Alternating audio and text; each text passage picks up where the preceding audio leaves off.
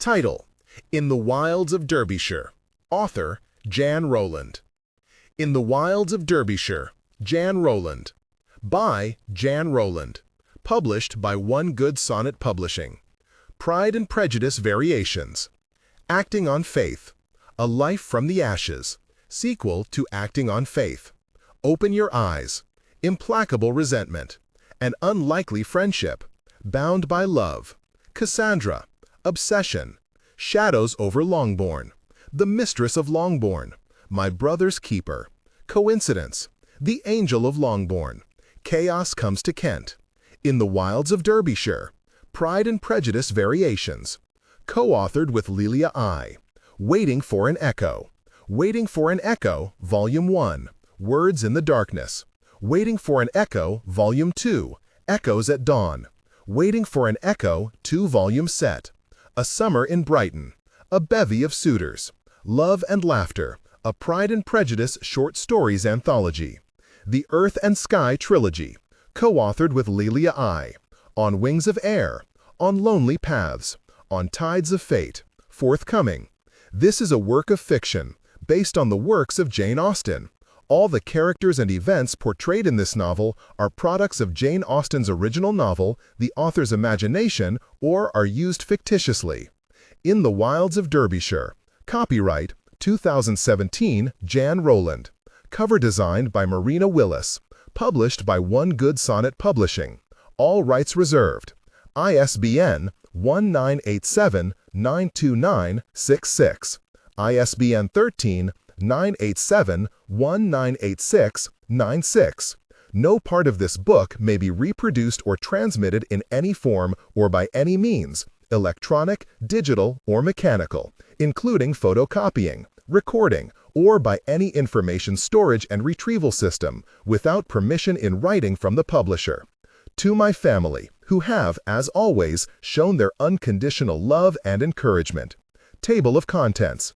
Chapter 1, Chapter 2, Chapter 3, Chapter 4, Chapter 5, Chapter 6, Chapter 7, Chapter 8, Chapter 9, Chapter 10, Chapter 11, Chapter 12, Chapter 13, Chapter 14, Chapter 15, Chapter 16, Chapter 17, Chapter 18, Chapter 19, Chapter 20, Chapter 21, Chapter 22, Chapter 23, Chapter 24, Chapter 25, Chapter 26, Chapter 27, Chapter 28, Chapter 29, Chapter 30, Chapter 31, Chapter 32, Chapter 33, Chapter 34. Please enjoy the following excerpt from the upcoming novel On Tides of Fate, Book 3 of the Earth and Sky trilogy, for readers who liked In the Wilds of Derbyshire, also by One Good Sonnet Publishing. If you're a fan of Thieves with a Heart of Gold, then you don't want to miss. About the author. Chapter 1. It has long been said that change can be a harbinger of better times to come, but Elizabeth Bennet of Longbourn in Hertfordshire could hardly believe that to be the case. It was the spring of the year 1812, and the previous year had brought changes in such a brief period that it seemed nothing familiar had been left behind. That this upheaval had been brought about by the most wonderful events was an irony not unknown to Elizabeth, and though she felt lost in the aftermath, she could not deny that her family's situation had been improved, or that certain of their members had been blessed as a result. The previous autumn had seen the arrival of several new acquaintances, two of whom would change Elizabeth's life forever. The first was, of course, the new master of Netherfield, a Charles Bingley by name.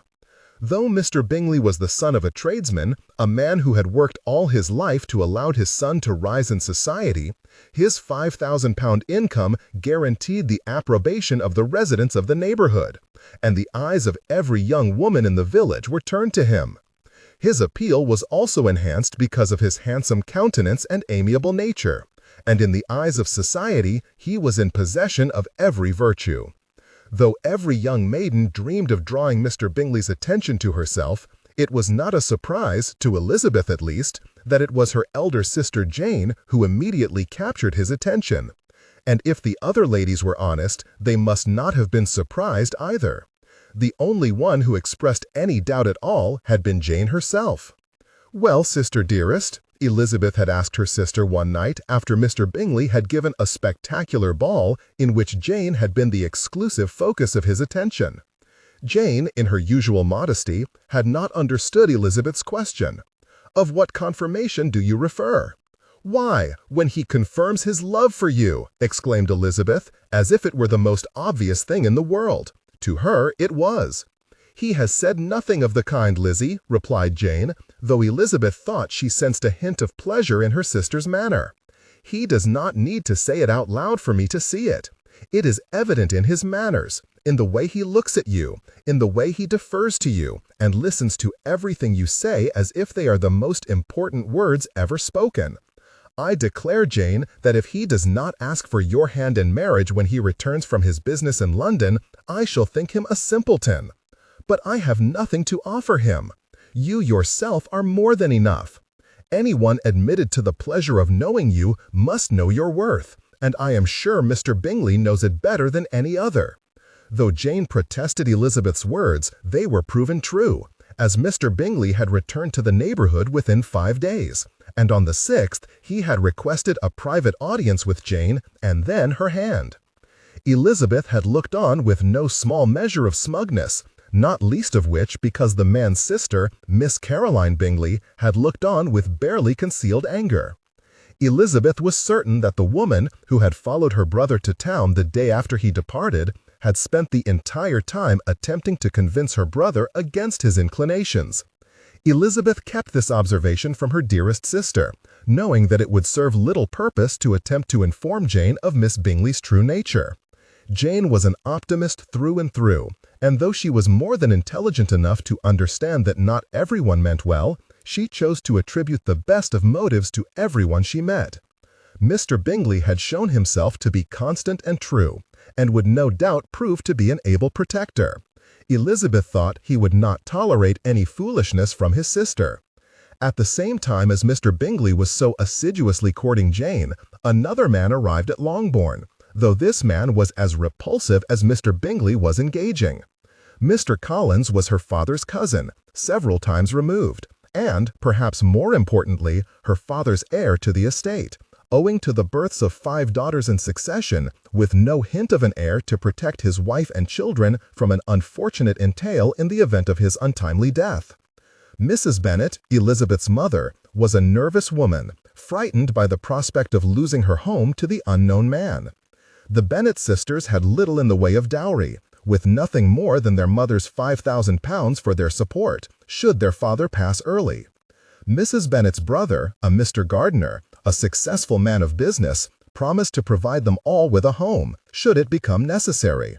But, fearful of losing her status and that of her daughters, Mrs. Bennet was convinced that the only way to avoid such an ignominious fate was to see them all married advantageously as possible. Elizabeth, the same as all her sisters, had been brought into their local society at the tender age of 15, and thrown into the path of any available man. Unfortunately, the strategy had proven fruitless until Mr. Bingley's arrival. With the wealthy man paying such exquisite attentions to her eldest, one might have thought Mrs. Bennet's mind would be eased, her worry for her future mitigated. Elizabeth had surely thought as much. What she had not counted on, however, was the lure of having a daughter married to Longbourn's heir, thereby enabling her to live out her life on the estate which had been her home for almost 25 years. Mr. Collins had come in all his servile splendor, all eager to extend his olive branch and offer for one of his fair cousins, making sure to inform them all that it was at the express command of his patroness that the notion had come into his mind. Besides the man's incessant veneration of a woman Elizabeth thought likely was little more than a meddling virago, Elizabeth found him to be of suspect hygiene, stupid and servile, with little in the way of redeeming qualities. Of course, it was to Elizabeth herself that Mr. Collins turned his attentions, no doubt on the recommendation of her mother. Not wishing to stir up a hornet's nest unless she was required to, Elizabeth endured the man's silliness as best she could, but in the end had had no choice but to refuse, several times as it turned out, Mr. Collins' proposal. A hornet's nest was a mild description of the furor which ensued, but as Mr. Bennet sided with Elizabeth as she had known he would, Mr. Collins was forced to withdraw his suit. That did not stop the injured glares he directed at Elizabeth at every opportunity, but Elizabeth chose the simple expedient of ignoring him. Mrs. Bennet, however, still managed to obtain the desired son-in-law, as she was able to turn his attention to Mary, Elizabeth's younger sister.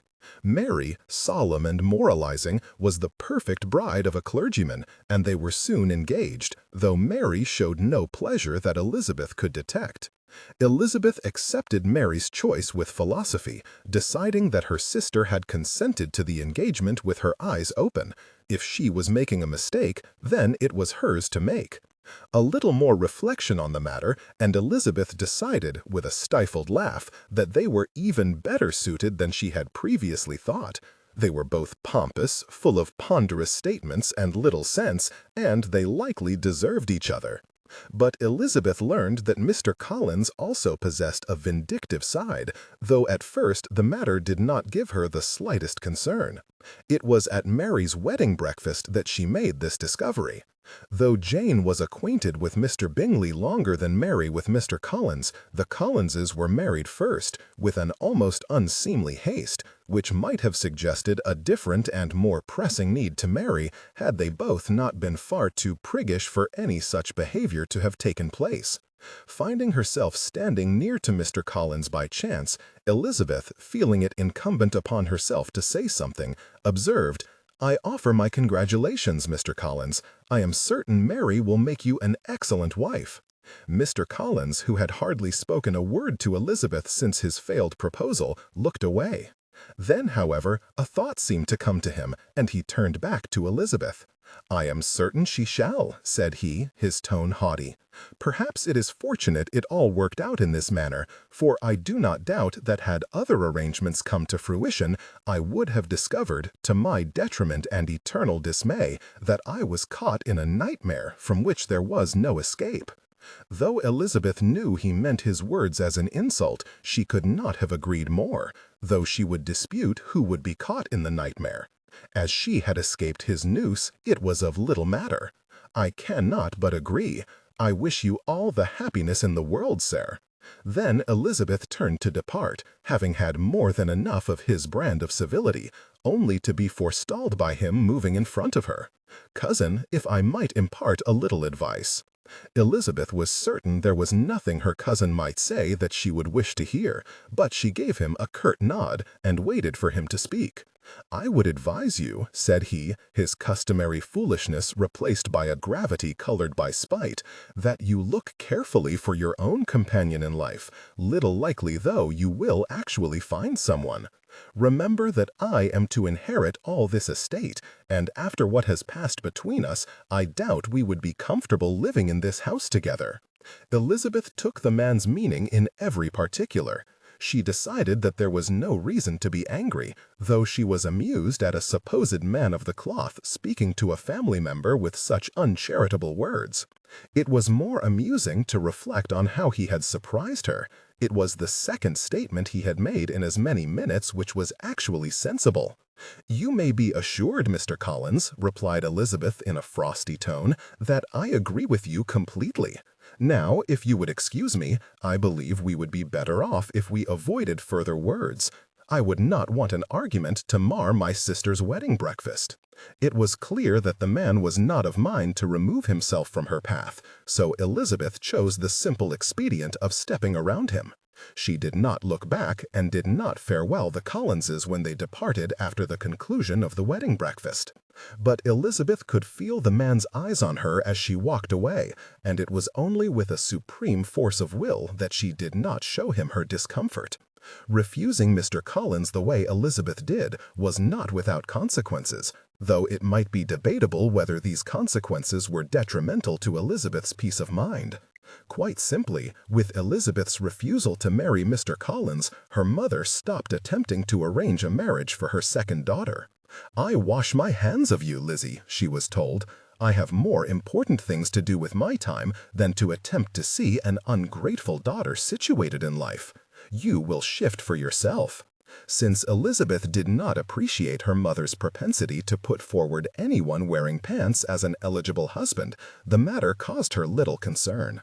After Jane was married early in the new year, life at Longbourn went on much as it ever had, though now, of course, two of the family had departed for their own homes. But despite that lack, Mr. Bennet still hid in his library, Mrs. Bennet remained invariably silly, and Kitty and Lydia, Elizabeth's two youngest sisters, were still improper and loud, flirting outrageously with any man in a red coat. As a regiment of militia had taken up residence in Meryton for the winter, they had ample opportunity to embarrass their still unmarried sister. But for Elizabeth, the loss she felt most keenly was that of her eldest sister. Jane and Elizabeth had always been the closest of siblings, the ties between them profound. When Jane married late that winter and soon after left on her wedding trip with Mr. Bingley, Elizabeth found herself without her best friend. Charlotte Lucas, who had been a close friend for years, attempted to fill the gap, but it was not the same, even though Elizabeth loved Charlotte dearly. When Jane returned, however, Elizabeth's mood did not improve. She had hoped that when Jane made her way back to Netherfield, that the sisters could once again enjoy each other's company, though they would still be separated by their different homes and Jane's new responsibilities. But the Jane who returned from her wedding trip was not the same person who had left Longbourn only months before. "There is some great alteration in your sister, Lizzie," said Charlotte Lucas one day when they had gathered at Lucas Lodge for dinner. "Well do I know it," replied Elizabeth. "She appears to have acquired a certain air about her, one which I would never have expected Jane to possess." "You mean she has become more like Miss Bingley?" Elizabeth scowled, and her eyes found Mr. Bingley's younger sister. The woman was even now sitting next to her sister by marriage, and every so often she would lean over to Jane and make some observation. Jane's countenance did not change. She was so inscrutable that even Elizabeth, who knew her better than any other, had difficulty interpreting Jane's thoughts. Whatever Miss Bingley was telling her sister, Elizabeth did not believe it was benign in nature. "I do not know what to think," replied Elizabeth. "I have never known Jane to be this way. She does not display her feelings, but she seems almost contemptuous of the company." "I rather thought I detected a sadness in her eyes," replied Charlotte. Elizabeth turned her attention to her sister's face, but she could not make out anything extraordinary. "Perhaps you are correct, though I cannot say for certain." "Being the wife of a rich man has gone to her head," observed Charlotte. Turning a glare on her friend, Elizabeth waited for an explanation, which Charlotte did not hesitate to give. She would not be the first to succumb to such thinking after having the good fortune to come into riches. No, but then she would not be Jane. Charlotte obviously knew when to hold her tongue, and she did so with nary another word. Elizabeth watched her sister, and the more she did so, the more she became convinced that Jane had, indeed, acquired a hint of superiority in her manner, though Elizabeth would have thought Jane to be the last person in the world to behave in such a way. But the evidence was right there before her eyes. Jane spoke little to anyone in her family, and only slightly more to those of the neighborhood. Ladies with whom she had been friends all her life were treated to nothing more than civility, and though she was never rude with them, she also made it clear that she did not wish to continue in close association. One day, Mrs. Bennet approached Elizabeth, clearly uncertain, her countenance troubled. "Lizzie, have you noticed anything different about your sister?" "If you mean Jane, then yes, Mamma," replied Elizabeth. There was no reason to belabor the point, and Elizabeth did not wish to provoke her mother's hysterics by being anything less than honest. "I do not understand," said Mrs. Bennet, twisting the handkerchief she held in her hands this way and that in her agitation. "She has always been such a dutiful daughter. Now, when I visit her, I encounter little more than hostility." "It seems that our Jane has acquired a taste for higher society," said Elizabeth, giving voice to the suspicion Charlotte had planted into her mind. It somehow made it seem more real when she stated it out loud. "Perhaps the Bennets are not high or fashionable enough for her any longer." The look of horror which fell over Mrs. Bennet might have filled Elizabeth with mirth in another situation. As it was, Elizabeth could do nothing other than sympathize with her mother. "My Jane would never behave in such a way," said Mrs. Bennet, though her voice lacked any conviction. "And yet, it appears she is," replied Elizabeth. "Jane has had little more to say to me since her return than she has anyone else in the family, and as you know, we always were close." That evening at dinner, a visibly distressed Mrs. Bennet brought the matter before her husband. Mr. Bennet did not even bother to tease or vex his wife, as was his usual custom. Instead, he only sighed and informed them that he had seen the same thing. "Can we not do something, Mr. Bennet?" asked Mrs. Bennet. "I do not know what you expect," said Mr. Bennet. "Jane is now under the protection of Mr. Bingley, and if that is how he expects his wife to behave, there is little we can do to influence her."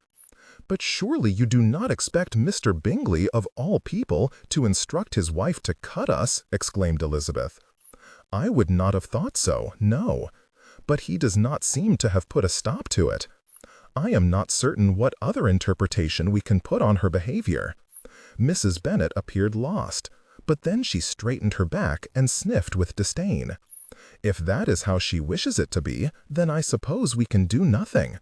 I will say that she is a most undutiful daughter. I can only consider it fortunate that Mr. Collins was induced to offer for Mary. At least with that, our futures are secure." It required no greatness of mind to infer that Mrs. Bennet's final comments were an indirect barb at Elizabeth, but she paid her mother no mind. It was fortunate for Mrs. Bennet, as she would have a home, regardless of whether Jane continued in her present behavior. As the days rolled by, however, Elizabeth's reflections on the matter informed her that her situation was, perhaps, the most precarious of them all. Elizabeth had always known that her chances of marrying were not at all good, and though she had always wished to be married, she had thought she might find other ways to find fulfillment in life if she was not so fortunate as to find a man she could love. Jane's marriage opened the possibility of her living with the Bingleys if she did not marry, a subject about which the sisters had spoken on several occasions leading up to Jane's marriage. Now, however, that option seemed less certain, given Jane's disinclination for her company. And whereas her mother and younger sisters would have a home at Longbourn should Mr. Bennet pass away, that option was almost certainly denied Elizabeth, given Mr. Collins' final words to her. It was the combination of the situation with Jane, which did not improve through the passage of time, and the uncertainty about her future, which provoked Elizabeth's malaise. The dream of marrying for love had never felt so unattainable as it did during those days. There was no man in Meryton who interested her, no one she thought she would be able to love one day, and no one who paid her any attention regardless. The eldest Lucas, Samuel, who Elizabeth had known all her life, spoke with her one day on the very subject, a conversation which Elizabeth was grateful did not make its way back to her mother. "Your sister appears to have acquired an air of haughtiness," observed he one Sunday while they were standing outside the church after services. Elizabeth was not surprised that others had begun to notice Jane's behaviors. She and her new family had left almost directly after the service had ended, and without saying much of substance to anyone. "I do not doubt Miss Bingley has been tutoring her," said Elizabeth. "The woman makes it an art form." Samuel laughed. "I dare say she does." Then he turned to look at her, speculation evident in his manner. "What shall you do now, Elizabeth? You have always been so close to Jane. I imagine you are not happy about this change in your sister." "No, but there is little to be done about it." "I dare say there is not." Samuel paused, and Elizabeth detected a hint of his sudden embarrassment. "You wish for your own home, do you not?" "If I could find a man I could love, I would be happy to have my own home." "And you would make any man a wonderful wife. Perhaps there is something close to home?" It took Elizabeth a moment to understand Samuel's meaning, and she turned her astonished gaze on him, wondering what he was about. "I hope you do not take offense, but I do not think we would suit." A visible sense of relief came over him. "I am not offended, as I know you are not either. but I believe you know that my mother has always wished to have you as a daughter, and neither she nor Charlotte would leave me be until I promised to broach the subject with you." Laughing in understanding, Elizabeth patted his hand while directing a brilliant smile at him. "I can imagine. But you and I were playmates as children, and I doubt we would ever be able to change our opinions of the other. I would always remember Sammy the pirate and the floggings I gave you." Samuel joined her in laughter. "And I would remember the pirate Captain Lizzie the Black, scourge of the seas."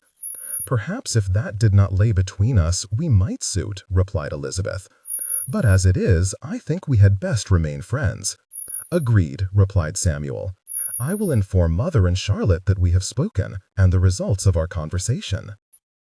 "Perhaps then they will cease to pester you," said Elizabeth. "One can only hope." The two then parted, secure in their mutual admiration for the other, and the knowledge that it did not extend past friendship. But the conversation did not lighten Elizabeth's sense of melancholy, nor did it give her any peace of mind. She was content to keep Samuel as a friend and nothing more, but it underscored how there truly were no prospects for her to consider in a serious light.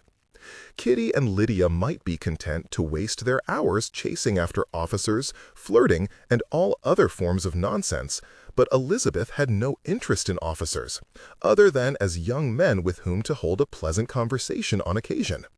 None of them held the key to her happiness, she was certain, and so she did not pay them much attention. By the time the weather started to improve and the trees to begin sprouting their spring greenery, Elizabeth felt lost in a sea of indifference and regret, and even the warmer temperatures could not improve her mood. She found herself wandering the paths of her youth with more and more frequency, but all she saw had no interest for her. Even the summit of Oakham Mount, her favorite place in all the world, could bring her no pleasure or relief.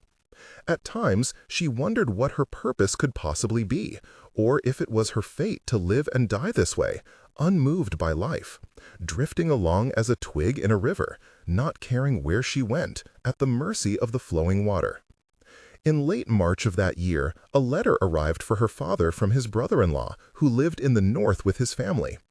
Mr. Drummond had married Mr. Bennet's younger sister, but as their situation was relatively modest, there was little in the way of communication between the families other than the occasional letter. Elizabeth had met them only once or twice in her life. Had this been a typical letter, Elizabeth might have remained ignorant of its arrival, for her father was not in the habit of sharing his correspondence with his family.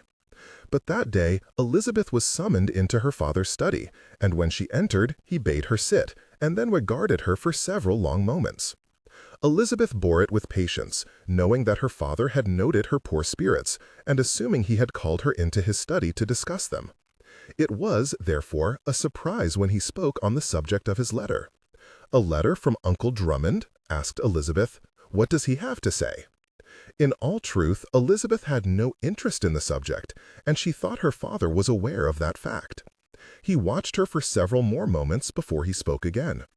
"As you know, the Drummonds have a daughter about Kitty's age. My brother writes me to ask if one of my daughters would like to go to the north and stay with them to be a mentor to her." Elizabeth nodded, understanding the reason for his summons. "You could hardly ask Kitty or Lydia to mentor her, not when their own behavior is so lacking." "That is true," replied Mr. Bennet, "but that is not the whole of it. I have noticed your lack of spirits, Lizzie, and I can guess the reason for them. I can write my brother and inform him that none of you are available if you prefer, but I thought a change of scenery might be to your benefit." "It might," agreed Elizabeth, though she was not at all certain anything could pierce this shroud of melancholy which had fallen over her. "Before we speak any further, I should warn you that your uncle's house is not the same as Longbourn." Mr. Bennet paused and grimaced, though Elizabeth was not certain why. "Mr. Drummond's estate is small, and though he does have a tenant or two to farm parts of his land, most of his land is taken up by the home farm, to which he tends himself. Their children, while technically considered the progeny of a gentleman, help on the farm and in the house, as the Drummonds cannot afford to employ many servants." Nodding slowly, Elizabeth said, "I would be expected to assist where asked." Mr. Bennet returned her gesture with a tight nod of his own. "My sister would no doubt insist on it.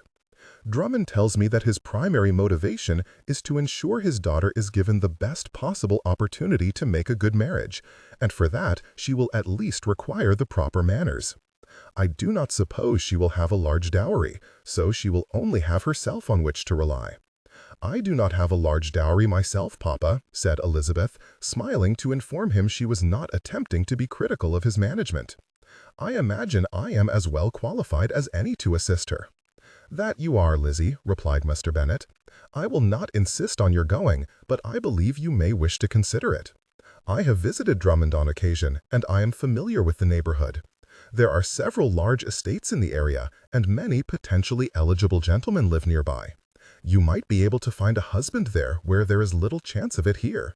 Elizabeth smiled. "But my disadvantages will still exist in the north, Papa. I have no objection to going, but I will not entertain such thoughts at present. I will instead resolve to enjoy some months with my relations, with no expectation of anything more." "Good girl," said Mr. Bennet. He appeared as if he wished to say something further, but in the end he only smiled and said, "I will inform your uncle that you will stay with him for a time." Nodding, Elizabeth stood and made her way to her room after thanking her father. Perhaps a change in society would be beneficial for her after all, and as she did not know this branch of the family well, she was interested in meeting them. Chapter 2. The letter was dispatched, and a reply came soon after, and it was decided that Elizabeth would attend her relations before the middle of April. With this in mind, Elizabeth began to prepare her possessions for the journey to the north. Though Elizabeth was not certain what her future held, by her father's testimony, she knew that there would be much society in the north, and as her avowed purpose of staying in her uncle's house was to mentor his daughter, she was certain she would be much involved. As such, she packed a selection of day and evening dresses, as well as some frocks which she had owned for some time and thought would be suitable for whatever chores her aunt saw fit to assign to her. Those items of a sentimental nature she also stowed in her cases, though she did not take everything by any means. All might have gone well had she not been subjected to a continuous stream of commentary from Kitty and Lydia, though mostly from the younger girl, when their attention was not on the officers. Much of their conversation touched on such subjects as her reasons for going, why she would find journeying to the north interesting when there was a regiment in Meryton, and other assorted inanities. These were, of course, accompanied by continual requests for Elizabeth's possessions, which no amount of refusal induced Lydia to abandon. "If you do not mean to take that bonnet, you should give it to me," said Lydia one spring morning. "It will look so much better on me anyway." "No, Lydia," replied Elizabeth, for what seemed like the 100th time. "Just because I will not take it with me does not mean I do not wish to keep it. I will be returning to Longbourn, you know." Lydia only sniffed. "I do not know why you would. There are rumors that the regiment is for Brighton this summer, so there shall be nothing left to return to." "As you know, I care not for the regiment," replied Elizabeth, as she folded and laid another dress in her trunk. "The officers leaving the neighborhood is of no interest to me." "I am not sure why you have suddenly become so serious, Lizzie," said Kitty. "You liked the society of the officers well enough when they arrived." "And I still do like them, but I can be happy without them too." "Then you should give me that bonnet," said Lydia, "if you are set on becoming an old maid." "That is enough, Lydia," said Elizabeth with a glare. "I tire of your constant demands for my personal effects. I will be returning and will require my possessions. You may not have anything." Lydia sucked in a breath to retort, but at that moment Mrs. Bennet stepped into the room. "Leave your sister alone, Lydia," said she, surprising all three sisters. Mrs. Bennet rarely reprimanded Lydia, her favorite daughter, and would almost always take her part against any of her sisters in any dispute. "I wish to speak with Lizzie. You and your sister may go and find something to occupy your time." Though Lydia appeared ready to argue the point, she saw something in her mother's countenance which persuaded her to hold her tongue. Whatever the reason, Elizabeth was happy to be rid of her when she flounced off the bed and stalked from the room, Kitty following close behind. When they had departed, Mrs. Bennet closed the door and stepped close to Elizabeth, looking at her efforts to make ready for her departure. It appeared like she was satisfied, for she soon turned her attention on Elizabeth. "I see you have made progress." "I have, Mama. Everything will be ready when Papa and I depart in 2 days." Mrs. Bennet directed a long look at Elizabeth before sighing and sitting on the edge of the bed. "I still do not know why you wish to go." This had been a common conversation in the past days since Elizabeth had declared her intention to accept her uncle's invitation. "Because there is nothing for me here, Mama. With Jane's betrayal, I find myself blowing in the wind with little to anchor me." Mouth tightening at the mention of her eldest, Mrs. Bennet said, "I understand Jane's behavior has hurt you, but surely we are not so much changed here at Longbourn. Perhaps that is part of the problem." Mrs. Bennet looked at Elizabeth with curiosity, prompting Elizabeth to sigh and sit down next to her. "There simply does not seem to be anything here for me, Mama. The society has become so familiar as to be irksome. I am confronted with Jane's indifference whenever we are in company, and there is a dearth of gentlemen in Meryton which will make it difficult to ever marry." The last point Elizabeth made quite deliberately, as she knew her mother would understand that, if nothing else. It was not a surprise when Mrs. Bennet seized on that point. "You wish to find a husband in the north?" "I cannot say that, Mama," replied Elizabeth. "Papa seems to think it is a possibility, but at present I have no knowledge of society there. Should the opportunity arise, I will not allow it to pass by." "Doubtful," Mrs. Bennet said, "like you did not with Mr. Collins." "I apologize for upsetting you, Mama," replied Elizabeth, calmly, but giving no ground. "But I require something more in a marriage than Mr. Collins was offering." A shaken head was Mrs. Bennet's response. "I have always tried to do my best by you girls, Lizzie, but I have found you to be particularly incomprehensible. I do not understand what you wish to find in marriage, and I do not know why Hertfordshire is suddenly not enough for you. I just feel like there should be something more in my life than I have found here," replied Elizabeth. "Do you think you will find it in the north?" "I cannot say. At the very least, a change in scene and society will not be unwelcome." "You may find yourself regretting such sentiments," muttered Mrs. Bennet. When Elizabeth shot her a questioning look, Mrs. Bennet sighed. "Your aunt has always seemed like a hard woman to me, and she was particularly ungracious after I married your father. I wonder if your time with her will be pleasant. At the very least, Uncle appears to be a good man, according to Papa." "Perhaps," replied her mother, though it was clear she was doubtful. "Well, it is decided regardless," said Elizabeth. "Perhaps I shall have very great luck and meet a man I can tolerate.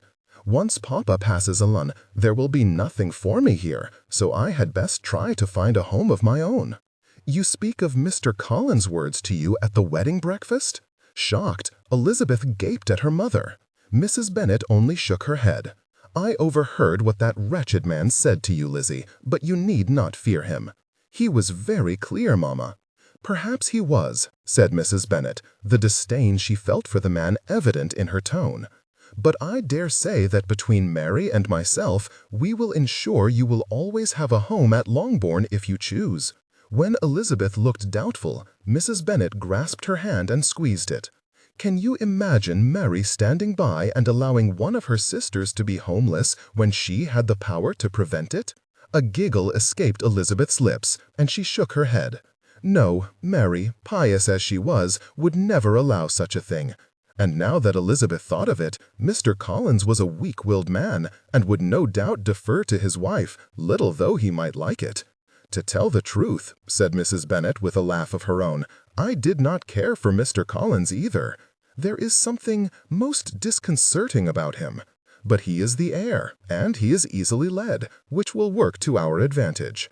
Mother and daughter shared a laugh, and Elizabeth reflected that she had never felt so close to her mother before. "I would not wish to discourage you from finding a husband, Lizzie," said Mrs. Bennet, "but you should always remember that you will have a home at Longbourn, despite whatever foolish notions William Collins gets into his head. You should think on it no more." "Thank you, Mamma," said Elizabeth quietly. "I do not know if a husband awaits me in the north, but I shall do my best to find him if he exists." "Then that is all I ask." Then, in a businesslike manner, Mrs. Bennet arose and looked about the room. "It seems you have everything in hand, Lizzie. Please do not worry about your possessions, for I will see to it that Lydia does not take anything." And with that, Mrs. Bennet let herself out of the room, leaving a bemused Elizabeth behind, watching as she departed. Elizabeth had no memory of ever having such an exchange with her mother, and she was gratified that at the very least they would part on amicable terms. They were very different people, and there would undoubtedly still be times when they would vex each other, but she hoped that this was the start of a new relationship between them. Elizabeth's leave-taking with Jane was everything she had grown to expect, though only a few months before she would never have been able to fathom such coldness from her sister. She had been reluctant to meet with Jane at all, as she had no desire to be once again beset by the loss of the sister who had become a stranger to her. "You were always the closest of sisters," said Mrs. Bennet. "Though Jane has changed since her marriage, I believe you should not cease your attempts to bridge the distance. Besides, if you went away without any word to Jane, it would spawn gossip in the neighborhood. The schism between Jane and her family was by now quite well known in Meryton, so Elizabeth did not consider that to be a valid argument. But her mother was right. Regardless of how Jane might choose to conduct herself, Elizabeth would not allow her own behavior to be dictated to her. However, the sight of her sister's indifference might affect her. Elizabeth would not descend to Jane's level. Netherfield was much the same as Elizabeth had remembered it. In one of the last happy memories Elizabeth had of her sister, only days before her wedding, she had declared her intention to avoid redecorating Netherfield. At the time, she was uncertain of her future husband's intentions regarding the estate, and did not wish to commit any money to such an endeavor until such time as their plans were set. As the rooms were all quite handsome, Elizabeth thought it a prudent decision, and, indeed, it seemed like Jane had kept to her resolution. The Hursts were not present, having returned to Mr. Hurst's family estate after the wedding. And unforced. Your volume and energy should remain consistent, professional, and Elizabeth had heard talk of a long-awaited heir, which meant that they had not seen Mr. Bingley's elder sister and her husband since that time. As Elizabeth found the woman nearly as intolerable as her sister, and the husband not but a drunkard, she did not repine the loss of their society. Thus, it was only Mr. and Mrs. Bingley and Miss Bingley who were there to receive them. "Elizabeth!" exclaimed Charles when Elizabeth was shown into the room. After their marriage, he had insisted that she address him informally. "How do you do? I have heard from your father that you are bound for Derbyshire to visit with some relations." "I am indeed, Charles," said Elizabeth. Though her sister had changed into an almost unrecognizable person, at least Charles was still engaging and pleasant. "My aunt and Uncle Drummond have invited me to visit, and I am happy to accept." "Your sister informed us that your uncle lives near the town of Lambton, Eliza," said Caroline, interrupting her brother when he appeared like he was about to speak again. Elizabeth had never cared enough to ask her to stop using that moniker, little though she appreciated it. "We are quite familiar with the area. Many well-situated families live there, but I must own that I do not recall meeting anyone by the name Drummond. What is the name of your uncle's estate?" "Indeed, we are a little familiar with the neighborhood," said Charles. He glared at his sister, warning her to be quiet, but Caroline simply continued to regard Elizabeth, insolence in her air. "Of course, we do not know everyone." "But you are known to some?" asked Elizabeth, interested in spite of herself. "My friend owns an estate situated not 5 miles from Lambton," replied Charles. "We have been great friends since university, and a better man you cannot find." "Ah," replied Elizabeth, "I remember you speaking of this Mr. Darcy on occasion." "I am sure you have." Charles grinned. "I have often relied on Darcy for advice, as he is both intelligent and experienced in matters in which I am not. He would have joined us at Netherfield last fall had other matters requiring his attention not arisen." "Then I shall be happy to make his acquaintance. If you recommend him as a man worth knowing, then I am certain I cannot find him anything other than amiable." Charles beamed, but Caroline only snorted. "Perhaps you shall not make plans so quickly, Eliza. Mr. Darcy is very discriminating about those with whom he will associate. I doubt he moves in the same circles as your uncle." "Given the Drummonds' proximity to Lambton, I have no doubt that Darcy is known to them," said Charles. He directed another quelling glance at his sister. For her part, Caroline scowled, but she subsided. "There is a possibility we might visit Pemberley this summer," said Charles, turning back to Elizabeth.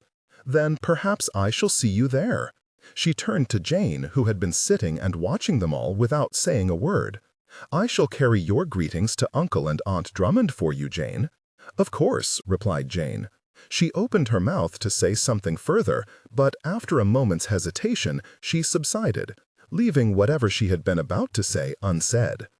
"Will you not anticipate a visit to Derbyshire?" said Elizabeth, trying to induce her sister to say something more. "Neither of us has gone since we were little girls." "I suppose Edward must be nearly grown now," said Jane, with a difference Elizabeth was not certain was entirely due to her sister's usual manner. "I believe he is a year younger than I," said Elizabeth. Jane smiled, but it was one devoid of any warmth. Elizabeth wanted to shake her sister, to discover what had become of the woman she loved more than any other. By her side, Caroline regarded her with a hint of a satisfied smirk she reserved solely for Elizabeth. Elizabeth wanted nothing more than to slap the haughty woman. She made polite conversation with the Bingleys until the time came for her to depart, though to own the truth, her conversation was mostly with Charles. Jane and Caroline rarely had anything to say, and when they did, Jane was distant and Caroline was snide. Elizabeth bore their incivility with grace, never giving any indication that their manners hurt her. In Caroline's case, they did not. She had learned to expect nothing more from the woman. When at last 15 minutes had passed, Elizabeth rose to depart. "We wish you a safe journey and a pleasant stay with your uncle and aunt," said Charles as he rose with her. "If our footsteps should happen to take us to Derbyshire, we will be happy to see you there." "Thank you, Charles," said Elizabeth. "I hope to see you there too." Then Elizabeth turned to Jane and wished her well, before turning to depart without waiting for Jane's response. It was becoming too painful for Elizabeth to face her indifferent sister. She wished for nothing more than to be out of her company. But she chanced one last look back at Jane before she quit the room. She was standing, watching Elizabeth as she left, but though Elizabeth thought she saw a glimmer of some remorse in Jane's eyes, she did not speak a word. Then Caroline said something to her in a soft tone, and the two women turned and sat back down on the sofa. With quick steps, Elizabeth moved through Netherfield, intent upon departing from the house as soon could be arranged. The Bennet carriage was waiting for her in front of the entrance, and seeing her arrival, the footman opened the door for her to enter. She was just about to do so when she was halted by the sound of someone calling her name. "Wait, please, Elizabeth!" Though every instinct screamed for her to enter and depart without a second glance, Elizabeth turned and noted Charles' quick approach. She stopped and waited for him, equal parts thankful and devastated that it was not Jane who had chased after her. The look of compassion he bestowed on her almost caused her to become undone. "I wanted to again wish you a safe journey," said he, as he stopped in front of her. "Thank you, Charles," said Elizabeth, not certain why he had thought it necessary. "As you know, my father is to journey with me. I am certain I shall be quite safe under his protection." "I am certain you will," replied Charles. He hesitated for a moment, then, in a manner typical to his behavior, said with an impulsive sort of eagerness, "Do not worry, Elizabeth. Jane will eventually return to what she was." Though surprised, Elizabeth directed a pleading look at her brother-in-law. "Do you know why she is acting this way?" "I do not." Disappointment flooded through Elizabeth. She almost wished he had not said anything, for she had allowed her hopes to rise at his words. "It is most unlike her," said Charles, his brow furrowed in confusion. "I had thought she was eager to return to see you all, but then when we returned, everything seemed to change. I have asked her what is the matter, but she has only said she requires time to adjust." "Time to change into a proud woman who wants nothing to do with us," said Elizabeth bitterly. Charles shook his head. As I said, I do not understand it, nor can I refute your words. But she loves you, Elizabeth. I am certain that much has not changed. Perhaps when you return you may speak with her and understand what has distressed her. Or perhaps when you come to Derbyshire. Yes, that is exactly it. He paused and, grasping Elizabeth's hand, he bowed over it. Please enjoy yourself in the north, Elizabeth. And if you do happen to meet Darcy, please give him my best regards. I am certain everything will work out. Though Elizabeth was not nearly so confident as Charles was himself, she felt a little lighter in spirit. One could hardly remain cast down when faced with Charles's eternal optimism and cheer. Elizabeth stepped into the carriage with Charles's help, and she began her journey back to Longbourn. Tomorrow she would leave the neighborhood, and who knew when she would return? But she was determined to do as he suggested. The sense of malaise she had been struggling under had not left her, but perhaps with her new brother's assistance, it had just grown a little lighter. Pemberley was a grand old house with centuries of history embedded in its very stones. A large, stately house built of the gray stone which was so plentiful in the vicinity, Pemberley had stood for centuries, a visible, imposing reminder of the stability of the Darcy heritage which had presided over the land for longer than the house had been in existence. It was often said that Pemberley compared favorably with many of the great houses in England, and this was a source of pride for the generations of its owners. The current master of the estate was a young man, not yet 28, who had inherited far earlier than he would have expected due to his father's early death. With both of his parents already passed on to their eternal reward, he was left as the guardian of his much younger sister, though he was grateful that his father had possessed the foresight to appoint his cousin Anthony Fitzwilliam to share in Georgiana's care. There were times when Darcy did not know what he would have done without his cousin's support. It was Georgiana who was on Darcy's mind at present. Like Darcy himself, Georgiana was much more comfortable at Pemberley than anywhere else in the world. But though she gave every indication of contentment, Darcy was not certain he could trust what his eyes were telling him. It was Wickham's fault. The very thought of the man was enough to fill Darcy with rage. He almost wished that he had allowed Fitzwilliam to follow through with his threat to call Wickham out and solve the problem once and for all. "Why do you scowl so, William?" The sound of his sister's sweet voice pulled Darcy from his ruminations, and he realized he had allowed his dark thoughts to show on his face. A glance at Fitzwilliam told Darcy that his cousin knew exactly of what he had been thinking. Fitzwilliam was watching him, his own manner a little grim. "There is no reason for you to concern yourself for me any longer," said Georgiana when he did not immediately reply. "I am quite recovered." "I would hope so, dearest," replied Fitzwilliam. "It has been 8 months." "Believe me," said she, so quietly that Darcy had difficulty hearing her, "I have more than learned my lesson." "I should hope so," said Darcy. "We have discussed what you did wrong at length, so I see no need to belabor the issue. I just wish for you to return to what you were before."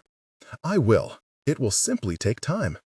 Then Georgiana smiled at him, a mischievous sort of expression he had not seen in far too long.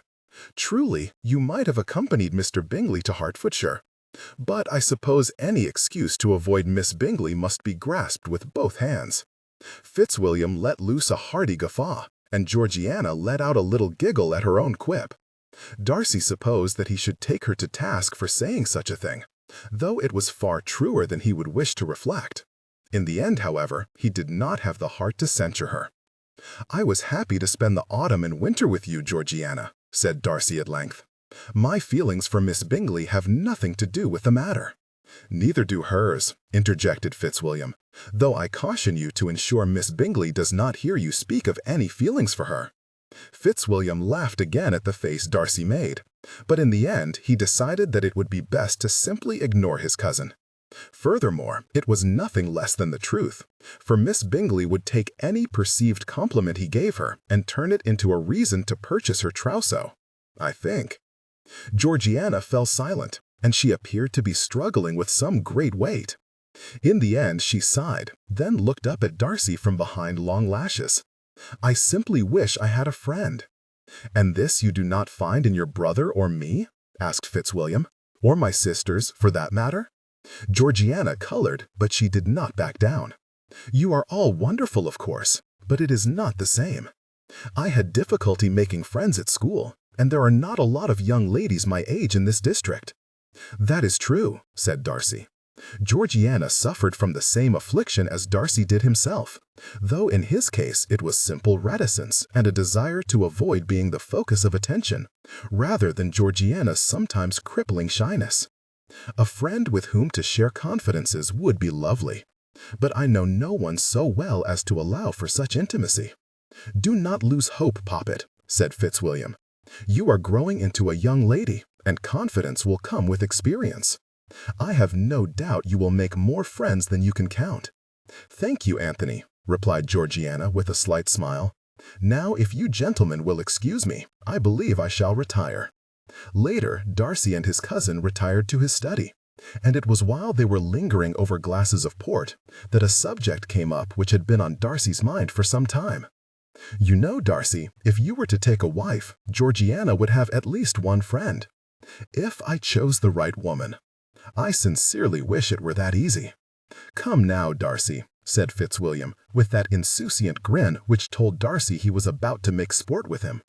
"Your marrying is the easiest thing in the world. All you need to do is stop running and allow Miss Bingley to catch you. As I said, if I choose correctly." There was no point trying to admonish Fitzwilliam or respond in a like fashion, as it would only spur him on. "As you know, Georgiana dislikes Miss Bingley almost as much as I do." "Clever girl," murmured Fitzwilliam while taking a sip of this drink. Darcy flashed his cousin a quick grin and turned his attention back to his own drink. "But you are right in essentials. This marriage business is the easiest thing in the world. Choose a woman of good dowry and impeccable connections, and marry her. And then spend the rest of your life miserable," snorted Fitzwilliam. "That does seem to be the problem." Darcy was silent for several moments, thinking about the situation. It was not as if he had never had any interest in a woman. Unfortunately, his interest usually did not survive a little time in the woman's company, and the revelation that she was dull and unintelligent, interested in nothing more than fashion gazettes and the latest additions to her wardrobe, or was an unrelenting shrew, clever and hard-or, as Fitzwilliam had declared, the kind of woman who would make the rest of his life miserable. There simply did not seem to be much in between the two extremes. "What of you?" asked Darcy, turning his attention back to his cousin. "You are 2 years older than I, and yet you remain unmarried yourself. Now that you are not but Mr. Fitzwilliam, should you not be looking for a wife yourself?" Fitzwilliam sighed and set his glass down, rested his chin on his hand, and stared into the fire. "I am in the same position as you, though there are some differences, as you know. I am both higher in society, being the son of an earl, and less in consequence, not being the heir. Father is interested in alliances and would marry me off to an earl's daughter without a second thought. But most earls' daughters have no desire to live on a small estate in the hinterlands of the kingdom. Thorndale is a good estate, Fitzwilliam. There is nothing wrong with it." "No, there is not," replied his cousin. "I dare say I shall be quite comfortable there, though my income will not be a vast sum. But it is not Chatsworth either, and most young ladies of a certain level of society have been reared to expect Chatsworth rather than Thorndale." It was nothing more than the truth, and Darcy conceded the point with a nod. "Besides," said Fitzwilliam, his eyes staring into the fire, such that he appeared mesmerized with the snap and hiss of the logs and the merrily dancing flames, "I wish for something more from marriage. It is more important to me to have a wife who is compatible with me than to have great riches. And what of love?" Fitzwilliam turned a wry smile on Darcy. "Love is indeed a valuable commodity. However, I believe I will settle for compatibility if necessary. Love would be akin to the cream on top of the strawberries." "True," replied Darcy, "and very well spoken. You know I wish you the best of luck. And I, you." Fitzwilliam turned back to Darcy and grinned, the serious moment seemingly forgotten. "Perhaps we shall have the very great fortune to find 2 sisters who will suit us. We have always called each other cousin, but perhaps a change to brother would be welcome." "You know I would never disagree with that," replied Darcy. They stayed in the study speaking for some time before they sought their beds.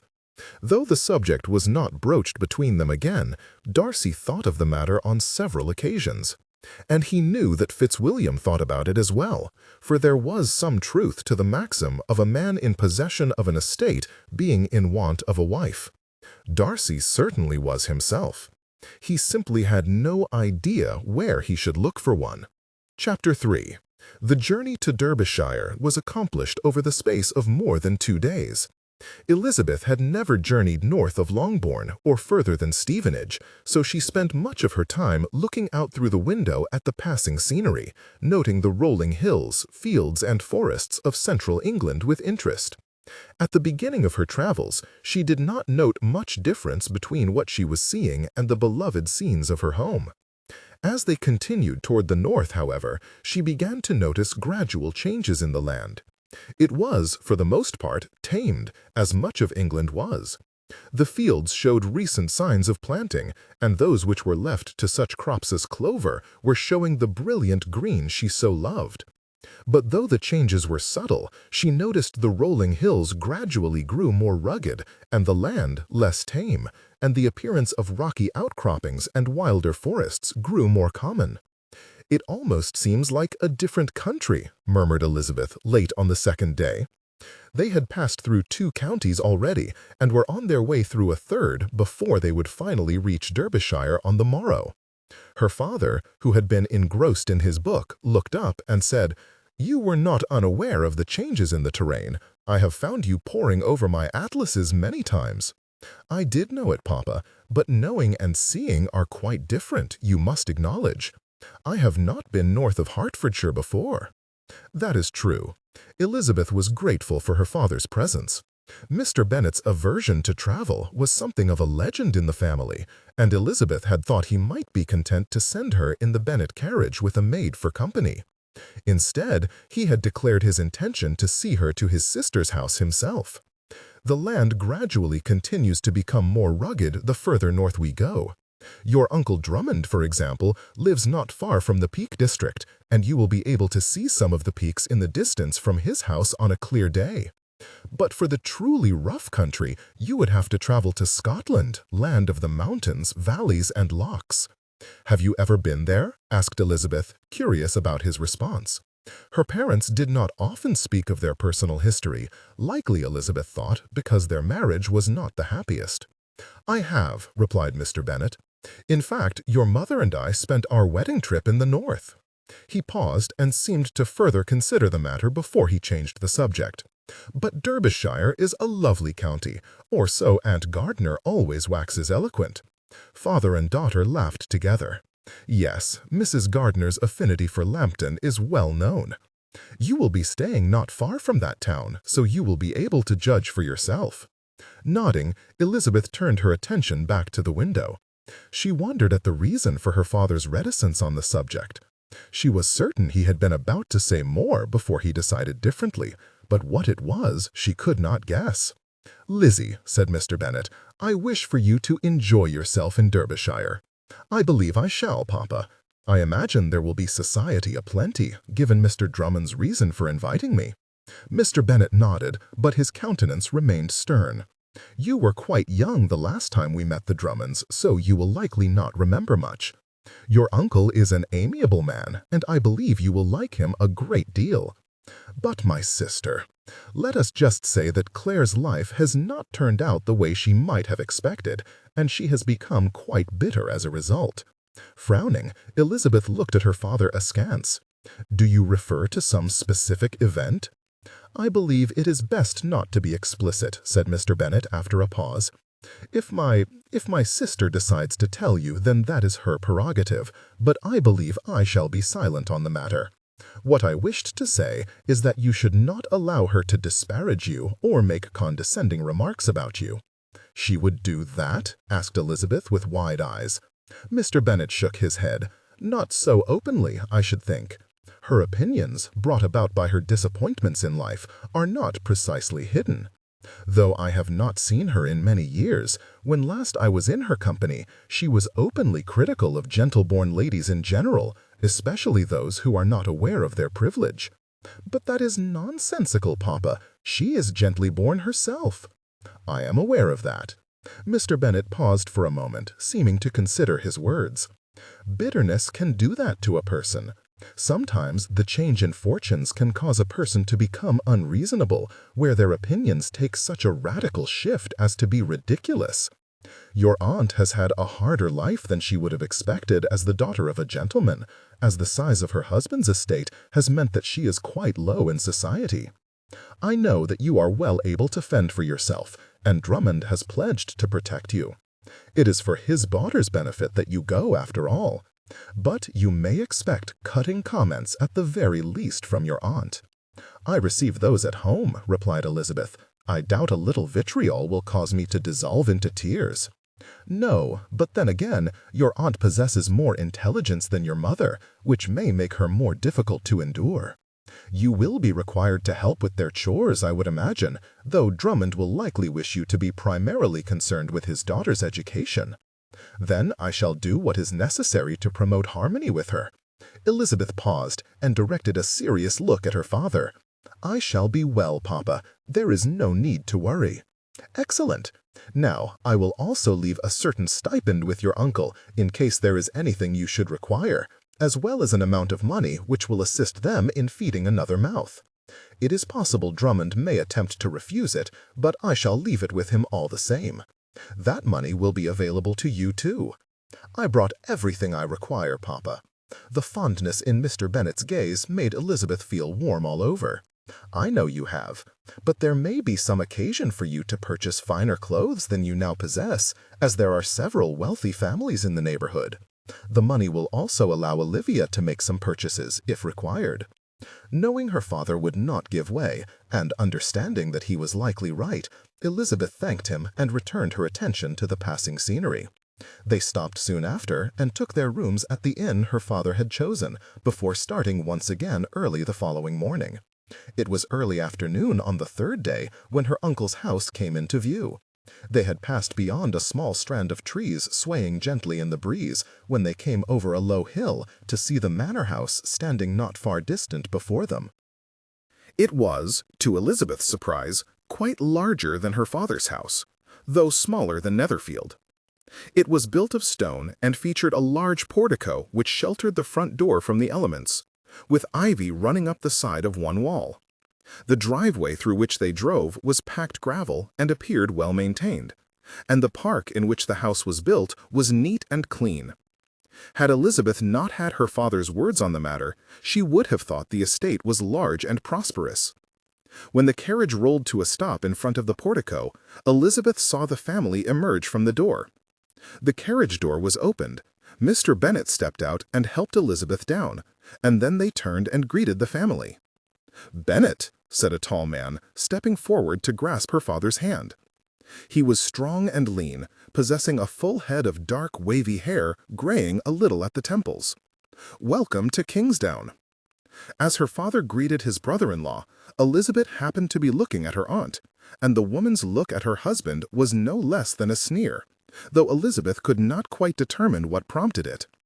Startled at such an indecorous display, Elizabeth stared at her for a moment, until her aunt realized it and returned it.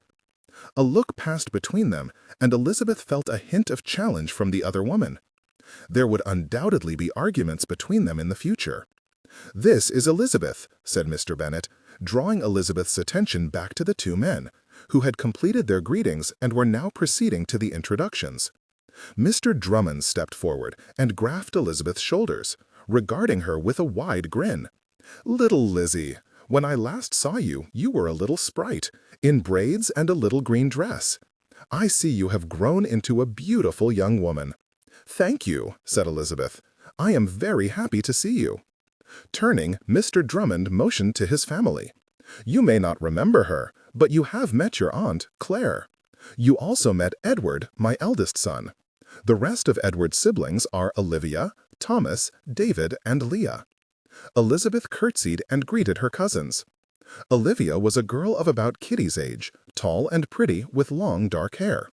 Her younger brothers appeared to be between 10 and 13 years old, and appeared, as most young boys were, mischievous and active. The younger girl was a little darling, her cherub face peeking up at Elizabeth from behind her elder sister's skirts. "Well now, we should enter the house," said Mrs. Drummond, her words short and her manner abrupt. "There is little sense in standing out of doors." So saying, the woman turned and began to make her way into the house. Out of the corner of her eye, Elizabeth witnessed her father and uncle sharing a shaken head, and she wondered about it. What would Mrs. Drummond say if she knew that Elizabeth's favorite pastime was walking country paths, drinking in the scents and sounds of the serenity of nature? At that moment, Elizabeth's two young cousins approached her, and she turned her attention away from her aunt. "Elizabeth," said Elizabeth, as she curtsied shyly, "Leah and I are happy to make your acquaintance." Leah, still clutching her sister's skirts, stared at Elizabeth, and she was not certain the girl was at all happy to see her. Smiling, hoping to put her cousins at ease, Elizabeth replied, "And I am happy to make yours. You have a lovely home. I cannot wait to begin to explore the paths I am certain you have in abundance." "Mamma does not approve of our walking," blurted Leah. Then she blushed and hid behind her sister. Elizabeth smiled and crouched down, catching Leah's eye when she dared to once again look at Elizabeth. "Perhaps I may show you the joys of nature then. I am quite familiar with the paths around my father's estate, and the prospect of new places to explore has me quite breathless with anticipation." The girl attempted a half-smile, but soon her eyes darted up to her sister. Olivia, for her part, appeared bemused by the exchange. She reached down and took her sister into her arms, lifting her up and settling the girl on her hip. Leah, still shy, attempted to bury her head in her sister's shoulder, but Olivia coaxed her from hiding her face, instead encouraging her to face Elizabeth, though she appeared ready to hide again at any moment. "She is right, though," said Olivia. "There is much to do on the farm, and if we spend all our time walking, I am certain Mamma will be upset with us."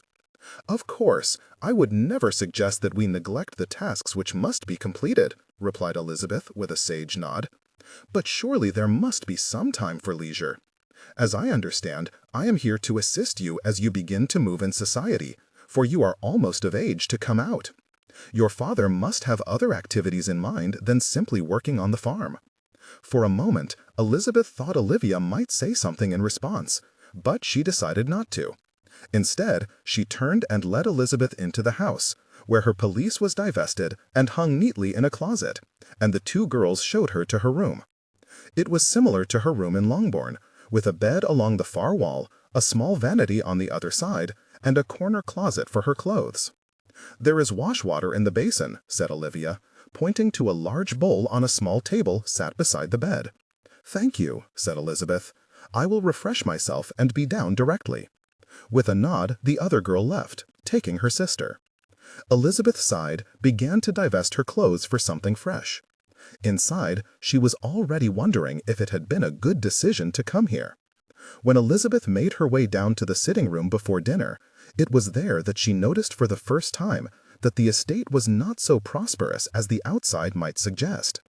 The sitting room was larger than her mother's room at Longbourn.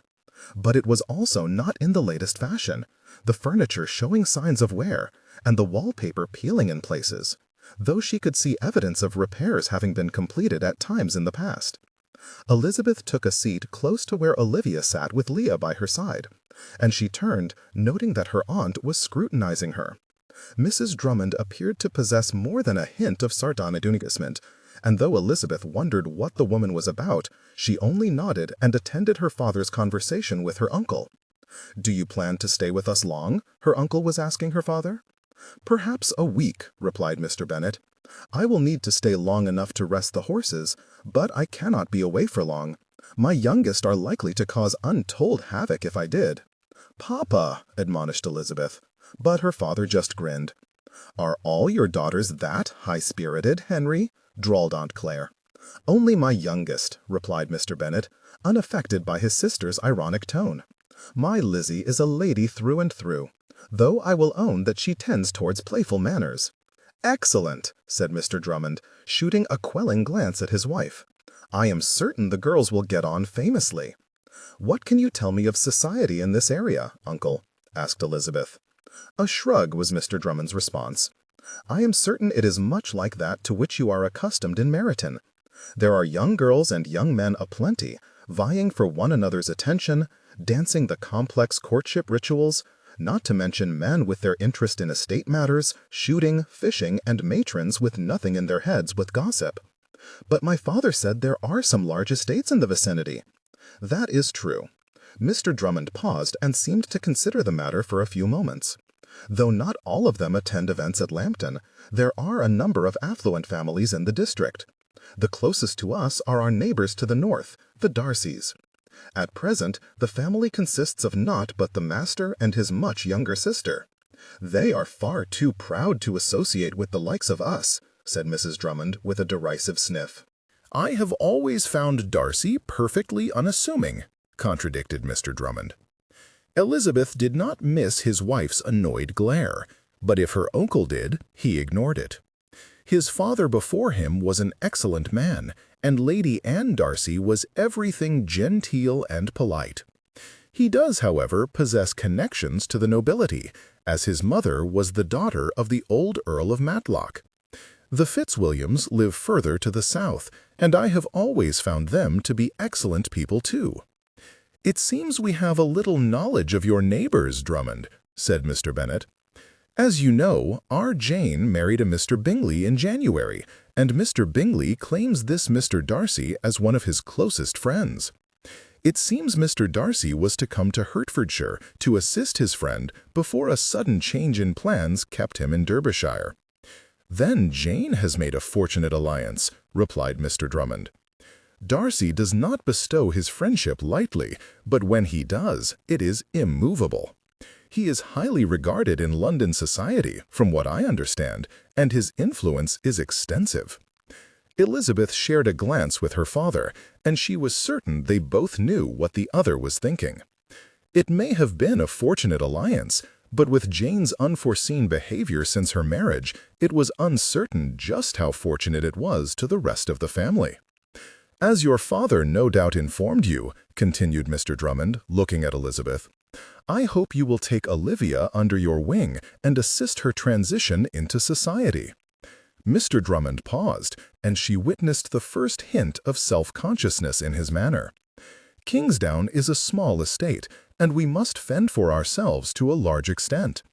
Thus, Olivia has not had the opportunity to attend school, though we have educated her to the best of our abilities. If what my brother Bennet says is true, he considers you the most intelligent of his daughters, the most widely read, and the most educated." Elizabeth looked down, feeling a little self-consciousness herself. "I do like to read, uncle, though I cannot speak to my own education. Do you have a pianoforte?" "We do," replied her uncle, "though it is an older instrument. Olivia plays a little, but she has not had masters, nor the opportunity for much practice." "I would not consider myself a proficient," said Elizabeth, "but I do like to play. Perhaps we may play together. I would be happy to help wherever required." "Before you begin to plan to waste your time while you are here," interjected Mrs. Drummond in a severe tone, "you should remember that this is a farm, and we all do our part. If you mean to while away your hours here on nothing more than the pianoforte and other such frivolous pursuits, then you may as well return to your idyllic existence with your father." "Claire," said Mr. Bennet, his eyes narrowed, "my Lizzie has never shirked her share of responsibility, but I did not bring her here to be your scullery maid." "Of course you did not," added Mr. Drummond. His glare at his wife was even more pointed than his previous looks were, but she returned it with a mutinous glint.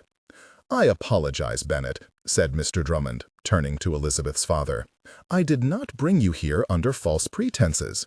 My primary motivation is to provide a good example for Olivia, as I have stated. There may be some occasion for Elizabeth to assist in the running of the farm, but I have no desire to fill her day with chores." "I am capable, uncle," said Elizabeth, speaking hurriedly to relieve the tension. "I have assisted in the still room at Longbourn, and I visit the tenants regularly." "There are only 2 tenants at Kingsdown," sniffed Mrs. Drummond with disdain, "and they are well able to fend for themselves. We do the work of the farm here, and I have no doubt that your pretty little hands have never seen the kind of work we do. If you do not mean to help in the real work, then you should return to your home." "That is enough, Mrs. Drummond," growled Mr. Drummond. "We have already discussed this, and I will not have you plaguing our niece with this nonsense." Though the tension in the room was thick, Elizabeth noted the lack of any reaction from the children. Edward, the eldest, watched behind a passive facade, while Olivia seemed almost annoyed. The younger boys were engaged in a game of their own, and were not paying any attention, while Leah continued to cling to her sister's side, watching all through wide eyes. Clearly, the Drummonds' marriage was not any happier than Elizabeth's own parents' marriage was. But while Mr. and Mrs. Bennet tended to hide their lack of felicity behind her nerves and his sardonic amusement, it appeared the Drummonds often descended into open conflict. "I am certain it will all work out," said Elizabeth. "As I said, I have no objection to assisting. If Olivia means to become comfortable in society, then we must have a certain amount of time to attend to those things she must learn." Elizabeth turned to her aunt. "You might consider them frivolous, aunt, but there are certain skills which are expected of a young gentlewoman, and Olivia must at least possess a passing familiarity with them." "Olivia is not a gentlewoman," snapped Mrs. Drummond. "I own an estate, do I not?" replied Mr. Drummond. Though he was a genial man, Elizabeth could see that his patience was almost exhausted. "I have tenants. Though I farm part of the land myself, that does not make me any less of a gentleman." "You are as much a gentleman as any," said Bennet, his own gaze at his sister warning her to cease her comments. It seemed like Mrs. Drummond realized that her husband and her brother were not to be pushed any further, for she looked away and did not speak again. "Then it is settled," said Elizabeth, eager to leave the argument in the past. "I am very much looking forward to our time together." Elizabeth looked at her young cousin warmly, gratified when Olivia returned her smile with a timid one of her own. "Excellent," said Mr. Drummond. "Then perhaps we should all go in to dinner. There will be time for more conversation later." They did as he suggested, and for a time there was peace and harmony. Mrs. Drummond, however, was watchful, and Elizabeth thought that she herself was the primary target. There was, however, a liberal sprinkling of reproachful, even approaching disdainful glances at her brother during the course of the meal. There was something strange happening, but Elizabeth, not knowing the whole of the history, could not understand it. Mrs. Drummond seemed to hold some sort of a grudge against her brother. Elizabeth hoped her time here would not be too uncomfortable, for if Mrs. Drummond continued in such a manner, it might very well be. Chapter 4. Mr. Bennet did indeed stay in Derbyshire for a week complete. It was during this time that Elizabeth came to understand more of the family's routine, and was able to gain a certain insight into their characters, though much remained hidden. As it turned out, Elizabeth's duties with respect to the house and its operation were less onerous than she thought Mrs. Drummond would have wished. Though she assisted in the gardens with the weeding and digging, most of her responsibilities revolved around the children, primarily the youngest girl. With the gardens, Elizabeth assisted without a hint of regret, for though they were vegetable in nature rather than the flowers she and Jane had cared for at Longbourn, it was familiar work and something she enjoyed. The seeds had only recently been planted, so there was little to do besides a little weeding, as most of the plants were in the early stages of growth. Similarly, Elizabeth's care of the younger children was not at all arduous, and she found that they were dear children. The boys were, confirming Elizabeth's first impression, rambunctious and active, and part of her duties were to assist them in their studies, drilling them in math, and reading their books with them. Mr. Drummond, she soon discovered, insisted that his children receive as much learning as he could provide, and when he discovered that Elizabeth was conversant with those subjects he had been teaching them himself, he was happy to cede their instruction to her. As for Leah, Elizabeth soon discovered that the girl was shy but intelligent, sweet, yet with a mischievous streak of her own. She also seemed to view her mother with some hesitation, which was far from a normal, healthy relationship between parent and child. Elizabeth could not quite understand a parent behaving in such a way as to make a child wary, but she soon came to understand that it was her aunt's usual behavior. Elizabeth also soon learned that what her aunt had said when Elizabeth had first arrived was nothing more than the truth. Everyone on the estate assisted with the work which needed to be done, even down to little Leah. The boys all assisted their father in the fields, Edward shouldering much of the work as the eldest, while Olivia and Leah helped in the house, whether it was cleaning, in the kitchens, or whatever else needed to be done. There actually were servants in the employ of the Drummonds, though not as many as Longbourn boasted, and they all performed several tasks. The maid, for example, also served as the housekeeper, in that she answered the door and planned much of the menus for their meals in addition to her duties cleaning and assisting the ladies when they dressed. They had a cook, but the girl who handled the cooking also helped in other aspects of the running of the house. There were also 2 farmhands who helped her uncle in the fields, the stables, and the other work such men often did. But one of them also acted as her uncle's coachman, and the other did much of the carpentry and other assorted work which was done on the estate. And contrary to her aunt's assertions, Olivia and Elizabeth visited the 2 tenants within a few days of her arrival, finding them to be pleasant people who seemed to be content with their lives. "You are different from what I expected," said Olivia.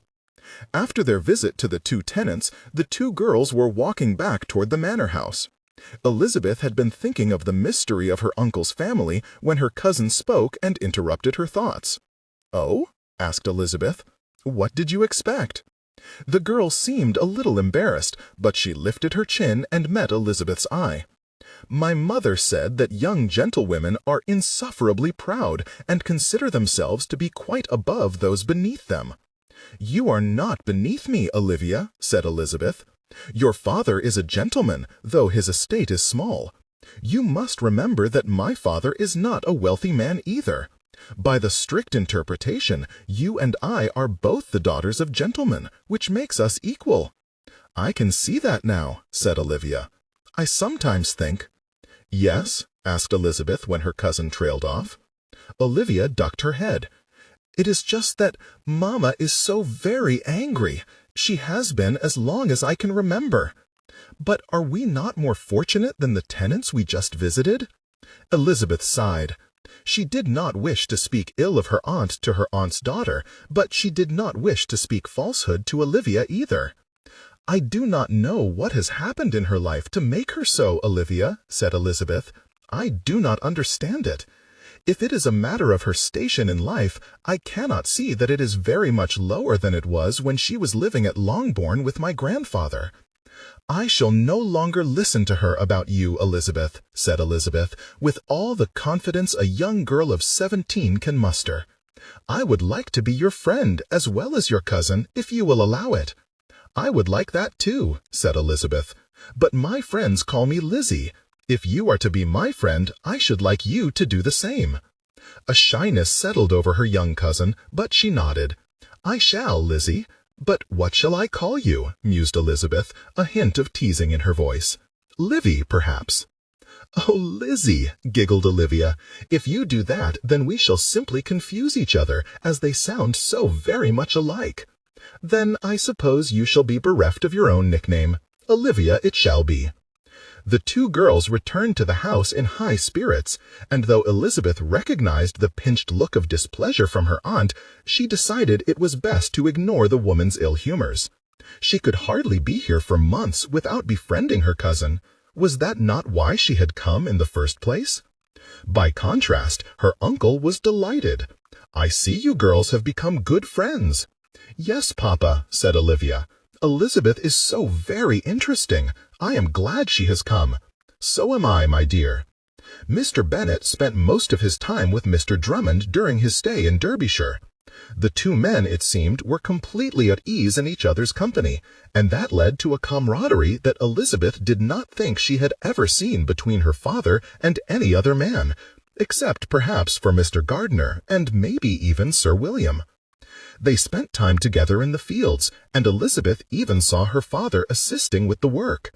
Though he was not in company with his sister much, other than at mealtimes, Elizabeth saw him speaking to her at times, and in places where she suspected he thought it unlikely they would be overheard. He did not share the contents of those conversations with her, but she was certain he was warning her about her behavior toward Elizabeth herself. He might not have bothered. Elizabeth thought she was well able to care for her own concerns, but she was still grateful that he thought enough of her happiness to take a hand in it where his sister was concerned. Elizabeth had little direct interaction with her aunt. Mrs. Drummond often directed her when she thought that something needed to be done, but she did not speak with her in any other fashion. Given Elizabeth's impression of Mrs. Drummond's character, she was quite happy with this state of affairs. While Elizabeth had her chores and her cousin had hers, Mr. Drummond insisted that Elizabeth take some time to begin educating her cousin in some of the skills he knew she would need to move in society with a degree of credit. Although Elizabeth could not call herself an expert in all these subjects, she endeavored to instruct Olivia as best she could, and soon discovered that her cousin was an intelligent girl and a quick study. Though Elizabeth had a good knowledge of French and Italian, Olivia had not much talent for languages. Consequently, they did not spend much time in those studies. But her playing, though unrefined, as could be expected, since she had had little instruction, was good for someone who had learned through her own study. She had a good notion of fingering and could pick out a tune by sound alone. Elizabeth thought she would be more proficient than Elizabeth was herself if she practiced and received some instruction. They also practiced dancing, and Elizabeth found that her cousin anticipated the upcoming amusements with an excitement which reminded Elizabeth of her younger sisters. The girls spent several pleasant hours going through the steps, laughing and giggling among themselves. They also had, for company, Leah, who was determined to learn to dance herself. "What are assemblies like, Lizzie?" asked Olivia one day during one of their sessions. Since there was no one to play the pianoforte while they were dancing, they practiced by means of Elizabeth keeping a beat, which she encouraged Olivia to follow. "I believe you might end up disappointed," said Elizabeth, flashing her cousin a mischievous smile. "Assemblies can be dull affairs, especially when the number of young ladies exceeds that of young men, as is typical in Meryton." "But surely they are not all like that," protested Olivia. "Of course not," replied Elizabeth with good humor. "I quite enjoy dancing as a rule." There is something freeing in moving about a floor with nothing in mind but the next steps, and it can be agreeable, indeed, with a partner who is kind and amiable. I can hardly wait. The girl was staring off into the distance, seemingly alight with dreams of a handsome prince come to take her hand for a set. It is great fun. But do not forget your position in society and your status as a young gentlewoman. There is a certain level of behavior expected, and though we dance to have enjoyment, among other things, we must always remember to uphold that expectation. Elizabeth grimaced. My youngest sisters, who are entirely too exuberant for their own good, often forget to behave with decorum. I will not forget, Lizzie, said Olivia. I wish to make both you and my father proud of me. Elizabeth put an arm around her cousin's shoulder. I know you do, and I have no doubt you will be successful. If there is one thing I can impress upon you, is that you must always be aware of your behavior and that of those around you. We, neither of us, possess a large dowry to induce young men to propose to us. That can be a blessing, as it will deter those who marry with only fortune in mind, but it can also be a curse, as many perfectly acceptable young men will not even look in your direction. What do you see it as? Asked Olivia, her curiosity evident. A bit of both, said Elizabeth. I have always wished to marry for the deepest of love, and the lack of a dowry keeps fortune hunters at bay. I have striven to remember that I have only my charms to recommend me, and I hope there is a man in the world who can see that I am worth all the wealth in the world. But in our society so much is made of fortune that I fear it may be difficult to find that one man. Then your sister Jane has been fortunate. A pang of regret pierced Elizabeth's heart at the thought of Jane. She had attempted to avoid thoughts of her sister in the days since she had come to Kingsdown, but the thought of her was still enough to fill Elizabeth with sorrow at the distance which had sprung up between them. But this was not something she would share with her young cousin. It was far too private for that. "She has, indeed," replied Elizabeth. "She is doubly fortunate because Mr. Bingley is such a good man, and he positively dotes on her. I very much wish for the same myself." "Then I shall hope for the same," declared Olivia. "My brother will say I am foolish to harbor such wishes, but I do not care." If foolish to have dreams, then I prefer to be a fool," said Elizabeth. "It is our dreams which allow us to have hope in the future. Life is very dull without them." Olivia agreed, and they turned their attention back to their practice. Their developing closeness was a source of pleasure for Elizabeth. In some small way, Elizabeth thought her closeness with Olivia was filling the hole left in her heart by Jane's defection. The time soon came for Mr. Bennet to return to Longbourn, for, as he put it himself, "I do not know what Kitty and Lydia have got up to in my absence, and I cannot count on your mother to limit their behavior to any great extent." Elizabeth shook her head. "I would prefer you take them in hand yourself, Papa. They will ruin us all if they are not checked." "Perhaps you are correct, Lizzie.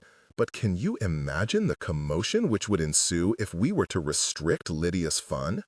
"It would undoubtedly be unpleasant," said Elizabeth, not giving an inch. "But if they ruin us all, then none of us will ever make a good marriage." "But would it not be amusing to see Miss Bingley's reaction to it?" chortled Mr. Bennet.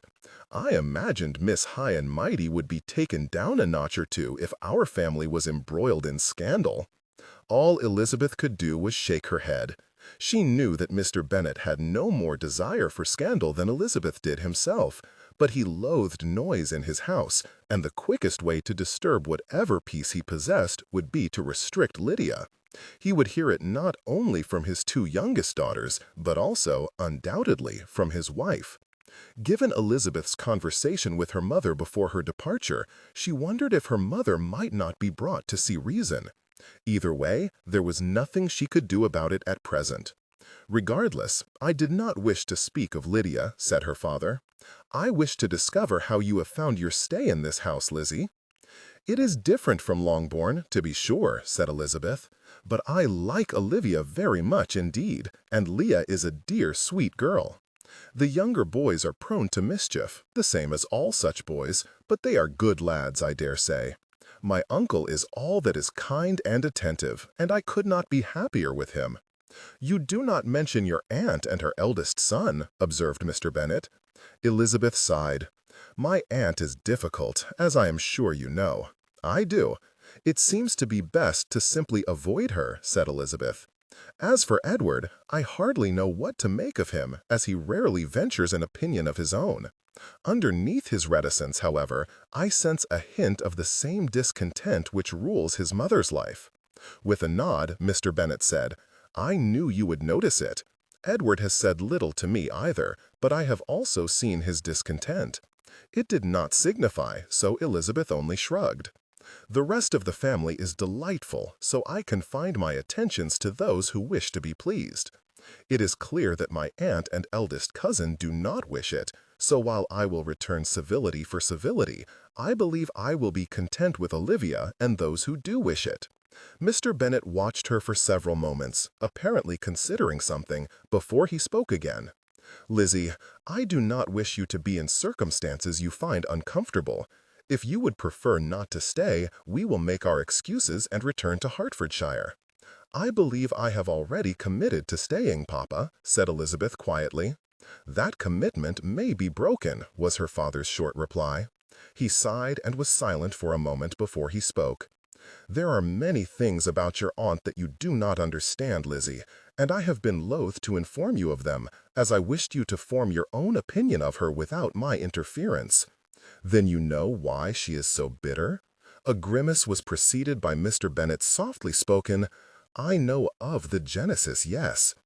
As you are aware, I have not met with my sister in many years, though I do correspond with your uncle. I had not realized that she had become so openly dissatisfied. The last time I was in her company, I knew she was discontented, but she was accustomed to hiding it behind a facade. Much has changed since then. She seems to have some specific grudge." "Toward me?" said her father with a nod. "She was happy and bright as a child. I would never have thought she would end this way, no more than I would have thought she would transfer her animosity to one of my children." "I will be well, Papa," said Elizabeth. This talk of her aunt had caused her to hesitate, but it somehow felt right that she would stay here for a time. Perhaps in helping Olivia, Elizabeth could somehow help her aunt to become more contented in her life. Elizabeth almost laughed at the absurdity of such an arrogant thought, but there it was. Either way, she would not be chased away by a bitter woman. "Are you certain?" Elizabeth turned a fond smile on her father. He could be considered lackadaisical and indifferent at times, and he had a disturbing tendency to laugh at the actions of his daughters and wife, but he was always quick to defend them at any sign of trouble, especially Elizabeth, who was his favorite. She had always tried, with a healthy measure of philosophy, to appreciate his good qualities. "I am," replied Elizabeth, with growing conviction. "I am certain that I will have my uncle to turn to should my aunt become difficult, and I am very fond of Olivia and Leah already. I am content with my decision to stay here, Papa." Mr. Bennet looked on her fondly. "You are determined, Lizzie." "It has always been my opinion that is one of your best qualities. I will inform your uncle. I am certain he will be happy with your decision." The next day, Mr. Bennet boarded his carriage and began the long journey back to Longbourn. She had not told him, but part of her decision to stay in Derbyshire was due to the desire to avoid Jane's continued distance. She already felt happier here in her uncle's house, felt like she had some purpose other than the trivial, dreary concerns she had felt eating away at her patience when she was in her home. Elizabeth still looked on the prospect of finding a husband in Derbyshire with more than a little skepticism, but she decided she would not make herself unhappy about it either. Though Elizabeth might have thought that her father's departure would have released all her aunt's unpleasantness with cutting words and little insults, in fact, the opposite was true. Her brother's departure seemed to settle Mrs. Drummond, and though she was no more amiable or kind to Elizabeth, or even to her own family, Elizabeth witnessed less of the overt hostility which had been such a large part of her interactions before. It happened not a day after her father's departure that Elizabeth was given the first glimpse of the society of Derbyshire. There were no events for them to attend yet, but on a day when the sun was shining, Mr. Drummond had a visitor come to the house, and Elizabeth saw the man of whom she had heard so much, though they did not exchange words. Having stepped outside to enjoy a short constitutional around the grounds, Elizabeth and Olivia had completed a circuit of the back lawn and come around the house to see a young man dismounting from a large gray stallion. "Darcy," they heard Mr. Drummond's voice as he exited the house. "How are you today, young man?" "Very well, thank you," said Mr. Darcy in response. He stepped toward Mr. Drummond, and the two men shook hands. "I have come to discuss the fence at our border. Of course, if you will wait for a moment, I will have my horse brought around, and we can go there directly." With a bow, Mr. Drummond moved toward the stables to the side of his house to retrieve his horse, and Mr. Darcy stood there for a moment waiting for him. As he had not noticed Elizabeth and Olivia, Elizabeth was able to take her first impression of him, and she was not at all disappointed. He was tall and lean, with wavy dark hair which settled over his forehead and tickled the collar of his jacket. His clothes seemed to be of fine quality, though they were not ostentatious, consisting of pants, shirt, waistcoat, and jacket. Clearly made for riding. He also wore a leather overcoat unfastened in the front, which undulated around his legs in the breeze. His boots were black and shiny, and Elizabeth thought the man's valet must have polished them until they gleamed. In all, Elizabeth thought he was the most perfect specimen of masculinity that she had ever seen. Even Mr. Bingley, who Elizabeth had acknowledged to Jane several times was well-favored, was nothing to Mr. Darcy. "Is he not frightfully handsome, Lizzie?" asked Olivia by her side. "I dare say he is," replied Elizabeth. "This is not the first time you have seen him." Olivia shook her head. "He comes to speak with my father on occasion, and I have seen him in Lambton. I care not what Mamma says, but Mr. Darcy has never displayed a proud or haughty manner to me or my father." Elizabeth was forced to agree with her cousin. Mr. Darcy, though he stood with seeming unconcern, did not give a hint of distaste in his surroundings. In fact, as he glanced about, it seemed to be with interest rather than pride or disapproval. By contrast, on the occasions when Mr. Bingley had forced his sister to come to Longbourn, the woman's thinly concealed contempt had been plain for all to see, and she had much less reason to be proud than Mr. Darcy, Elizabeth was certain. He seemed to become aware of them, and he smiled and tipped his hat, and Elizabeth and Olivia responded by curtsying in his direction. But Mr. Drummond led his horse out at that moment, and the two men rode away. "I think a woman would give much to be the subject of Mr. Darcy's attentions," said Olivia. "Do not allow such nonsensical thoughts into your head, girl." The sound of the loud voice close behind them startled both girls, and they jumped in unison. Behind them stood Mrs. Drummond, arms akimbo, glaring at them. "The likes of Mr. Darcy do not pay attention to the likes of you, Olivia." Then Mrs. Drummond turned to Elizabeth. "My husband has decreed that you are here to teach my daughter to be a lady." Mrs. Drummond's scoffing tone instantly put Elizabeth's back up. "But I will thank you not to fill her head with such nonsense." "But I will thank you not to fill her head with such nonsense," cried Olivia, her manner screaming her defiance. "I only said that Mr. Darcy was handsome and that it would be pleasant to receive his attentions." While Elizabeth would have thought Olivia's rebellious words would earn her mother's ire, Mrs. Drummond only shot them a sneer and turned away. A moment later she was gone, leaving Elizabeth and Olivia to themselves yet again. "I hate her," cried Olivia, and though her voice was quiet, there was no lack of fervency in it. "Olivia," admonished Elizabeth, "you should not say such things about your mother." "But I do," averred Elizabeth. "She is malicious, she treats my father with contemptuous ridicule, and she is so mean-spirited that Leah is afraid of her." "But she is your mother, and you must respect her as such," said Elizabeth. "Come, let us go into the house. I believe a little time in more sedentary pursuits would do us both a world of good." Though Olivia still glared with mutinous disgust after her mother, she allowed Elizabeth to persuade her into the house. Elizabeth was glad that her cousin had already started to defer to her. She would clearly have some work to do to keep the peace between mother and daughter. Chapter 5. Elizabeth Bennet considered herself something of an expert on the subject of difficult relationships with a mother. As far back as Elizabeth could remember, Mrs. Bennet's attention had been fixed on Jane and later Lydia. Jane was the eldest, the most beautiful, the sweetest, and Lydia was the liveliest, the most liked in company. Mrs. Bennet had lived with the entail for so long that she had hung her hopes on Jane, the most beautiful daughter, and loved Lydia because she was so like her in essentials. As the second daughter, Elizabeth had never quite measured up to Jane in Mrs. Bennet's opinion. She was not as beautiful, she insisted upon unfashionable activities such as walking and reading, and she was far too intelligent and outspoken, the latter being the greater sin, for any man to look upon her with any serious consideration. Though she had never resented Jane for being the focus of Mrs. Bennet's hopes, Elizabeth had not missed the times her mother disparaged her or voiced her despair that Elizabeth would ever find a husband.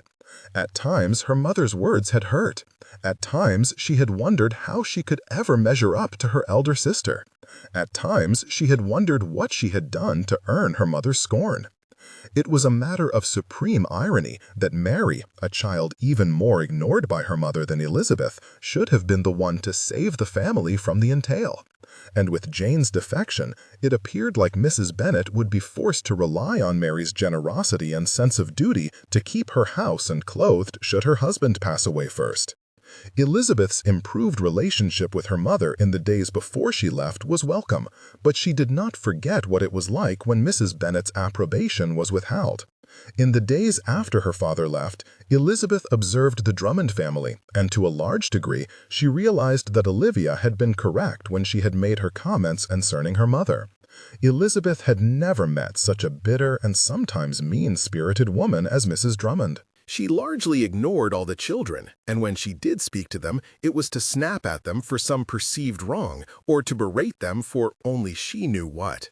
What was more heartbreaking was the fact that Mr. Drummond was not insensible to his wife's behavior, but he presented the image of a man who had long despaired of changing it to any degree.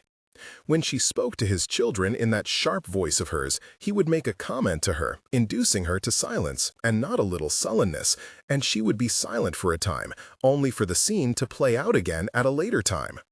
The children had varied methods of dealing with Mrs. Drummond's ill humors. The eldest, Edward, strangely escaped being a target of her vitriol. They were not precisely close that Elizabeth could see, but when she spoke with him, it was with a softer tone, while he replied with respect but with evident distance. Olivia glowered at her mother when she spoke, and when she was not looking, but she seemed to ignore everything the woman said. The two younger boys simply shrugged her off and looked to their father. But in Leah, Elizabeth saw the truth of what Olivia had told her. The youngest child was afraid of her mother. Her propensity for clinging to Olivia's legs was born of her fear of Mrs. Drummond, not shyness, and Elizabeth began to see that Mrs. Drummond resented the child, though she could not understand why that should be. There was very little interaction between them, other than a curt word from the matron on occasion, and Leah normally stuck close to her father and her eldest sister. That seemed to suit Mrs. Drummond quite well, as she rarely went out of her way to do anything other than sneer at her youngest. The situation in the house was trying on them all, and they all had various ways of relieving that tension. Mr. Drummond and his sons spent time out of doors, working in the fields or stables. Mr. Drummond would often ride the grounds with his sons, so they were able to escape for much of the day. Olivia and Leah, however, were often bound to the house where there was no escape. Thus, Elizabeth began to devise some means by which they could be away, at least for a little while. "I believe that we should go on a picnic today," said Elizabeth, one morning a few days after her father had departed. Mr. Drummond was present, and by now Elizabeth had learned that she should make such suggestions in his presence, as Mrs. Drummond would invariably object. "Do you know of any good locations we could use?" Olivia shot her mother a hesitant look, but Mr. Drummond immediately spoke his approval for the scheme. "An excellent idea. Perhaps the hill on the northern border would be a good location?" "Oh yes, that would be lovely," replied Olivia. "It has a good view out on Mr. Darcy's lands." While Olivia was speaking, Elizabeth noted her uncle watching his wife, as if daring her to protest. Mrs. Drummond grimaced at the mention of the Darcys, but she did not protest, contenting herself with a grunted, "As long as your responsibilities are completed in advance." "Of course, Aunt," said Elizabeth. When everything had been prepared, the three girls, with a basket in hand, filled with simple fare obtained from the cook, set out toward the hill. Elizabeth had not yet walked out in this direction from the farm, and she was anticipating the new sights which awaited her. The ground to the north was rockier, with strands of alder and beech intermixed with gorse and other low-standing bushes. To the west of them, some little distance, a creek bubbled and gurgled on its way to its meeting with a larger waterway, which Olivia informed her lay some distance away near the house at Pemberley. Soon they were climbing the small hill, and when they crested it, the valley spread out in front of them, moving down through the ever-present trees to the cultivated farmland below. At the top of the hill, there were a few tall trees which provided a little shade from the sun, and it was next to these trees that they laid down their blanket, removed their bonnets, and began to eat their meal. "The land to the north all belongs to Pemberley?" asked Elizabeth as she took a bite of her cool cucumber sandwich. "It does," said Olivia. Between the two young women, Leah sat with her own sandwich. The girl was quiet and focused on her meal, but though she did not speak much, Elizabeth was of the impression that very little escaped her notice. "How far distant is the house?" "I have never been there myself," confessed Olivia. "But Papa says that it is some 5 or 6 miles from our house to Pemberley Manor. I understand that it is down in the valley." Olivia waved her hand toward the gently sloping land, "but it is off to the left behind some of those trees, and therefore not visible from here." The girls were silent for some moments, concentrating on their meal, when Olivia once again spoke, saying, "Papa says that our land used to extend down into the valley." "Truly?" asked Elizabeth. Olivia nodded. "I do not know the whole of the story, but Kingsdown was once a larger and more prosperous estate. Hard times came upon my ancestors, and slowly the estate was reduced to what it is now. That land to the north was sold to Pemberley to help keep the estate solvent, and other tracts in other locations were sold as well. That would explain why the house is much larger than an estate of this size would usually support." "It does," agreed Olivia. "You have not been to the servants' quarters. Much of it is unused, with only the 2 maids and the 2 hands to live in it. And many of the rooms in the main part of the house, especially above stairs, are closed." Olivia paused and then directed an apologetic look at Elizabeth. "Before your coming, your room and your father's rooms needed to be cleaned, as they had not been used in many years. We keep the dust from building up, and the maids will go in and beat the mattresses to keep them from rotting. Mama was not pleased the work had to be done. I think she prefers to forget about all the extra rooms we do not use." With the greatest of care, mindful of not hurting her cousin's relationship with her mother any further, Elizabeth said, "Olivia, do you know where your mother's bitterness originates?" A shadow settled over Olivia. She has always been like that. Olivia's tone was dead and allowed for no dispute. "Ever since I can remember, she has been angry. I try to stay away from her as much as I can." "Mama is always angry," added Leah, pressing herself into Olivia's side. "She does not like us." Elizabeth's heart melted at the girl's solemn surety of her mother's indifference. "I have not known her for long, but she may surprise you someday. I am certain she loves you, as any mother would love their child." The open skepticism of the younger girl broke Elizabeth's heart, but though Olivia scowled, she seemed to understand that it was best to stay silent and say nothing. It seemed like the subject of their mother was best left alone, so Elizabeth began speaking of her own family, relating some anecdotes of her own childhood in Hertfordshire. "You climbed a tree?" asked Olivia with shock when Elizabeth mentioned one of the more infamous stories from her childhood. "When I was younger, I often could be found in the branches of a tree." Elizabeth paused and laughed. "Or rather, I took great care not to be found, for my mother would surely be overcome with paroxysms should she find me in so unladylike a position." "But this time you were not careful?" "The kitten was stuck in the tree," said Elizabeth with a shrug. "I could hardly allow it to languish there, and perhaps injure itself attempting to climb down." "Could your father not have ascended with a ladder to rescue it?" "That is what Papa said. But at the time, and you must remember I was not but 7 years of age, I thought I was the creature's last hope, so I climbed up to retrieve it." "Can I assume your mother found you?" With a rueful nod of her head, Elizabeth said, "You must understand that my mother has little love for nature. I was far enough away from the house that I was certain I was safe from her prying eyes. Unfortunately, she chose the moment when I was reaching out for the kitten to scream at me." Olivia winced, no doubt thinking of the times her own mother had raised her voice. "Did you fall?" "No, but it was a near thing. When I had balanced myself, I glared down at my mother, displaying my most imperious expression, and said, 'Do not disturb me, Mama. The fate of the kitten is at stake.'" By now, both of her cousins were laughing at her description, Olivia in genuine amusement, while Leah looked on with no little awe. Once I retrieved my precious package and descended, I was hurried back to the house for a bath and a dressing down. My dress was in a passable state to me, though my mother did not see it the same ways. She examined it and exclaimed over every blemish. I was sent to bed without dinner, and told my mother would disown me if I should ever dare to climb a tree again. "At least your final adventure into the branches of a tree was memorable," said Olivia, still laughing. "Who said it was my last adventure?" asked Elizabeth with exaggerated nonchalance.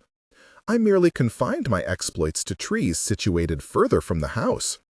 The girls descended into hilarity again, and it was several moments before they recovered enough to speak. "Can you teach me to climb trees?" asked a wide-eyed Leah. "I am sorry, my dear," said Elizabeth with an affectionate smile, "but my tree-climbing days are many years in the past. Besides, I do not believe your parents would be pleased with me if I taught you such skills." Olivia grimaced. "I believe you are correct." She turned to Leah and said, "You should keep the stories Lizzie tells us to yourself, Leah. Mama would not like hearing them." The solemn manner in which Leah agreed to keep Elizabeth's secrets again prompted Elizabeth's regret. She could not understand how they endured the situation. "It appears as if you girls are enjoying yourselves." As one, the three girls looked up to see Edward watching them, the hint of a smirk displaying his amusement, containing a bit of a sarcastic edge. By her side, Elizabeth could feel Olivia stiffening, and she noted that Leah also regarded her eldest sibling warily. "I suppose we have," said Elizabeth, deciding to bear the burden of the response. "I enjoy your sister's company very much, cousin." Edward regarded them for several moments before he motioned them to rise. "It is time to return to the house. In the future, I would appreciate it if you would limit these outings. I have tasks to complete, and I must put them off to fetch you." "You need not bother," said Elizabeth, glaring at him and daring him to disagree. "We are not so far from the house that we cannot make our way back without your assistance." Though Edward pursed his lips, he did not respond. Knowing there was nothing to be done, Elizabeth assisted Olivia in packing the remains of the lunch back into the basket. It did not escape Elizabeth's notice that Leah held her sister's hand tightly and stayed close to her as they walked. Edward, it appeared, did not notice her behavior. In fact, he seemed to have something to say to Elizabeth herself, as he deliberately slowed his steps and allowed his sisters to continue ahead. Her conjecture was proven correct when he turned to her after some minutes and said, "You should not fill my sisters' heads with dreams and fanciful notions." "Oh?" asked Elizabeth. "I was under the impression that was why your father asked me to come to Derbyshire. It seems to me that preparing for her coming out would fit your idea of a fanciful notion." Rather than becoming annoyed as Elizabeth might have thought, Edward only shook his head. Why raise their hopes only for them to be dashed? "Are you so certain they are destined to be dashed?" "You are familiar with the world in which we live, cousin," said he, throwing her an exasperated glance. "There are no men who will consider my sisters as partners in marriage when they come with no dowry and connections to naught but a man of business, a country squire, and a farmer who gives himself airs of being a gentleman." "You are harsh on your father, are you not?" Edward grimaced. "I simply understand the reality of the situation. The best my sisters can ever hope for is a country parson, perhaps. I would not be surprised if either of them make no more favorable match than a tenant." "I am sorry, cousin, but I do not subscribe to your pessimism." Edward's eyes darted to Elizabeth, and she showed him that she was not impressed by his manners or his attitude. "Perhaps you have chosen to believe this, but I choose to believe that there are men in the world who are not ruled by greed and shallow desires. I suppose you believe that some wealthy man will offer for you, elevate you to the status of a duchess." The sarcasm in her cousin's voice was unmistakable, and his gaze raked over her with evident disdain for her naivete. "Or perhaps great wealth alone is enough. Shall you throw yourself at Darcy? He has remained inscrutable to all. Perhaps he is waiting for just such a fortune hunter as you." "If you mean to provoke me to anger, cousin," replied Elizabeth, "I shall not oblige you. I have no such thoughts in mind. All I ask from a husband is love and respect, and I am determined that I shall not enter into marriage if I cannot have them." "Then you shall die an old maid." "That is possible," Elizabeth shrugged. "If that is to be my fate, then I accept it willingly. But I shall not compromise my principles in favor of a comfortable situation, and I will not teach your sisters to have no hope." The look Edward directed at her sent shivers down her spine. His behavior was not objectionable, not like his mother for certain, but she did not quite know what to make of him. "When I heard you were coming," said he, after a moment's silence, "I had thought to explore whether we were compatible as marriage partners."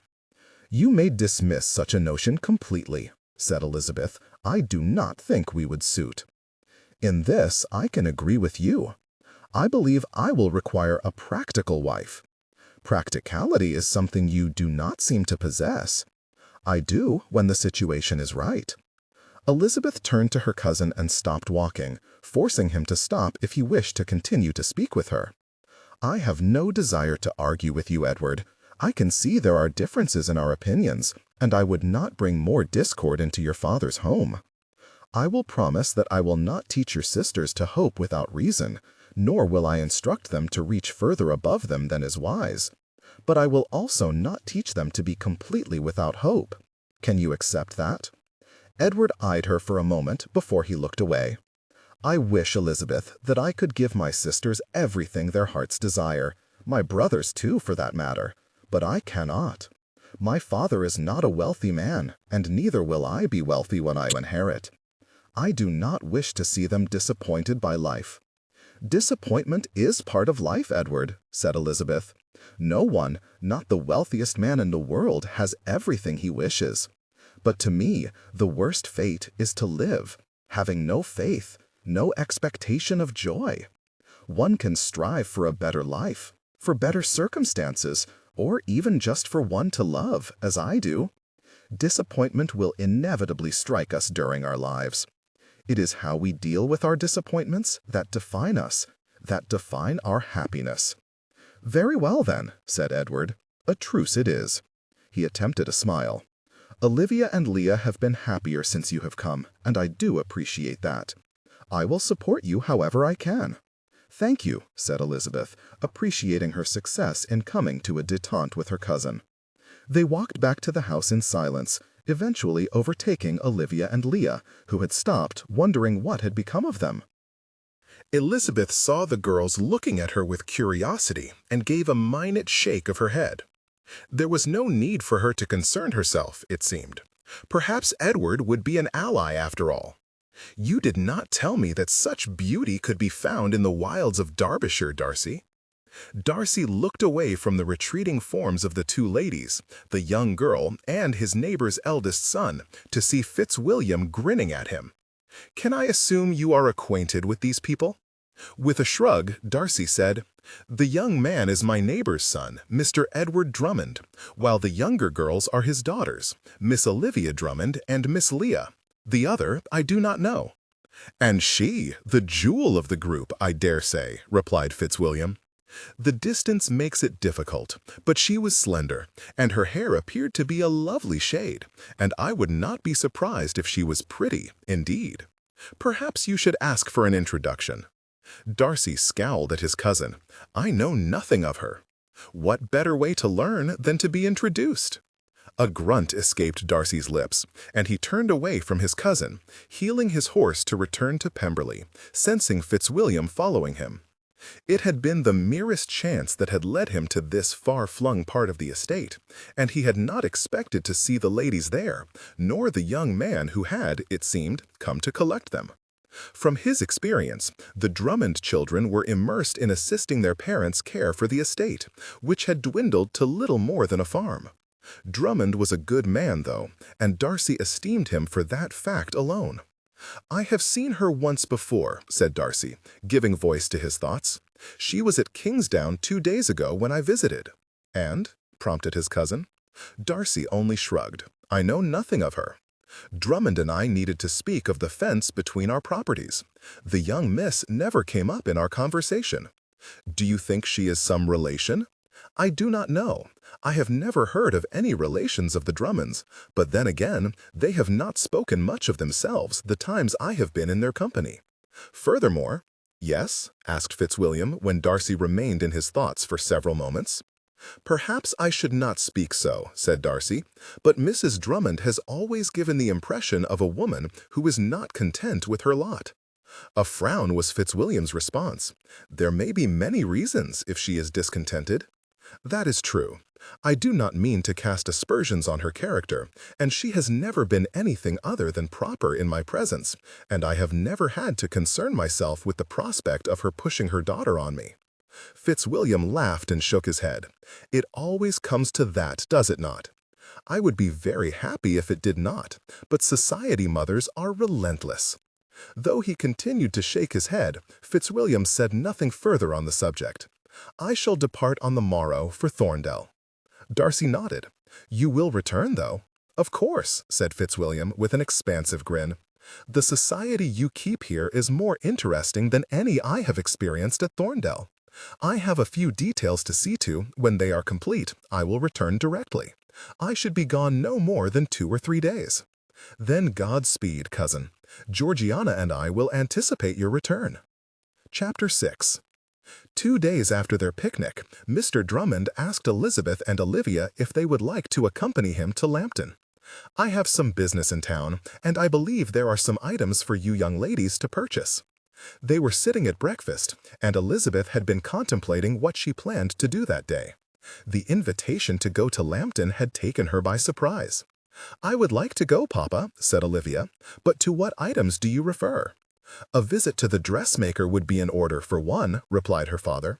"As you know, there is an assembly next week, and as it is only an informal gathering at Lambton's Assembly Hall, I believe it would be a good opportunity for you to have your first taste of society." A movement out of the corner of her eye caught Elizabeth's attention, and she caught a glimpse of her aunt's grimace. The woman did not say anything, leading Elizabeth to believe that the subject had already been canvassed between them, and her aunt had already been informed of Mr. Drummond's plans for this outing. She did not seem to be pleased, but she did not protest. "And there are other activities in which to indulge in Lambton." Mr. Drummond smiled at Elizabeth. "My brother Bennet led me to believe that his second daughter is a great reader indeed, and yet she has not yet entered a bookstore since her arrival in Derbyshire." The quiet scoffing of the Drummond matron was universally ignored. Instead, she fixed a stern look on her uncle. "I am not a great reader. You should not pay any attention to my father, as he has a propensity to tease." "Perhaps that is true, Lizzie," replied Mr. Drummond, not at all put off. "But I believe today is an excellent opportunity to go to Lambton and enjoy yourselves." Elizabeth had the impression he was avoiding a glance at his wife when he added, "Of course, there are tasks which must be completed before we depart." "Of course," replied Elizabeth smoothly. "Papa," asked Leah with a fearful look at her mother, "may I go too?" "You may," replied Mr. Drummond. "Attend to your lessons with Elizabeth this morning, and there may be a treat for you when we are there."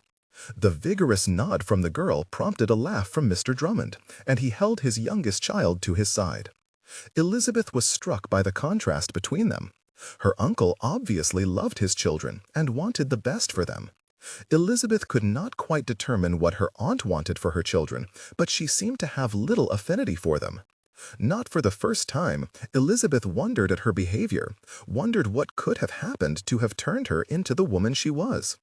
But there was no understanding to be had, so Elizabeth put it from her mind. She spent some time in the garden that morning, and then attended to the younger children's lessons, while Olivia assisted the maid, and then, late that morning, the Drummonds' old carriage was brought from the stables, and they set out on the short journey. Lambton was a small town in the manner of Meryton, existing for the purpose of the movement of goods and supplying the nearby estates with that of which they stood in need. But physically, Lambton was quite different from the town near Elizabeth's home. It was built on the side of a hill, for one thing, and though it had a wide main thoroughfare where the bulk of the town's traffic was concentrated, it also boasted winding side streets paved with gray cobblestones. It seemed to Elizabeth that this particular stone was abundant in Derbyshire, as the house at Kingsdown was built with the same material. The town itself was quaint and possessed a friendly atmosphere, and Elizabeth soon realized why Mrs. Gardiner found it to be so charming. "It is quite different from Meryton," said Elizabeth, as they disembarked from the carriage near the edge of town. "Yes, I dare say it is," replied her uncle. "Meryton is built entirely on a flat plain, whereas there is very little area of flat terrain in Derbyshire." Elizabeth looked at her uncle with interest. "You have been to Hertfordshire." "I have," said her uncle, though it came with a tightening around the corners of his mouth. "Your aunt and I traveled there once not long after we were married, and I had occasion to visit before." It was nothing more than a suspicion, but given her uncle's reaction, Elizabeth thought that he did not wish to discuss the matter further. Mindful of his privacy, Elizabeth allowed the subject to drop. Mr. Drummond's business consisted of some purchases from the general store in Lambton, which he arranged to be delivered. Once they were finished there, they left, walking down the street for a short distance before he led them down a narrow side street to a door with a painted sign of a woman in an evening gown on it. Olivia suddenly brightened in excitement. "Yes, my dear," said he with an affectionate squeeze of her shoulder. "It is time we ensure you are properly outfitted for your entrance into our society." He led them into the shop, where they were greeted by a plum matron with a kindly face and dark hair, graying at the temples. "Good morning, Mr. Drummond," said she. "I see you have brought your daughter as promised. And who is this young lady?" "I have, Mrs. Richards. This is my eldest daughter, Olivia, my youngest, Leah, and this is my niece, Miss Elizabeth Bennet. She is staying with us for a time." The ladies curtsied to one another, Miss Leah Drummond giving a creditable attempt at a proper curtsy before her uncle turned his attention to the matter at hand. "As I explained before, Olivia will be coming out into local society and will require an assortment of dresses for day and evening wear. Also, I would like to commission an evening dress for my niece." Elizabeth had not expected such generosity from her uncle, and she was quick to protest. "I have several evening gowns with me, uncle. There is no need for you to purchase dresses for me." But Mr. Drummond was not to be deterred. "Please allow me to do this for you, Lizzie. You have been so good as to travel all this distance to be of use to Olivia, and I would like to show our thanks in whatever manner possible. I will pay for this dress, and we will hold the funds your father left in reserve for the future." Mr. Drummond grinned. "I have no doubt that you will require more as the young men begin to flock around you." Though Elizabeth was of mind to protest further, she knew her uncle would insist, so she agreed. Furthermore, she felt the heat of a blush creeping up her cheeks at his reference to the admiration of young men, the redness staining Olivia's cheeks the match for her own. "Papa," exclaimed Leah at that moment, tugging on her father's coat, "shall I have new dresses too?" Mr. Drummond smiled down at his youngest and crouched down until he was eye level with her. "Perhaps just this once, Poppet. These dresses are for your sister to make a good impression upon the young men of the area when she begins to attend the events of society." "It is not fair," said Leah with an adorable pout. "I want to come out too." A laugh escaped Mr. Drummond's lips, and Elizabeth and Olivia shared a private smile. Olivia bent down to catch her sister's eye, and she said, "You are not ready for such things, Leah. But if you mind Lizzie and Papa, you will be ready when you reach my age." "But that is so very long from now." "It will be here before you know it," said Mr. Drummond. He caught his daughter up into his arms and held her as he turned to the seamstress, who was looking on with amusement. "Perhaps a light summer dress for my daughter." "Of course, Mr. Drummond." She turned her attention to the young girl, who still wore the trace of a pout. "I dare say you will be the most beautiful young lady to come out in many years. But you have much growing to do before you are ready. For now, let us make a special dress just for you." With a shy smile, the girl assented. "Now, if you will all come back, I need to take your measurements." Thus began their time at the dressmaker's, a time enjoyed by them all, Elizabeth thought, though Mr. Drummond was not so interested in the process as the young ladies. Mrs. Richards and her assistant soon had them measured, and they were poring over style magazines looking for the perfect gowns. Elizabeth settled on a gown of light rose, with little lace, as was her preference, and a wrap of a slightly darker shade. For Olivia, there were a variety of light summer day dresses and several evening gowns in a similar style to Elizabeth's. For Leah, a bright summer dress in a soft floral print. The girl squealed at the sight of the fabric, and Elizabeth thought her disappointment at what she perceived as her sister leaving her behind was more than made up for with that pretty little dress. There seemed to have been some further prior communication between Mr. Drummond and Mrs. Richards, for the lady was careful to steer them towards certain fabrics which, though Elizabeth thought to be good quality, were not the most expensive the shop boasted. Most Olivia's dresses would be created from a selection of soft muslins, though one or two of her evening gowns were designed with other fabrics in mind. She was also careful to lead Olivia towards certain modest styles which were appropriate for a young girl her age just coming out into society. As the time wore on, Elizabeth discovered a curious thing about herself. She had never liked to shop. Her aversion to the activity was infamous among her friends and family. And perhaps most of all, she had never liked being fitted for new gowns, along with the accompanying fabric and style selection. But she found herself enjoying the time in that shop, and as her cousin was looking over the various styles, she realized that she had more positive feelings toward this outing because she was not constantly forced to contend with her mother over her choice of fashions. Mrs. Bennet had definite opinions about what would assist her daughters in catching husbands, and those opinions differed greatly from Elizabeth's. But in this instance, she had the opportunity to make her own choices, and furthermore, she found herself engaged in assisting her cousin to determine her own preferences. Not even on the occasion she had gone to a dressmaker with her Aunt Gardner had Elizabeth enjoyed herself so much. She attributed that to the presence of her cousin, who was so near her in age. In all, they spent some 2 hours in Mrs. Richards' shop, and by the time they were prepared to depart, Elizabeth was certain that the day's entertainment had lightened her uncle's pocketbook considerably. But he only beamed at his daughters. It was clear that the sight of their happiness was much more important than the money he spent making them happy. "If you will bring the ladies back on Friday," said the matron when they were prepared to leave, "we can have the final fitting for Miss Bennet, and 2 day dresses and an evening dress for Miss Drummond." "What of my dress?" demanded Leah. Mrs. Richards laughed and said, "Yours too, Miss Leah." Then she turned back to Mr. Drummond.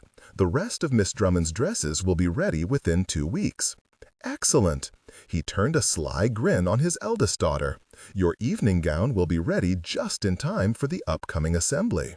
Though she blushed, it was clear that Olivia was pleased. Elizabeth found herself interested in Derbyshire society and anticipating the upcoming assembly. Hopefully, she and Olivia would be able to make the acquaintance of other young ladies their age. The Drummond party said their farewells to the matron, and soon they had departed from the shop, through the maze of streets, and back to Lambton's main street. From there, Mr. Drummond took the 3 girls to a nearby inn where they ate a pleasant lunch in one of the inn's back rooms. "Now," said Mr. Drummond as they finished their meal, "I have some business at several establishments which I know you young ladies will not find at all interesting. Perhaps you will wish to look in some of the shops while I am about my business." "Does Lambton have a bookshop, Uncle?" asked Elizabeth. Mr. Drummond chuckled. "It does, and if what I suspect of you is correct, I can just complete my other business while you 3 browse for books." He led them out of the inn and down the street a short distance to a small nondescript building, with a large sign proclaiming its purpose to all who passed by. There, Mr. Drummond stopped and smiled at them. "I will return here in half an hour. If you wish to go somewhere else, please return at that time." The girls assured him that they would, and he stepped away, walking down the street, a cheerful spring in his step. "Will you help me choose something, Lizzie?" asked Olivia. "Of course," replied Elizabeth, and they entered the building. The shop was small, with bookshelves taking up every available space along the walls, and several situated in the middle of the room, leaving narrow aisles in between for customers to navigate the proprietor's selection of works. The man at the counter, a cheerful, thin man of perhaps 30 years, greeted them and invited them to peruse his shop, then proceeded to return to some ledgers in which he was making careful notations. For the next several moments, Elizabeth amused herself and her cousins, showing Olivia some of her favorite books and looking through beautifully illustrated children's books with Leah. When they had made their selections, Elizabeth guided the 2 girls to the counter, insisting that she would purchase their books for them. Leah clutched an illustrated selection of fairy tales to her breast, enchanted with the colorful pages and depictions of some of Elizabeth's old favorites. Olivia, however, looked at her book, a copy of Gulliver's Travels, with some trepidation. "Are you certain, Lizzie?" asked the girl. "Papa will return and purchase these books for us." "I am quite happy to do it, Olivia," said Elizabeth. "Please accept it in thanks for your family's warm welcome." She allowed for no further argument and stepped toward the counter, holding in her hand a copy of Blake's Songs of Innocence. There, standing at the counter, was a young lady, perhaps a year younger than Olivia, but tall and flaxen-haired, with a handsome countenance. The proprietor and the girl both looked up as they approached, though the girl immediately looked down in seeming embarrassment. On the counter in front of her, Elizabeth could see some sheet music. "I will be with you momentarily," said the man. "Of course, sir," said Elizabeth. Then she smiled at the young girl, who was looking at them out of the corner of her eye, and said, "Herr Mozart's Sonata in C major, an excellent choice." Though she seemed startled that Elizabeth had spoken to her, the girl shot her a bashful smile. "I love to play. My brother has recently purchased a new pianoforte, and I cannot allow it to go to waste by not playing it regularly." Elizabeth laughed. "That would be a shame, indeed." They waited while the girl paid for her purchase, and Elizabeth noted her cousins looking at the girl with some awe. Indeed, her dress was obviously made of costly material, and she carried herself with the grace of a truly well-bred woman. And though she was still young, she was handsome, and her form was developed and womanly. Before long, the girl stepped back, and Elizabeth approached the counter to pay for their books. "Perhaps we should consider purchasing some music ourselves," said she to Olivia, "though perhaps not the sonata." Elizabeth smiled at the girl, pleased when she returned the gesture. "I believe it might be a little beyond my poor capabilities." "Oh no, Lizzie," said Olivia, "perhaps next time." "Very well, I shall ask my sisters to send me some of the music we have at Longbourn so that we may practice." "You play as well, miss?" asked the young girl, a timidity in her voice Elizabeth might not have expected from what she thought was such a wealthy young girl. "Aye, but very ill, indeed," replied Elizabeth. She leaned close, as if to impart a secret, and said, "I have far too many other interests to spend much time practicing. It is a failing, perhaps, but I own to it without disguise." The girl giggled. "My aunt informs me at every opportunity that I should practice diligently. If not for the obvious wisdom in the advice, I might be inclined to ignore her, for she has never learned, though, as she also informs us all, she would have been a true proficient if she ever had." The image of such a pompous old woman struck Elizabeth as rather droll, and she laughed along with the girl. Olivia laughed as well, though her mirth seemed to have a hesitant quality inherent in it. When the purchases had been completed, Elizabeth led the sisters out onto the street, accompanied by the girl to whom she had spoken in the shop.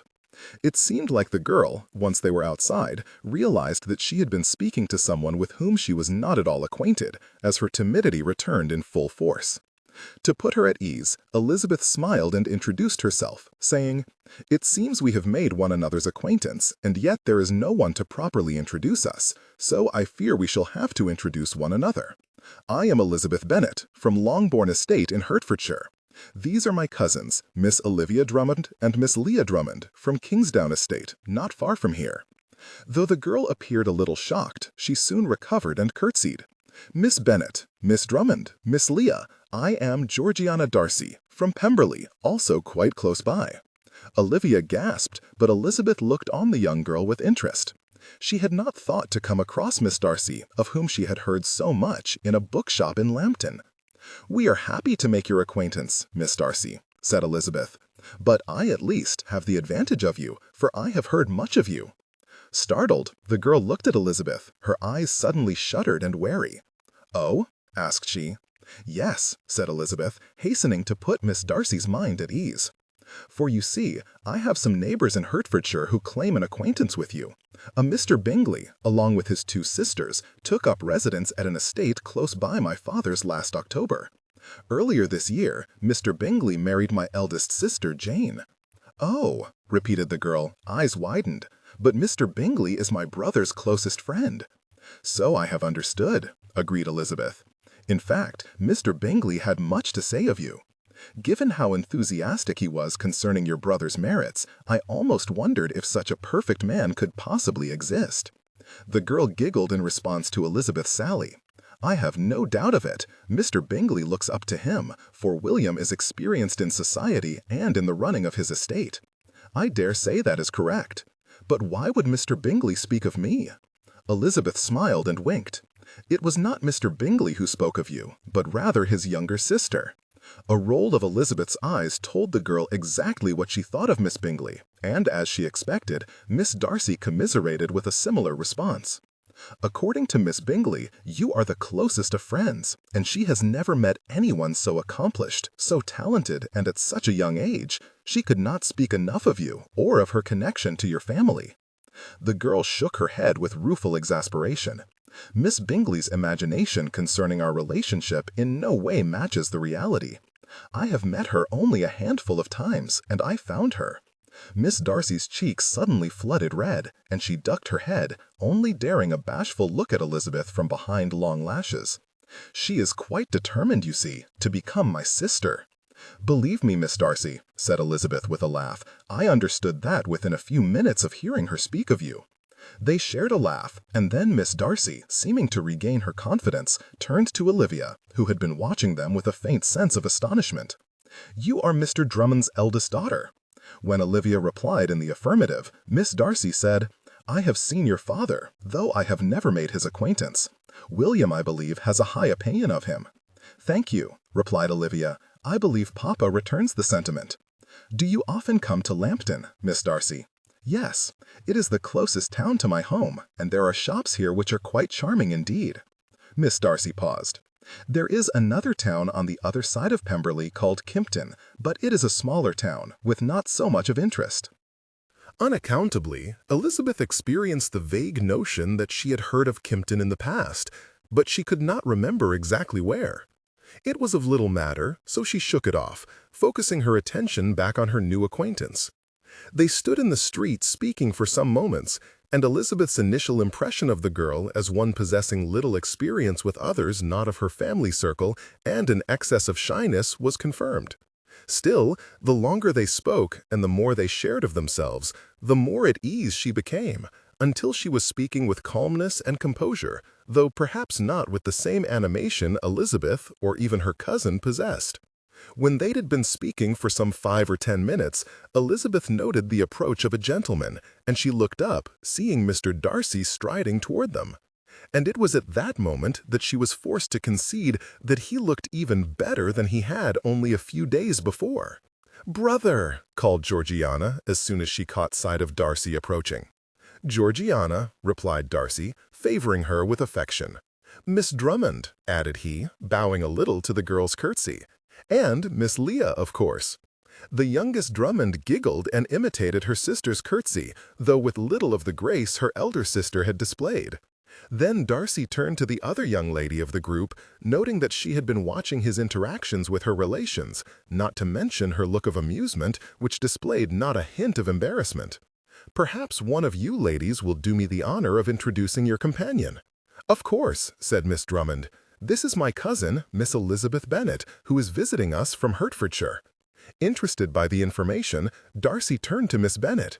"I apologize, Miss Bennet, but I was not aware of any relations of the Drummonds. My father is Mrs. Drummond's brother, Mr. Darcy." "And your father also is a gentleman?" "Yes. My father's estate is called Longbourn. It is not that far distant from Stevenage." "Stevenage," repeated Darcy. "Are you, by any chance, familiar with Netherfield? I understood it was quite near Stevenage. My friend is leasing it at present." "I should hope I am," said Miss Bennet, flashing him a mischievous smile. "My sister is now the mistress of the estate." "Bennet!" exclaimed Darcy, before he realized that the young miss must think him quite daft for suddenly blurting out her surname in such a fashion. "I apologize, Miss Bennet. You must understand that, though my friend informed me of his engagement in marriage, his penmanship is atrocious. Through the blots, I was unable to determine if his new wife's maiden name was Barnet, Bonnet, or Bongree. I can see now that I was mistaken on all 3 counts." To Darcy's gratification, Miss Bennet laughed at his sally. "So I have come to understand, Mr. Darcy. In fact, one night while I was in company with them, Miss Bingley lamented on her brother's carelessness in writing. She shot him an arch look. I distinctly remember your name being referenced as a standard to which he should aspire." Darcy shook his head while his sister giggled in response. "I can well imagine it, Miss Bennet. I hope Mrs. Bingley is adjusting to her life as a married woman with ease." A shadow seemed to pass over Miss Bennet's face, but she quickly recovered. "With a husband as amiable as Mr. Bingley, I do not doubt that her adjustment period has been easy. Will you be in Derbyshire for long?" "Lizzie has come to help me become accustomed to society," said Miss Drummond. She then ducked her head as if embarrassed. "My papa intends for me to attend some society events in the area in the near future." "And shall you attend the upcoming assembly?" asked Darcy, attempting to put the girl at ease. "I shall. Lizzie and I were being measured for some dresses today. I am very much anticipating it." Darcy was certain the girl was, but her lack of coquettishness was refreshing, as it was in her elder cousin. This was clearly a lady of some substance, one he would not be averse to knowing better. They spoke on the street for some more moments before Drummond came to collect them, but Darcy was surprised by his sister, for she spoke to them before they could depart. "I would like to continue our friendship. Might I invite you to come to Pemberley and visit me in the next several days?" Though it was clear that Miss Bennet was delighted with the offer, she hesitated a little, shooting a glance at her uncle for his concurrence. Immediately understanding the gesture, Darcy felt obliged to speak up. "We would be happy to send a carriage." "Thank you, Darcy," said Drummond. "If the situation demands it, I would be happy to accept your generous offer." Saying that, the Drummond party departed. "What pleasant people," said Georgiana, as she watched them board their carriage. "Miss Bennet, in particular, is quite delightful. I believe I would like to have them as friends." "And so you shall, Georgiana," said Darcy. He steered his sister away toward their own carriage, and he reflected on the introductions which had just taken place. When Darcy had heard of his friend's marriage, he had wondered if Bingley had finally been captured by one of his many angels. But if Mrs. Bingley was anything like her sister, Darcy thought it likely that Bingley had made a good match, though he did not know anything about her fortune or other connections. In the end, it was none of Darcy's concern, so he decided to think instead upon how lovely Miss Bennet had appeared and how fine her manners. Perhaps he would do more than avoid dancing at the upcoming assembly. Chapter 7. "Miss Elizabeth Bennet, you say," said Fitzwilliam. "And her sister is now married to Bingley?" "It appears to be so," replied Darcy. He raised his drink to his mouth. "Is she as promising up close as she was from a distance?" "More so," replied Darcy, thinking on his impressions of her. "You know that much of society will not consider any woman beautiful unless she is tall and blonde. Miss Bennet has neither of those traits, yet she is as fine a woman as I have ever beheld. She is petite, but her figure is womanly and attractive, her complexion fair, and her eyes are possibly the most glorious that I have ever beheld. Shall I receive an invitation to the wedding?" Darcy rolled his eyes, turning his attention away from his contemplation of the girl whose acquaintance he had made that day. "Not if you persist in making such comments." "Oh ho!" cried the colonel. "You did not deny an interest in her?" "Neither did I confirm one. I merely turned your impertinent remark away with a jest of my own." Fitzwilliam shook his head. "I know you better than you think, cousin. You never speak of a woman, other than to express your exasperation concerning that Bingley woman. I must therefore assume she has caught your interest." "I do not deny that, though I will assert that I have met her but once." "So you have. Tell me of Thorndale," said Darcy, changing the subject. "Might I assume everything is well at your estate?" They continued to speak for some time about the colonel's short journey, and Darcy was pleased at having been able to deflect his cousin. The teasing would undoubtedly resume at some later time, but for now, Darcy was content. The woman had impressed him, he was forced to confess, but he preferred there to be a reason for Fitzwilliam's teasing rather than his typical insouciance. The night of their return from Lambton, Elizabeth found herself unable to sleep, which was an unusual situation. Elizabeth rarely found herself suffering from insomnia. She was not certain she could pinpoint the reason herself. It seemed a combination of restlessness, thoughts about the acquaintances she had made that day, and the particularly handsome visage of Mr. Darcy. She did not know, but her thoughts swirled inside her mind, and no matter what she did, she could not induce them to settle. After lying in bed for some time, she decided that it was useless to fight it. She reached to her side table for the book she had purchased that day, intending to allow Blake to soothe her mind and prepare it for the blissful release of sleep. Unfortunately, it was not there, and a moment's thought on the matter confirmed to Elizabeth that she had left it behind, likely in the sitting room. Rising from her bed, Elizabeth slipped on her robe and crossed her room to the door, opening it slowly to prevent any squeaking from the hinges, and slipped out through the narrow opening. The darkness of the night and the moonlight shining in through the window at the end of the hall gave it a ghostly sort of luminescence. Elizabeth hurried along toward the stairs, intent upon retrieving her book and returning to her room as soon as may be. She was arrested by the sound of voices. "Elizabeth is nothing but trouble." The voice belonged to her aunt. "You should never have invited her to come here. We should send her back to Hertfordshire as soon as may be." "In what way has she been trouble?" asked the mild voice of her uncle. "She is filling our daughters' heads with dreams and frivolities. They need to remember the reality of their situation and not be distracted. We have discussed this before, Claire." The warning note in her uncle's voice was easy to discern. "Perhaps we have," responded she, "but I no more agree with you now than I did then. I noted your objections then, and I do so now, but they have no effect on me. I cannot see how Leah, and especially Olivia, do anything other than benefit from Elizabeth's presence. She is easy in company, intelligent, and she is kind and friendly to them.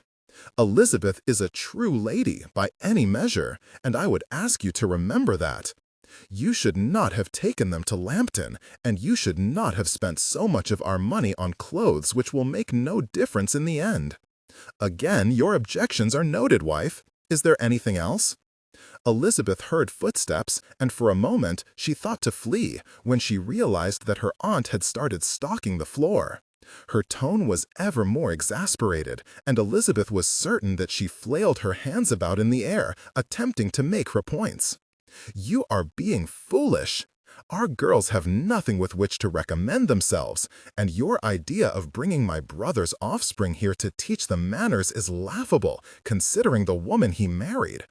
All you have done is to burden us with another mouth to feed, one who does nothing to improve our situation. What must I do to make you understand this?" "You cannot," was Mr. Drummond's short reply, "for you are wrong." "Burden us? Elizabeth has willingly taken on duties in our household, leaving us both free to attend to other tasks. And has she complained about doing so?" "She does not do enough," muttered Mrs. Drummond, her voice just audible to Elizabeth. "I did not bring her here to be your maid. And you heard your brother. He would not have allowed her visit if you meant for her to spend her days in the scullery. She should do more. She does everything we ask with little complaint. How many other ladies of her station do you think would do as much as she does without protest?" They were silent for a moment, and Elizabeth began to wonder if she should not depart. She was not accustomed to listening indoors and knew it to be the height of bad manners, but in this instance she felt herself a little justified, given the faults her uncle was laying at her door. "She is a gentlewoman, Claire," said her uncle at length. "I will see her treated like a gentlewoman. Do not allow your own disappointment in life to provoke you to mistreat our niece. I will not have it." At that moment, Elizabeth decided that it would be best to retreat. Now knowing that a book would not hold her attention, she decided it was best for her to return to her room before her aunt caught her in the hallway. She certainly did not need the woman to think more poorly of her than she already did. The next day, Elizabeth made certain to go about her daily tasks in a quick and efficient fashion, though she noted, with no little cynicism, that she had never done anything else, regardless of what her aunt thought of her. It helped that Elizabeth enjoyed the work she was doing. She found it no hardship at all to serve as teacher for the younger children, and nothing about her other tasks was onerous. Mrs. Drummond watched her, much as she watched any other day since Elizabeth had arrived, but Elizabeth did not notice any difference between that day and any other, so she ignored the woman as much as possible. Though only 3 days north of Hertfordshire, Derbyshire's climate was different from that to which Elizabeth was accustomed. For one thing, though it had already been warm, with life sprouting all around in Hertfordshire before Elizabeth had left, in Derbyshire the nights were still chilly, and the buds had only begun to sprout after Elizabeth's arrival. It had been pleasant, but it was on that day that Elizabeth began to truly see the much sought-after spring. Olivia seemed to be in fine spirits that morning, and Elizabeth found herself caught up in her cousin's enthusiasm, even if the worry about her aunt was still present. And that night, the conversation turned to the subject for which Olivia, at the very least, had been waiting. "The assembly is to be held on Tuesday week. I suppose you exist in a state of keen anticipation."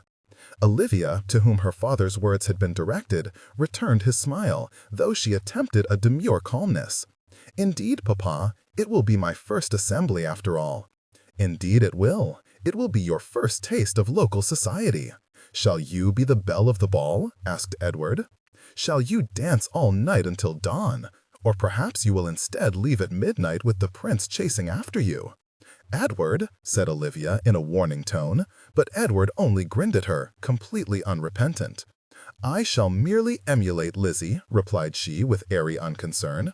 "Then I shall be certain to make a good impression on our neighbors." The soft snort which proceeded forth from the lips of Aunt Claire did not escape anyone's attention, but Elizabeth ignored the woman.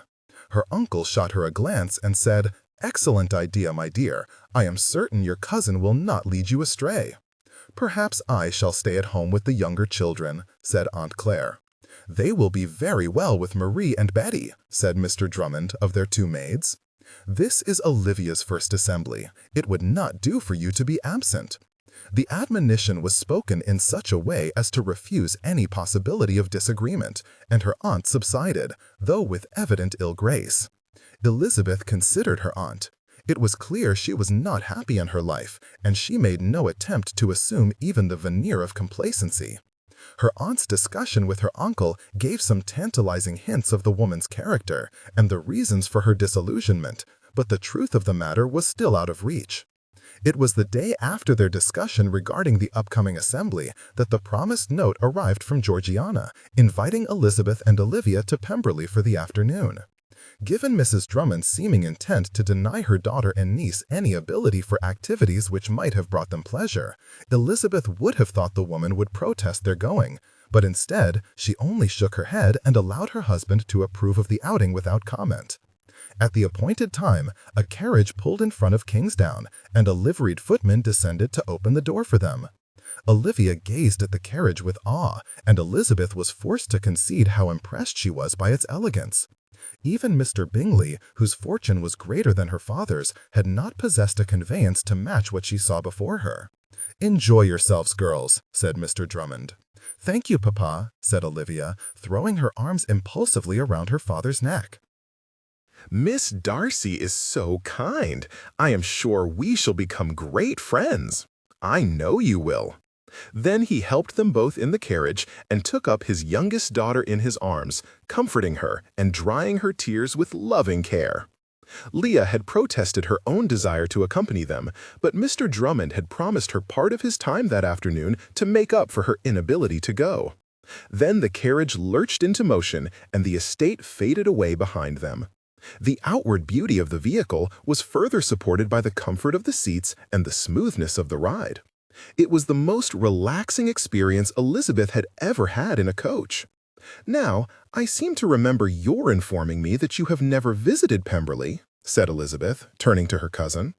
"I have not. Papa has told me that it is a beautiful place, but I have never been there myself." "Then I am happy that we are to see it today," Elizabeth smiled.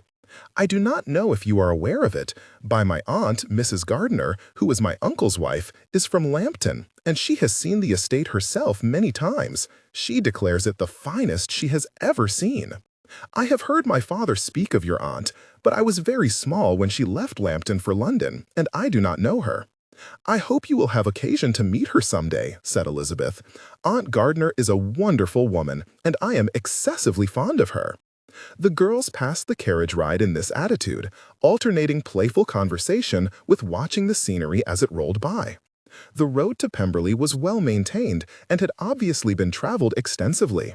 The woods to either side often crowded in about the road, making it seem like they were winding through a narrow maze rather than a country road.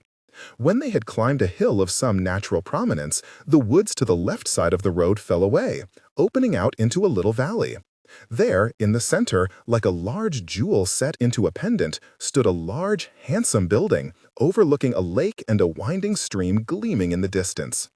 Elizabeth gasped. This was a house beside which Netherfield, the largest estate near Marioton, paled by comparison. No wonder Miss Bingley desired to be mistress of this place above all other things. "That is Pemberley?" asked her cousin, her voice strangled with disbelief. "I believe it must be," said Elizabeth, "unless the coachman does not know the road to return to his master's estate." A giggle escaped Olivia's lips, though she attempted a severe look to cover her mirth. Elizabeth's comment served its purpose, however, as she noticed that Olivia was relaxed rather than disbelieving about the fineness of the house. "Do not say such things, Lizzie," whispered Olivia. "I am certain I shall burst out laughing and make a fool of myself." "Do not worry, dearest," replied Elizabeth. "I am certain you will do very well. Miss Darcy does not strike me as the kind of girl to judge." The carriage by now was proceeding down the long drive, which led to the entrance of the house, and the closer they came, the grander it appeared. It was a 3-story building, situated on a little rise near the lake, which would protect it should the spring rains be heavy enough to overflow the banks. It was built of stone and boasted 2 long wings to either side of the main entrance, with large, spacious windows. Just to the rear of the house, she could see the beginnings of a formal garden and, perhaps, a hedge maze, which promised to be delightful. Here and there, leading off into the trees, Elizabeth could see the beginnings of several paths, leading Elizabeth to believe that the walks were extensive. How much she would like to walk those paths, to become as familiar with them as those who lived in this magnificent place. Elizabeth reined in her emotions, cautioning herself against excited displays and avoiding the appearance of covetousness. This house, no matter how large and imposing, was nothing more than a home to their hostess, and Elizabeth well knew how tasteless a person could appear if they displayed an unseemly level of enthusiasm when touring another's home. Mr. Collins' performance when he had come to Longbourn was certainly not an example she wished to imitate. At length, the coach stopped in front of those imposing double doors, and there on the steps, waiting for them, was Georgiana Darcy. The girl was dressed in an elegant but simple gown of yellow, showing yet again that even having been raised amid great wealth, she was not but a young girl, and one who was shy at that. The step was lowered for them, and Elizabeth and Olivia were helped from the carriage by the footman, and they approached their hostess. "Miss Darcy," said Elizabeth, with a smile and a curtsy, "how do you do?" "Miss Bennet, Miss Drummond," said Miss Darcy, returning her gesture, "I am very happy to see you. Welcome to Pemberley." "We are happy to be here," said Olivia. "Thank you for inviting us." A grin settled over Miss Darcy's face, though she ducked her head in apparent embarrassment. "Come, let us go inside. I have been anticipating your visit since word arrived yesterday that you had accepted. I am so excited." They were led into an entrance hall, large and imposing, like everything else about this place. A massive stairway led up to the upper apartments, wide and spacious, and there were passages leading away from the room in every direction. Elizabeth thought that she could become quite lost in this place very quickly if she had no guide. Miss Darcy led them away to the left, where they passed a short distance down a hall which stretched off some ways, until she opened a door to a room set against the front of the house. Inside was a lovely arrangement of furniture, tastefully elegant and well constructed, and on the far wall stood a fine pianoforte. The sunlight shone into the room from the large bank of windows, making it light and pleasing, a truly lovely room. There they were introduced to a handsome older woman by the name of Mrs. Ensley, Miss Darcy's companion. "So, this is the infamous pianoforte of which you have told us," said Elizabeth, after the pleasantries with Mrs. Ensley had been exchanged. "It does appear to be a superior instrument, but I believe I would like to judge based on hearing you play." "Perhaps you would like a turn on it yourself," said Miss Darcy. Elizabeth laughed. "But Miss Bingley has informed us of just how accomplished you are. I doubt my poor attempts could possibly measure up to your talents." "You are familiar with Miss Bingley?" asked Mrs. Ensley, in a way which led Elizabeth to believe that the woman suspected her of being of similar ilk. She had obviously had enough contact with the woman to be disapproving of her, though her manner could not be said to be disrespectful. "I am, indeed," said Elizabeth. "Miss Bingley, you see, came to the neighborhood in which I was raised last autumn, when her brother leased an estate adjacent to my father's. Earlier this year, my elder sister Jane was married to Mr. Bingley." Elizabeth turned to Georgiana with chagrin, saying, "I know I mentioned this before, Miss Darcy, but I now have a permanent connection with Miss Bingley.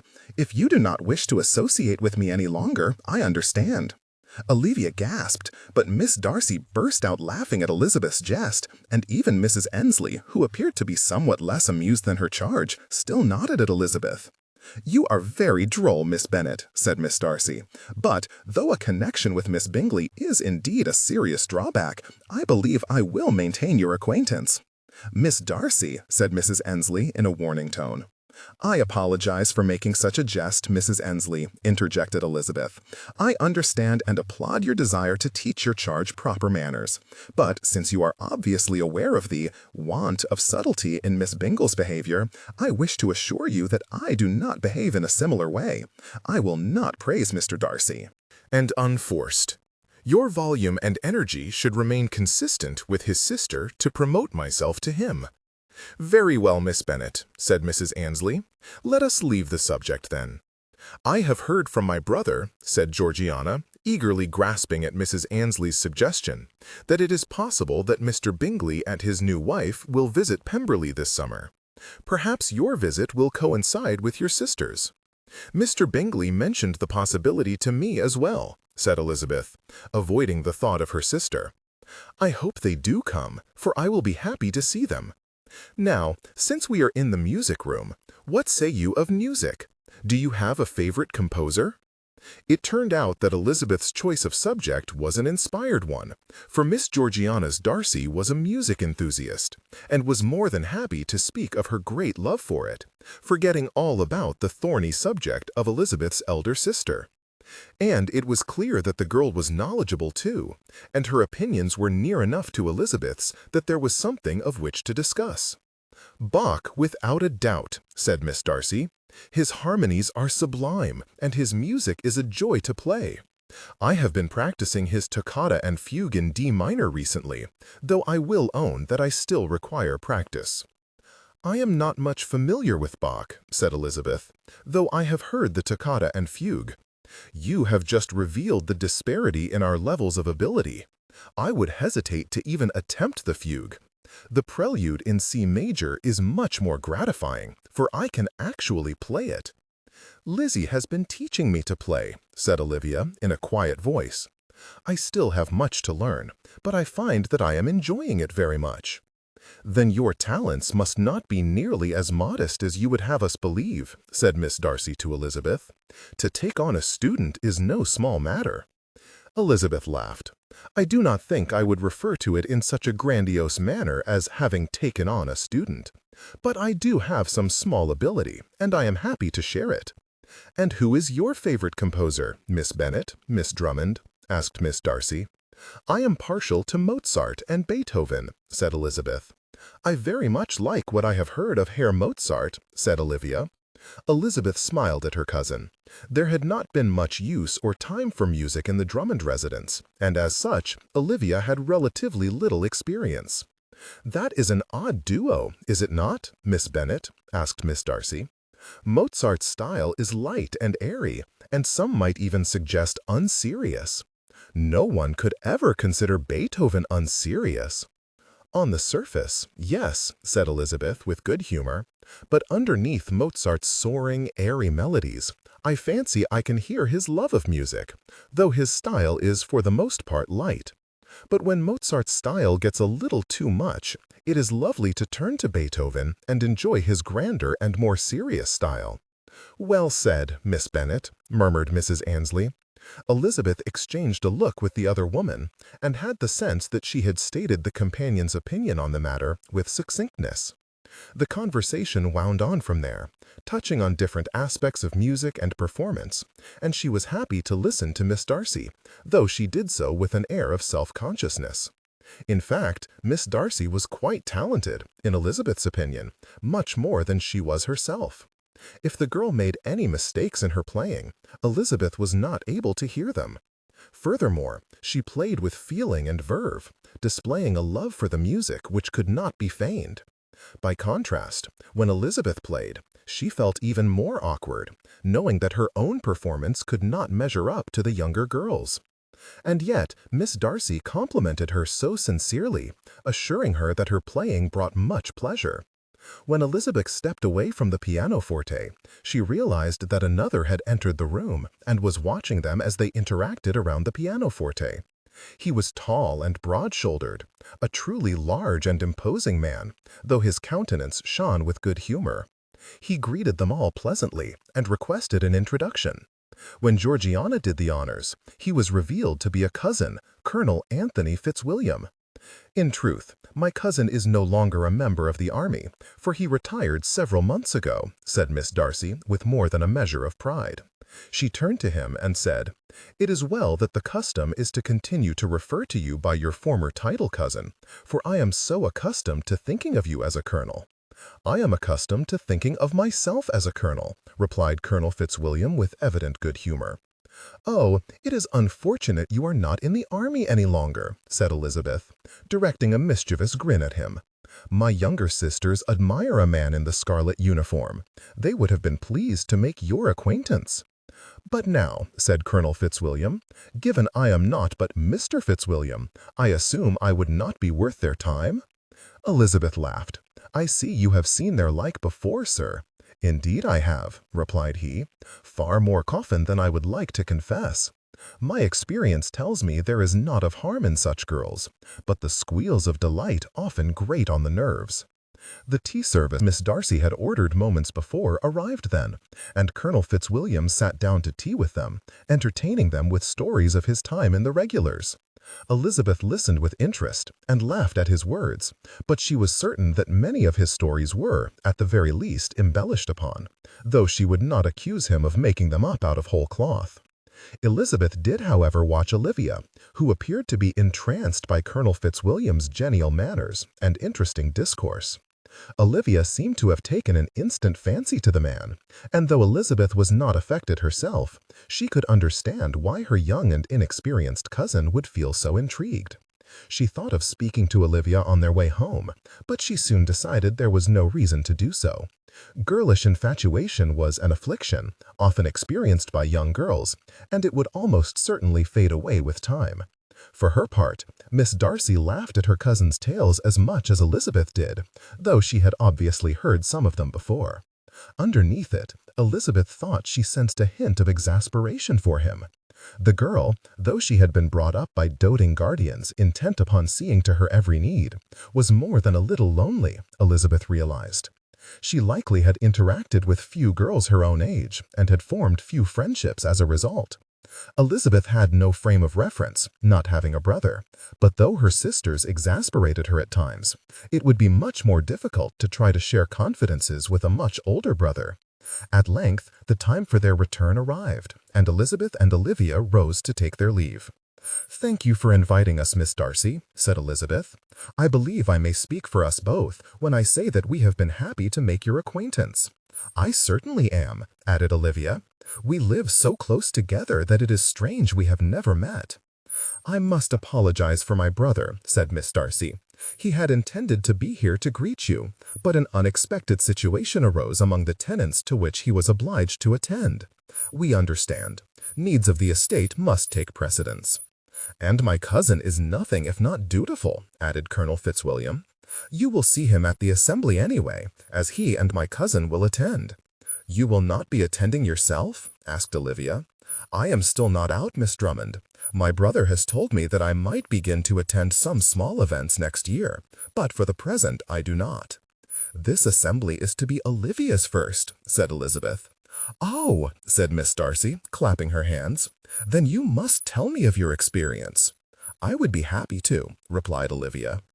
They made ready to depart, and their hostess, in the company of her cousin, escorted them to the entrance where they took their leave. It was with an almost diffidence that Miss Darcy addressed them as they strode down the stairs to the waiting carriage. "I look forward to continuing our acquaintance in the future," said Miss Darcy. The girl hesitated and ducked her head. "In fact, since we are now friends, shall we not dispense with the formalities? I would like very much if you would call me Georgiana, if you will afford me the same privilege." "An excellent idea," said Elizabeth. "My sisters and friends often call me Lizzie, but I will answer to Eliza as well, if that is what you prefer. My cousin, however, objects to Livy, as it sounds too much like my preferred moniker." "Oh, Lizzie!" exclaimed Olivia, while Georgiana giggled. "Livy and Lizzie, eh?" asked Colonel Fitzwilliam, his eyes gleaming with mirth. "Perhaps you should run away and become actresses. I do not doubt you would be a sensation." "I believe, sir, that I am quite happy where I am," replied Elizabeth. "That is truly the trick, is it not, Miss Bennet?" It was, Elizabeth thought, thinking of her aunt and her obvious dissatisfaction with her life and situation. But not wishing to cast a pall on their leave-taking, she pushed such thoughts to the corner of her mind. Before long, she was ensconced with her cousin in the coach headed back toward Kingsdown. Chapter 8. The next few days passed in much the same manner as many of the previous ones, with the exception that for the first time since Elizabeth had come to Derbyshire, they were subjected to several days of almost constant rain. As a young lady who loved to be out of doors, Elizabeth found the weather trying. It confined her to the house, except for a short constitutional in the immediate vicinity on the rare occasions when it relented for a time. Soon the ground became a sodden mess, and even that was denied her. They did not see Miss Darcy again, but that did not mean that Olivia and Elizabeth did not have much to occupy their time. There were the ever-present tasks which needed to be completed, Olivia's continuing instruction in both the pianoforte and the dance steps, and the final fittings for their gowns, which were to be ready for the assembly. Elizabeth was confident that her cousin would acquit herself well on the dance floor, as well as in conversation with the other young ladies who would be attending. It would be some time before she was ready to perform in front of anyone, but she did seem to possess a certain aptitude for the pianoforte, which would blossom if it was nurtured correctly. The promise of an assembly was certain to make young maidens alight with the excitement and expectation of a new experience, eager for the activity to commence. As such, the days leading up to the activity were filled with Olivia's speculations and anticipation, which, while charming, at times reminded Elizabeth of her younger sister's less than proper behavior. She had no fear that Olivia would behave in a like manner, but her constant chatter on the subject wore at Elizabeth's nerves at times. At length, however, the appointed night arrived, and with it a cessation of the rain. There were still intermittent showers, but the sun had begun to peer through the low cover of clouds, though her uncle opined that it would likely be at least a day or two before the sun began to shine in earnest.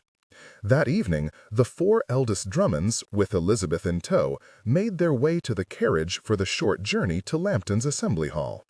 Her cousin, Edward, Elizabeth was forced to concede, looked quite well in his suit, which, while it was not the highest of quality, was still well made and becoming. Her aunt and uncle had dressed up in their own finery, such as Elizabeth had never seen them wear. "We shall arrive in less than a half-hour," said Mr. Drummond, as the carriage set off. "If you can maintain your composure that long, you shall have the promised amusement." Olivia blushed, but she looked at her father with affection and gratitude. Mr. Drummond had seen his eldest daughter's behavior these last days, and had obviously recognized it as well as Elizabeth had. "And let me take this opportunity, my dear," continued Mr. Drummond, "to solicit your hand for the first dance of the evening." "Of course, papa," replied Olivia, with a hint of a giggle. "After, I shall take you to my friends and introduce you," said Edward. "You will also make the acquaintance of their sisters, which should be of as much interest for you as dancing." "Thank you, Edward. Will you do the same for Elizabeth?" "Of course." The relationship seemed to have become a little closer since the conversation Elizabeth had with Edward on the day of the picnic.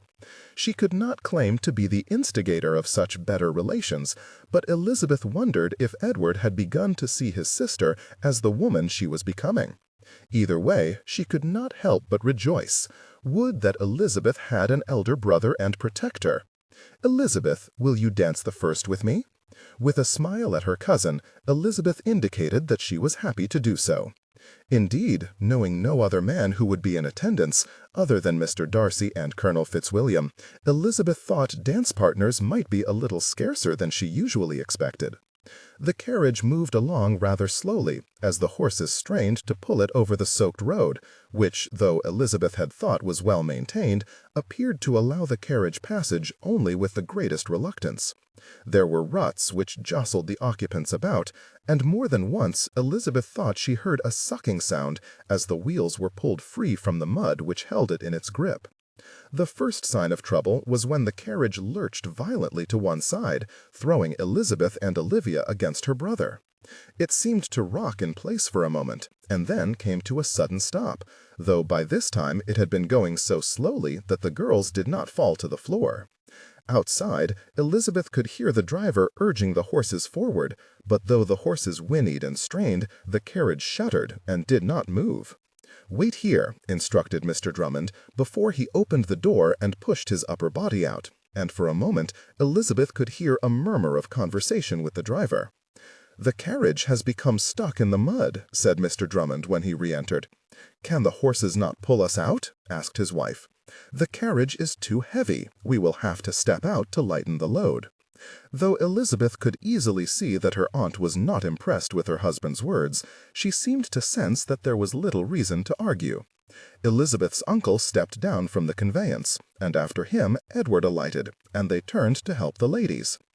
After Mrs. Drummond was helped to the ground, Elizabeth stepped down herself, noting that it was fortunate that the carriage had become stuck on one side of the road, as there was a grassy section not far away. Her uncle held her up in his arms and deposited her in the relatively cleanliness of the grass and smiled at her. "If you ladies will wait here a moment, we shall see if the horses can pull the carriage from the mud. As an intrepid young lady, I am certain you will not be put out by a little wet grass." "No, indeed, uncle," replied Elizabeth. Elizabeth stood with her cousin and watched as the driver urged the horses on, with cracks of his whip. The two animals strained against the crosspiece to which they were attached, but though the vehicle shuddered and their muscles strained under their sleek coats, the coach did not budge. "I suppose there is no help for it," said Mr. Drummond with regret. "Edward and I will need to push to try to dislodge it." "You will become muddy yourselves," said his wife. "I know, but there is nothing else to be done. The horses by themselves are not enough to free the carriage." "Edward and I can return to Kingsdown and join you after we change." Though it appeared like Mrs. Drummond wished to say something further, she held her peace. For Elizabeth, she realized that the time consumed in such an endeavor would mean they would arrive very late, but there seemed to be little that could be done, as her uncle had indicated. "At least it is not raining at present," said Olivia in a quiet voice to Elizabeth. Though Elizabeth agreed with her, she was not confident it would not begin yet again. The sound of another carriage approaching caught the company's attention, and they looked as one as a large coach and four appeared out of the gloom. Though the light was poor and the approaching carriage was mired in the darkness, Elizabeth could see the faint gleam of enameled lacquer, the intricate filigree which adorned the doors, and her attention was caught when one of the horses stamped and snorted. It rolled to a stop behind the Drummond carriage, and the side door opened, allowing two men to step down. They approached the waiting party, and a moment later their identities were revealed as Mr. Darcy and Colonel Fitzwilliam. "Drummond," exclaimed the former, "it seems as if you were having a spot of trouble." "More than a spot, sir," was Mr. Drummond's reply. "This section of road has been a problem for some time," said Mr. Darcy. He sounded exasperated. "I may have to do something about it myself. I apologize for delaying you and your cousin with our difficulties." Mr. Darcy only waved him off. "There is nothing you could have done about it, sir. Let us push your vehicle out so we can get you on your way to the assembly." "I would not wish for your clothing to be soiled dealing with our problem, sir," said Mr. Drummond. "If someone is to become soiled, it makes greater sense for it to be me. Pemberley is much closer, and my conveyance, pulled by 4 horses, is better equipped to go through this area than yours. Come, sir, I insist." There was little Mr. Drummond could do but thank Mr. Darcy for his civility. The two men took their positions behind the carriage, and with the assistance of the two footmen from Pemberley, they began straining against the rear of the old equipage. The horses squealed and the men shouted as they heaved against the heavy bulk, and for a time it stubbornly refused to move. But then, with a great sucking sound, the carriage broke free of the mud and lumbered on for a few feet until it reached a section of the road which appeared to be a little firmer. It was a miracle that none of the men had fallen when it had suddenly moved. "I believe a change of pants is necessary, at the very least," said Colonel Fitzwilliam, as he looked down ruefully at his trousers. Indeed, though the man's jacket seemed to have escaped unscathed, he was speckled with mud below his waist. Mr. Darcy was in the same condition. "Not until we are certain the Drummonds will have no further trouble," replied Mr. Darcy. "Thank you, good sirs," said Mr. Drummond. "We would have been in a fix had you passed this way before us." "It was our pleasure, sir," replied Colonel Fitzwilliam. "Now let us get you under way," added Mr. Darcy. The gentlemen escorted them to the side of the equipage, where they saw them seated in the coach. Mr. Darcy extended his hand and assisted first Olivia and then Elizabeth up, and then bowed and stepped away. "I hope you will arrive with no further mishap. I know how ladies love to dance. You might still even arrive in time for the first." "Thank you, sir," said Elizabeth. "Are you perhaps as eager as your friend Mr. Bingley?" Mr. Darcy laughed, a rich, deep sound. "I cannot claim any such eagerness, Miss Bennet. I believe there are few who can. But I will attempt to do my duty when we arrive." "I shall hold you to it, sir." Mr. Darcy bowed and stepped away, allowing the rest of the Drummond party to enter the carriage, and with a spoken word from the driver and a shake of the reins, the horses once again began to pull them toward their destination. "Now, Mrs. Drummond," said Mr. Drummond, "does Darcy still seem like an insufferably proud and disagreeable man? How many of his station would insist upon pushing us from the mire himself?" Mrs. Drummond did not respond, and well she did not, as there was nothing for her to say. For her part, Elizabeth found herself warmly disposed toward Mr. Darcy, and not only for coming to their rescue that evening. In fact, she had found him to be gentlemanly and warm, and she hoped to learn something more of him during her stay. When the carriage came to a stop in front of the assembly hall, the gentlemen disembarked, turned to assist the ladies, and they all entered. The hall was larger than Meryton's, and, as a consequence, could accommodate more dancers. And since the hall was already filling up, Elizabeth thought that was likely for the best. They stood as a party for several moments, speaking softly amongst themselves and watching others enter. It was interesting for Elizabeth to witness those arrivals. There was a much greater variety in the situations of those in attendance, she thought, than existed in Meryton. In the neighborhood with which she was familiar, most of the landowners presided over small estates, her father and his 2,500 being the largest of those permanent residents of the area.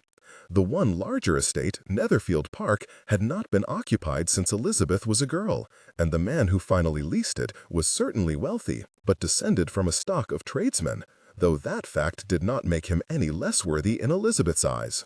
This neighborhood, however, seemed to have a much wider variety of residents. There were other gentlemen of Mr. Drummond's general consequence, or so they appeared by their clothing and demeanors, while there were others of gradually greater exalted stations, all the way to whose deportment and dress practically oozed wealth, and whose manners spoke to pride aplenty. Her uncle obviously had many acquaintances, for he spoke with several other gentlemen, and it did not seem to matter if they were higher in consequence than he was. He seemed to be respected regardless. Likewise, Elizabeth saw that Edward had many acquaintances of his own, and he seemed to be equally accepted among them. By contrast, however, Elizabeth witnessed more than one look of complete disdain directed toward her aunt, those who deigned to notice her at all, though the woman affected no notice of them. There were some few other women with whom her aunt stood and spoke, but unless Elizabeth was mistaken, it seemed like they were mostly of her own general consequence. It seemed rather incongruous that her uncle and cousin should be accepted by all, while her aunt was held in thinly concealed disdain by those higher than she. Elizabeth suspected it was the woman's own doing. As promised, Edward introduced Elizabeth and Olivia to his acquaintances, and through him they gained some introductions to their sisters, who took their standard up from there. Soon Elizabeth had been welcomed to the district many times over, and Olivia had been welcomed to society. It was due to a chance remark on Elizabeth's part that the adventure of the evening became known to the locals. "Mr. Darcy and his cousin assisted you?" asked one young lady with wide eyes. "He is frightfully handsome," opined another. "That does not make him amiable," added a third. "Perhaps not, but he has never been anything other than a gentleman," said a fourth. Elizabeth, trying to follow this conversation as she was, hastened to assure her new acquaintances of how she had always found Mr. Darcy to be perfectly amiable. "He rarely dances," said the first young lady with an annoyed sniff. "He usually dances with only those with whom he is particularly acquainted," corrected another. "When he does dance, he is attentive and civil." "I suspect he does not wish to raise expectations," said a new voice. Most young ladies of any station would immediately raise their expectations from a dance to matrimony if he were to be any more than civil. The newcomer was tall and handsome, perhaps a year or two older than Elizabeth, with her exquisite blonde hair tied into an elegant knot at the back of her head. Her dress was made of costly material and of a fashionable design, and her ears and neck glittered with jewelry which appeared to rival to Mr. Bennet's annual income.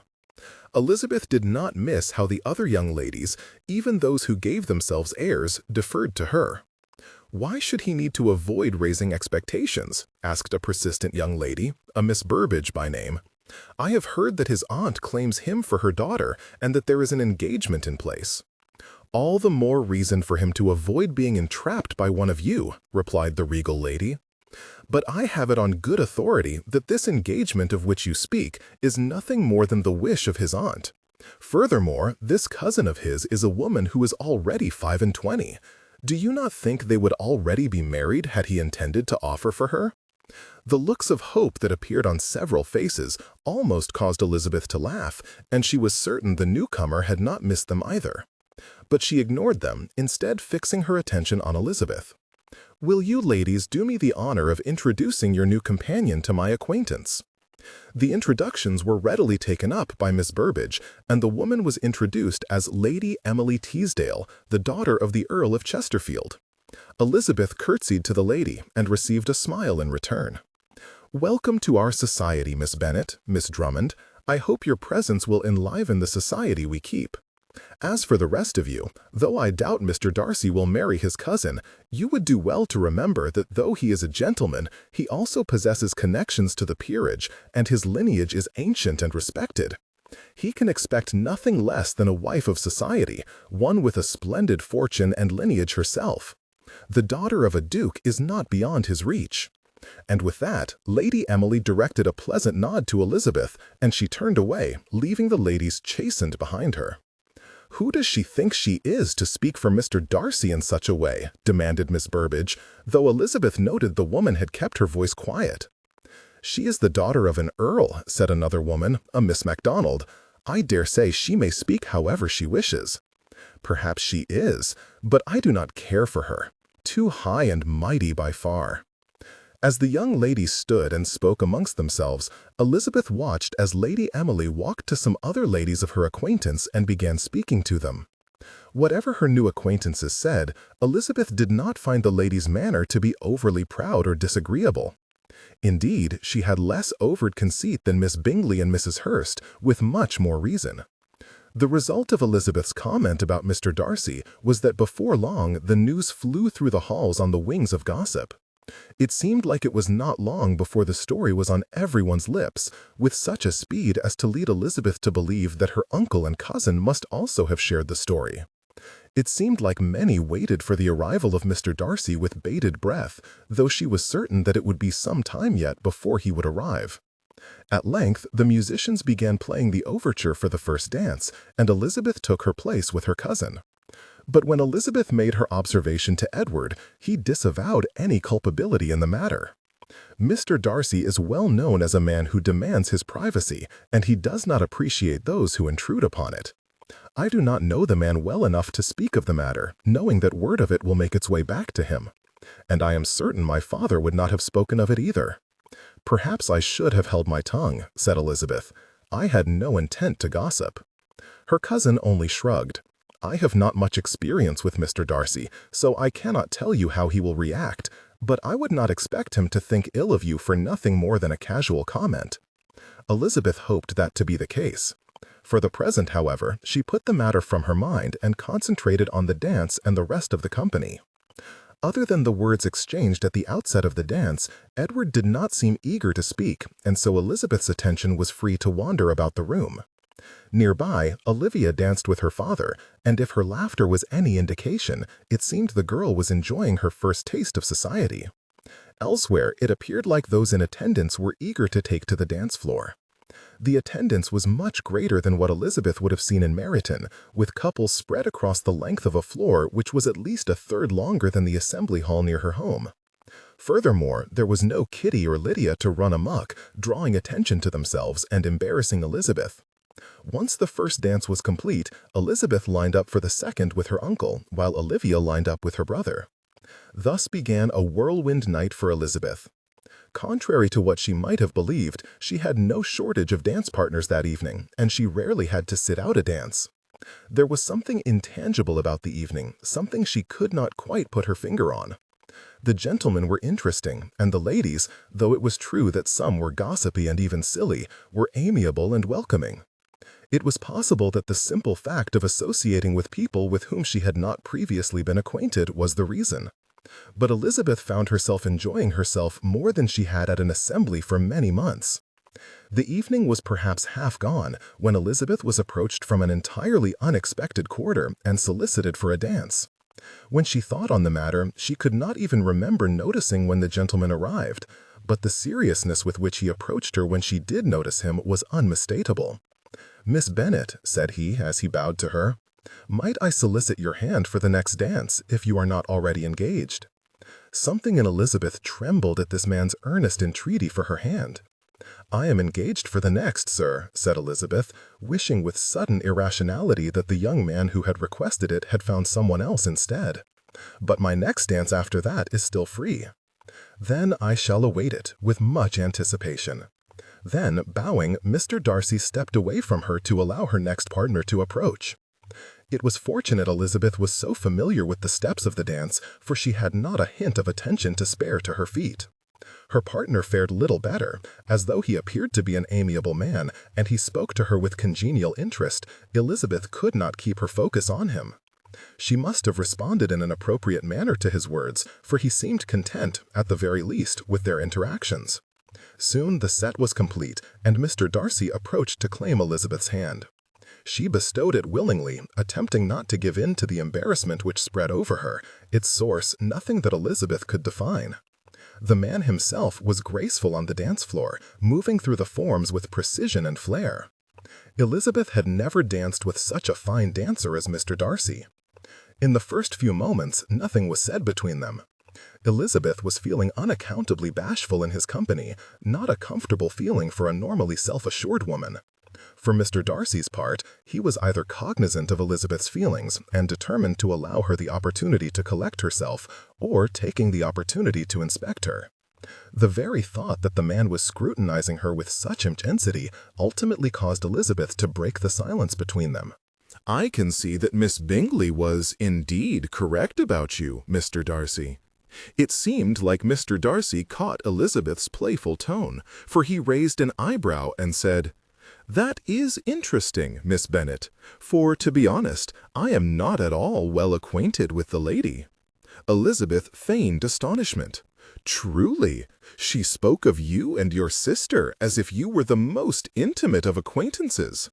"I am quite close with her brother," replied Mr. Darcy. "But though I have often met with his sisters, I would not say that I know them well. That might have been different had I been at liberty to travel to his estate last autumn. I am curious as to what knowledge of me my friend's sister possesses." "Only that you dance exquisitely, sir," replied Elizabeth. "Dancing is a subject of which many young ladies love to wax poetic," observed Mr. Darcy. "Many ladies do, indeed, but in this instance she was entirely correct. But I must own that your friend gave you a more flaming character." "Oh?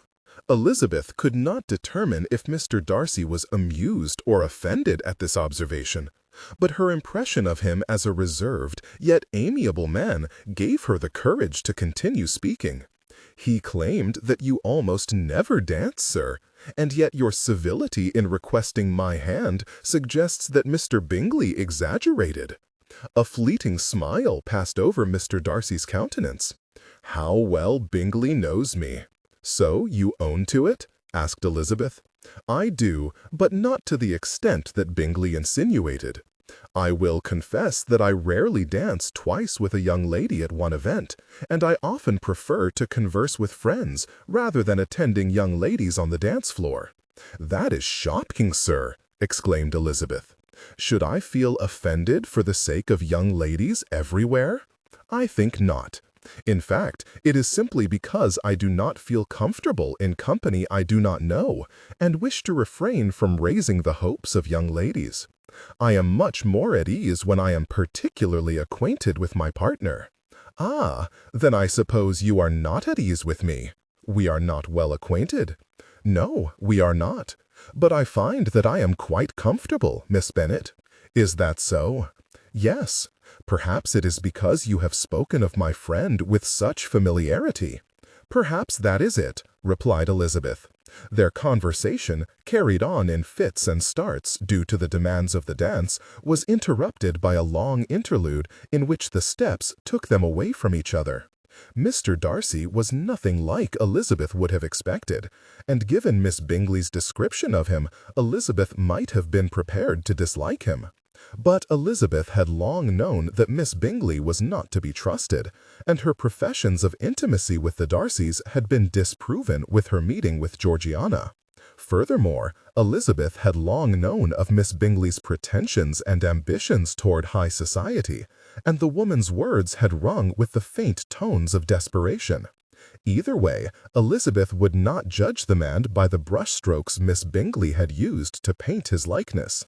As they came together again, Elizabeth chanced to notice a cluster of young ladies, and she was startled to see the eyes of Lady Emily watching them as they danced. It was difficult to discern what the woman was thinking, but Elizabeth wondered at her scrutiny, as for several moments it never wavered, even when the woman saw Elizabeth watching her. Perhaps she was thinking that Elizabeth was reaching above herself, given her newness to the neighborhood and relative position in life. But then Mr. Darcy was once again before Elizabeth, and she decided she must make a disclosure before the man discovered the matter for himself. "I must inform you, Mr. Darcy," said she, feeling her former nervousness return, "that the incident from earlier this evening was made known to those in attendance due to a careless remark I made myself." The man's eyes bored into her, and Elizabeth began to feel even more uncomfortable. "You are referring to the fact that the Drummond carriage became mired in the mud?" "Yes, sir," replied Elizabeth. "I had no intention to speak of it, but when I made an oblique reference, several of our new acquaintances would not rest until they knew the whole of the matter. I apologize, sir, for I understand your wish to maintain your privacy." "My privacy is, indeed, something I treasure." Mr. Darcy's expression softened. "But it does not follow that I blame you for it. The matter is, after all, something which occurred in your presence, and I doubt you possessed any ulterior motives in making it known. It likely would become known anyway, as I plan to speak with several others about that stretch of road, for it has become something of a hazard to those of us who use it frequently." Relief settled over Elizabeth, and she inclined her head. "Thank you, Mr. Darcy, for granting me clemency. I assure you that I am not one who is prone to gossip. Miss Bennet, I hardly think clemency is mine to grant. Come, shall we speak of other things?" "Certainly, sir. But do not be surprised if I tease you on the subject of your gallantry in the future. It is not a matter nearly so inconsequential as you would have me believe, and I am afraid I will be required to remind you of it in the future." Mr. Darcy laughed at Elizabeth's sally and shook his head. "I believe being teased by you, Miss Bennet, would be an exhilarating experience. I look forward to it." Thus was Elizabeth's opinion of the man reinforced, and when they separated after the dance was finished, she found her head to be full of him. It was perhaps not the most sensible thing to espouse such feelings for a man of Mr. Darcy's stature, but she could not help it, and she felt certain that the future would prove him to be even more amiable than he had hitherto shown himself to be. Chapter 9. Anthony Fitzwilliam sat at the table of the breakfast parlour at Pemberley vastly amused. Though his cousin had often given him reason to be amused, mostly it was because of his reticence and ability to offend without trying, Fitzwilliam thought he had never enjoyed himself quite so much as he was now. For though Darcy was often focused to a fault, and had often been referred to as a force of nature when pursuing some objective, he ate his breakfast that morning with a distracted air, often pausing between bites, or staring at something only he could see. The assembly last night was a success, was it not? It seemed like his cousin had forgotten that he was even there, for he started a little. It went well enough, though we were not there for the first half of the evening. I think that suited you very well indeed, cousin. Rather than give Fitzwilliam any further reason to make sport with him, Darcy only grunted and returned to his sausage. You must have felt the loss of half the evening keenly, said Fitzwilliam, still attempting to provoke his cousin to respond. I dare say that you have never danced so much as you did last night. But Darcy only shrugged. I behaved much as I ever would. I disagree, Darcy. There was Miss Pierce and Miss Dawson and Lady Emily, and of course Miss Drummond and Miss Bennet. How can you account for such liveliness? You forget their situations, cousin. Miss Pierce is betrothed, and Miss Dawson is all but engaged. As for Lady Emily, she is her father's only child, and her sons are set to inherit the earldom. She has no need of my money, and no interest in me at all. Though Fitzwilliam privately thought Darcy was mistaken about the earl's daughter, he ignored her for the moment. And Miss Drummond and Miss Bennet? Miss Drummond is only just out in society, and not looking for a wealthy husband. Miss Bennet is quite engaging, and does not give the impression of being a fortune hunter. I will certainly not disagree with you on that front, though I will say that many ladies are able to hide their designs behind fluttering eyelashes, or even wit, if it comes to that.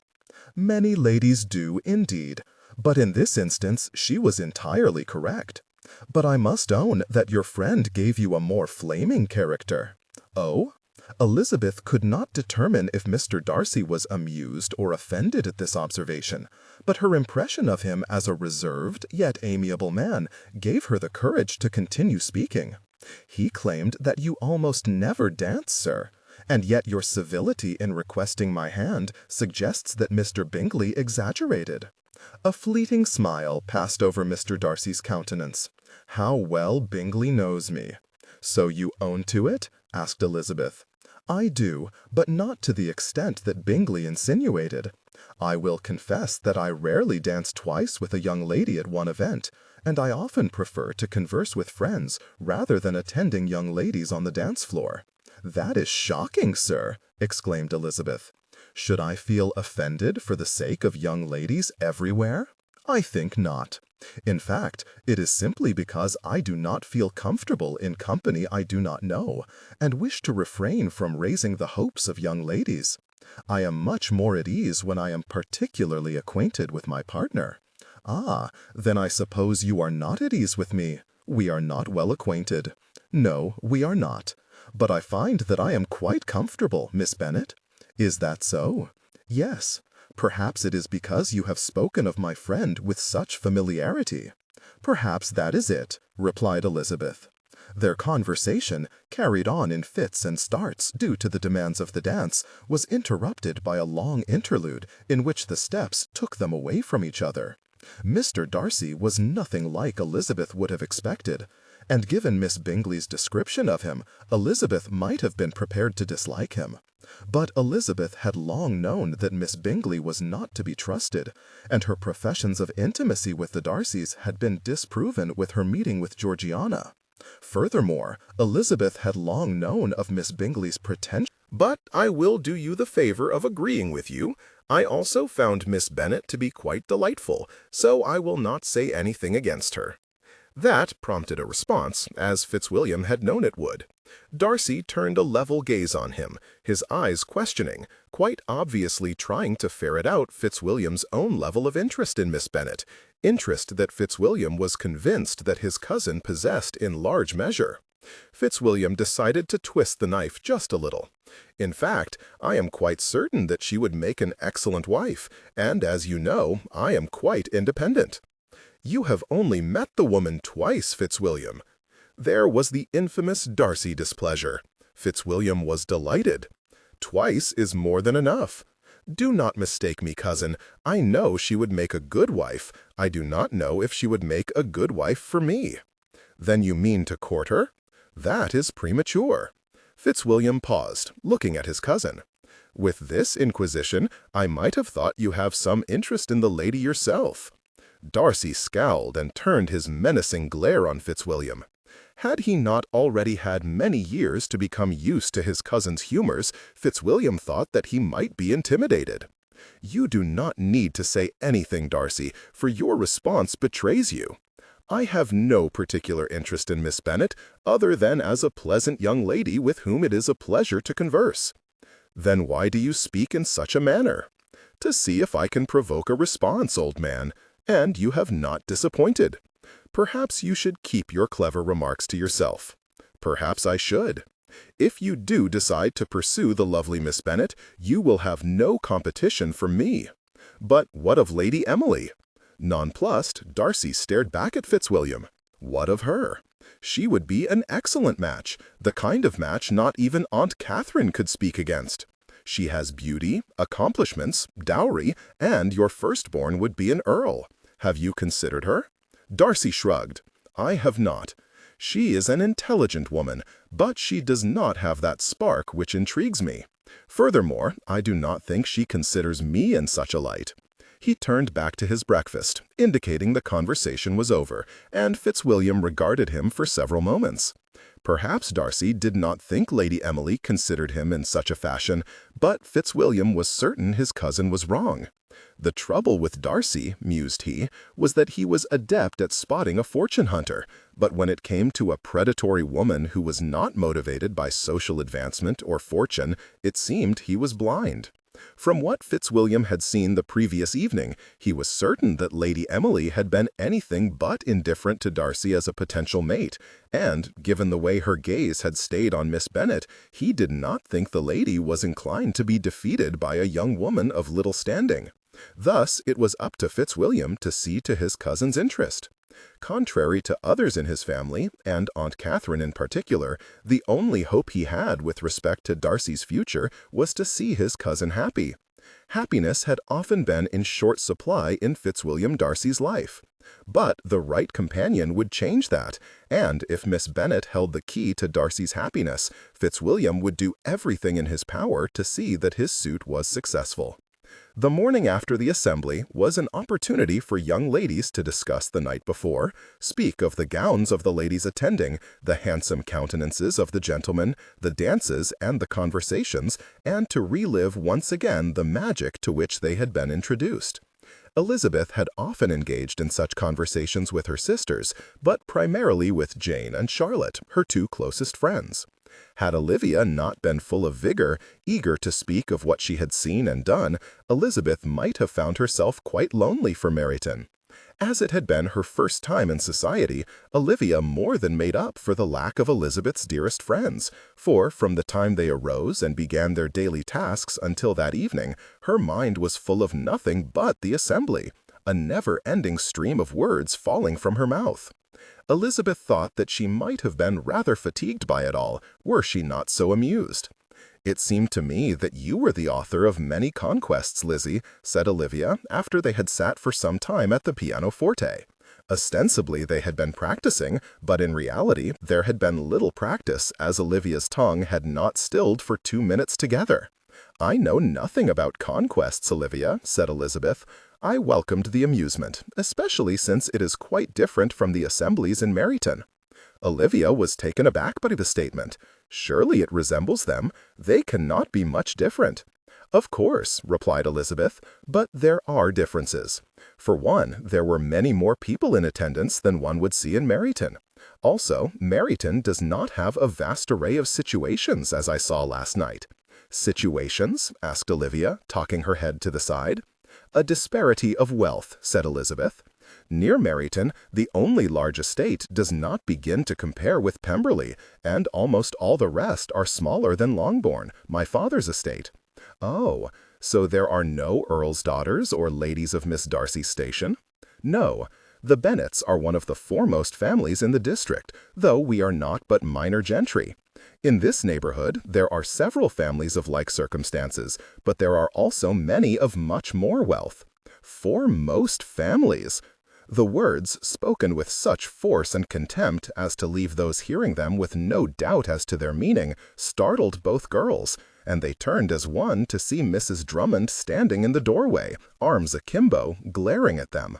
"Though your father might wallow in his fantasy world, content to imagine that he has upheld the honor and credit of the family, I know the truth. The Bennets have fallen far. You would do well to remember that."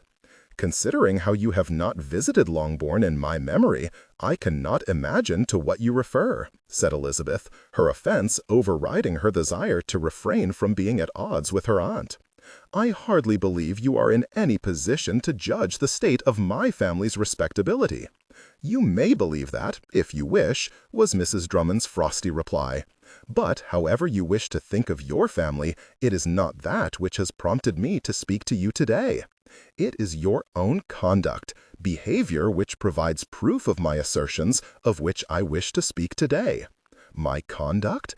I cannot imagine of what you speak." "I am certain you do," said Mrs. Drummond. "To wit, your shameless manners, the way you flirted with every man in attendance, the way you threw yourself at Mr. Darcy and Colonel Fitzwilliam. I will not have this shameless behavior in my home." "Mamma!" cried Olivia. "Aunt Claire," said Elizabeth at the same time, stiff with affront, "my behavior in no way resembles the charges you have laid at my door. I have done nothing improper." "Of course you would feel that way," said her aunt, her tone a sneer. "Given the example you have been given, it is not to be wondered at. My father does not take issue with my behavior, and neither does your husband. I have no idea what you consider to be good behavior, but whatever it is, I cannot think there are many who agree with you. With this impertinence, I am not surprised you see nothing wrong with the way you act. It was a mistake to bring you here. I knew it from the start." "If you think it was so," said Elizabeth, clenching her fists to keep her temper, "then I will return to my home at any time convenient. It is clear that at least one member of this family does not wish for me to be here, and I will not stay where I am the subject of baseless attacks." The gasp from Olivia almost broke Elizabeth's heart. She knew her departure would be hard on her young cousin, and Elizabeth herself felt little desire to be separated from the girl she was coming to esteem highly. But her character would not be maligned in such a way without response. Luckily, the conversation was interrupted before anything else could be said which could not be taken back. "That is enough, Mrs. Drummond." Mr. Drummond stepped into the room and glared at his wife, and though she gave every indication of defiance, Elizabeth could see it was more bravado than anything. "In fact, I invited Elizabeth here, and I will decide how long she is welcome to stay. Furthermore, as far as I am concerned, there is nothing wrong with her behavior. You did not see her flirting with every man present last night. I hardly think that her playful manner constituted flirting, Mrs. Drummond." Mr. Drummond's voice cracked like a whip. "In fact, I believe that Olivia cannot but benefit by having such a vivacious example as Elizabeth to guide her in our society. The fact that Elizabeth was so widely accepted last night by so many is a testament to her ability to put others at ease and recommend herself to new acquaintances." Mrs. Drummond smirked at Elizabeth. "Or perhaps it is a way of letting all the young men know that she is—" "Enough, madam," roared Mr. Drummond. "You claim to be genteel yourself, and you insinuate such vile innuendo. If your brother knew you were speaking of his daughter in such a manner, he would slap your mouth, and I would not prevent him." The couple glared at each other, but Mrs. Drummond was the first to look away. "Elizabeth," said her uncle, turning kindly eyes to her, "I cannot begin to express my mortification at the attacks to which you have been subjected in my own home. I can only apologize sincerely and beseech you to remain with us. Though there are some who have apparently allowed long-standing grudges to affect their judgment, I assure you that everyone else in this family values you as one of our own. I beg for your forgiveness." Though Elizabeth eyed her aunt with some distaste, she directed conciliatory words back at her uncle. "Uncle, I have been happy to be here. You have all been welcoming, and I have come to think of you as my family in reality rather than simply in name. Olivia has become as dear to me as my own sisters, but I will not, be the subject of such attacks. Should she speak in such a way to me again, I will write to my father, begging to be allowed to come home." Mr. Drummond replied with a curt nod, though his eyes never left his wife. "It will not happen again. You have my word. Now, wife, I would speak with you in our chambers. Come with me now."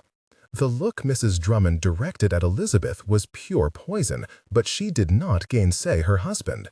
When they had gone, the silence in the room was almost deafening. "I hate her!" exclaimed Olivia, and she collapsed onto a nearby sofa and burst into tears. "She cares nothing of any of us. All she wishes is to make all our lives miserable." Though Elizabeth had no cordial feelings toward her aunt at that moment, she sat beside her cousin and drew her into an embrace.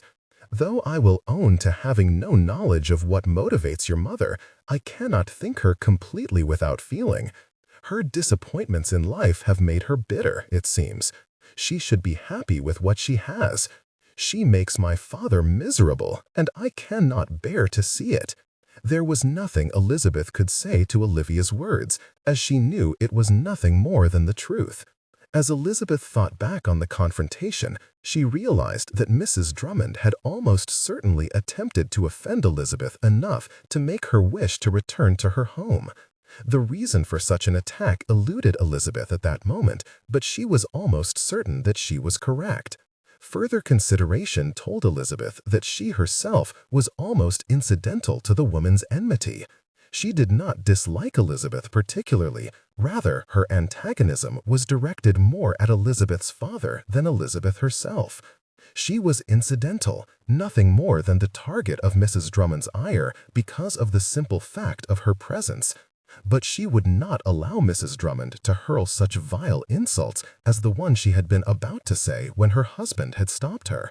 If she was forced to return home, perhaps Olivia could go with her to visit Longbourn.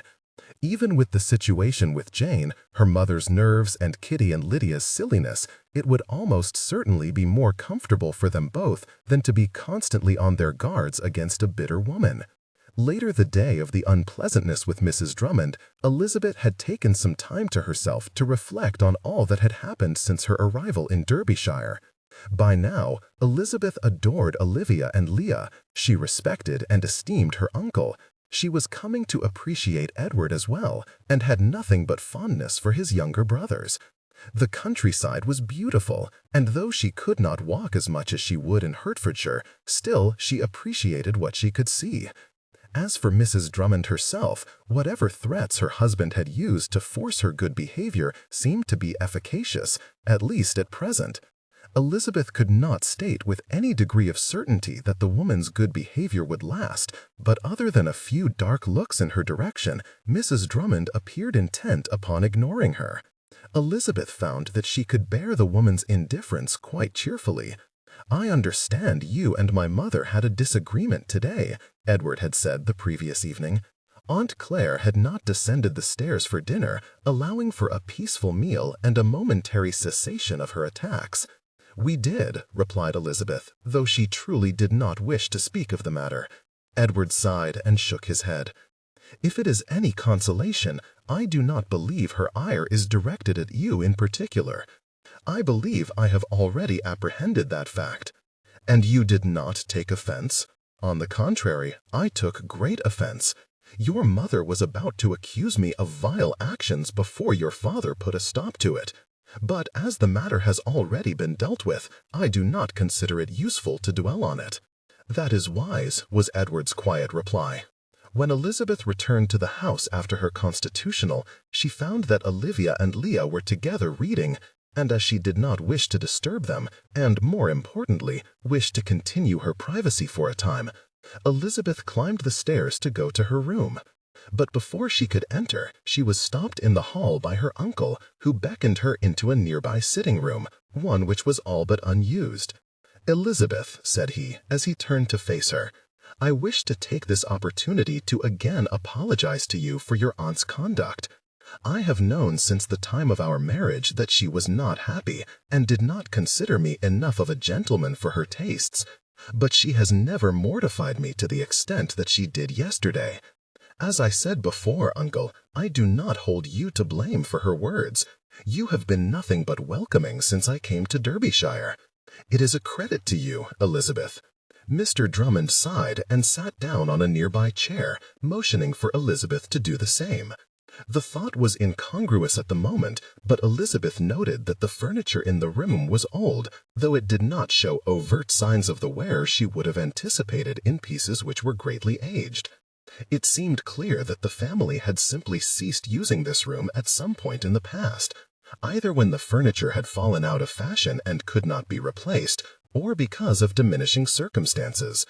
"I know your aunt offended you grievously," said Mr. Drummond after brooding about it for a moment, "but you should not take her words to heart. It seems like there is little which does not offend her these days, but I do not think her words constituted a disapproval of your manners. Her target was, in fact, something quite different." That was quite evident. Uncle Elizabeth paused, wondering how she could raise the matter without prying or insulting, when she decided that it was best to simply ask her question. Why has she become like this? She has been disappointed in life. I do not wish to unearth old grievances, Lizzie, so I prefer not to speak of it. If you will forgive me, Uncle. Aunt Claire is more than willing to not only unearth those grievances, but also to wave them about like a flag. That is true, but let us not descend to her level. My primary motive is to protect my children from her vitriol, and indeed to protect you as well. Though my wife rarely listens to me, I can still command her, and in this instance I have done so. She will not attack you again with such spurious charges, or she will reap the consequences." "Thank you, Uncle Drummond," said Elizabeth, putting her hand on his arm. "I appreciate yours. And I appreciate yours. Your presence has been wonderful for my daughters. I would not wish for you to be made uncomfortable or made to flee by the accusations of a bitter woman." After exchanging a few more words, Elizabeth parted from her uncle and retired to her room for some rest. She was still annoyed that he would not explain the reason for his wife's objectionable behavior, but she understood why he did not wish to speak of it. Perhaps she should write to her father, demanding that he explain what had happened to his sister. She would have, if she thought he would respond. Chapter X. It was with great relief that Elizabeth left the tense circumstances at Kingsdown, including the brooding person of her aunt, behind to attend Georgiana at Pemberley. The girl, who had not been able to attend the assembly, sent them a note, and in reading between the lines, Elizabeth was able to determine that she was all afire with curiosity for an account of the evening. Thus, the day after Elizabeth's confrontation with Mrs. Drummond, she embarked in the Darcy carriage, sent for their use, for the short journey to visit their friend. "It is unfortunate that Georgiana cannot participate in society yet," said Olivia once they had set out. "She is still only 16, Olivia," reminded Elizabeth. "I have experience with coming out too early. It is better that she wait for another year and gain more maturity." Olivia cocked her head to the side. "You have told me about your coming out, but you did not say much of your impressions." Elizabeth sighed. She had not spoken of her family much, not wishing to give her cousin a poor impression of their behavior. Perhaps now was the time to do so. "Every one of my sisters came out at the age of 15, said Elizabeth. "I dare say Jane handled it with her usual calmness, while I managed by laughing away my insecurities. But Mary was lost, and Kitty and Lydia much too immature for it. Trust me, it is better that you waited until 17, for you are much better able to understand how you should behave." "You have spoken of your sisters before," observed Olivia. With a sigh, Elizabeth shot her cousin a smile and said, "Kitty and Lydia were both much too young. Add to that an indulgent mother who does not completely understand how a gentlewoman should behave herself, and you have a pair of girls who are completely wild. And though I have not been part of that world myself, I am certain that young women do not come out in London until they are at least 18. Anything younger would be unseemly. Thus, Georgiana might begin to partake in some country society next year, but in London she will need to wait another year.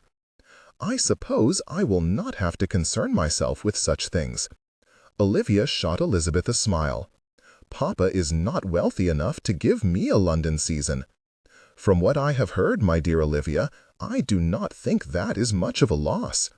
Be content with what you have, and those you will meet here.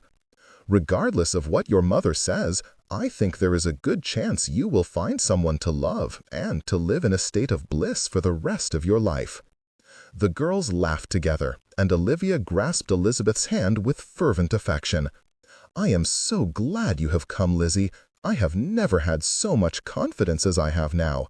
I do not know what I shall do when you leave."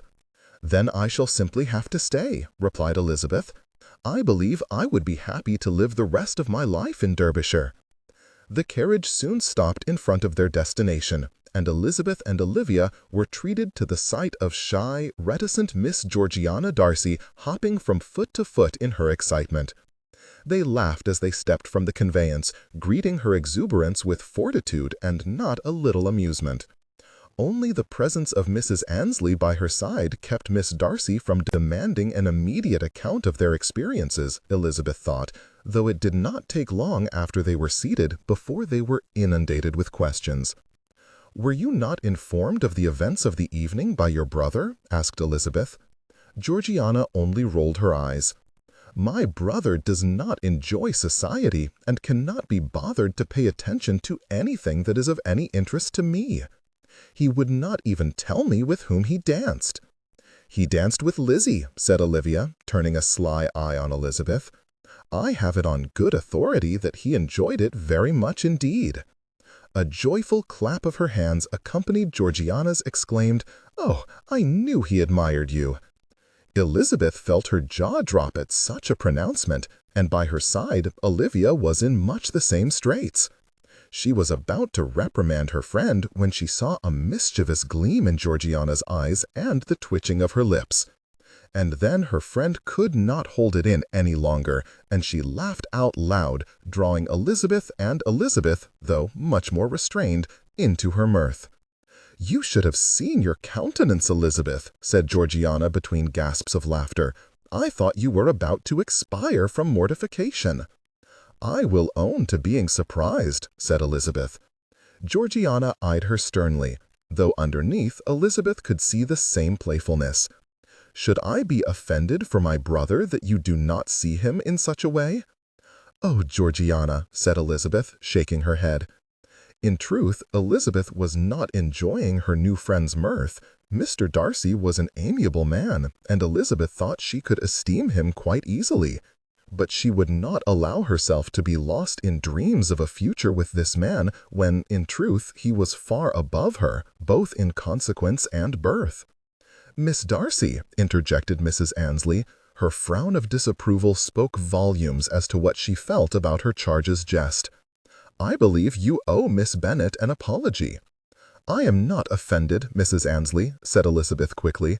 "I understand that Georgiana was teasing." "I know, Miss Bennet," said Mrs. Annesley, with a nod at Elizabeth. "But it is still not something of which she should jest. If someone were to overhear, it might cause rumors to be started which could damage both yourself and Mr. Darcy." Elizabeth nodded, knowing that Mrs. Annesley was, in part, attempting to teach her young charge and in part protecting her employer. The woman was loyal, which spoke well to her character. "I do apologize, Lizzie," said Georgiana, in a tone which almost managed to convey contriteness.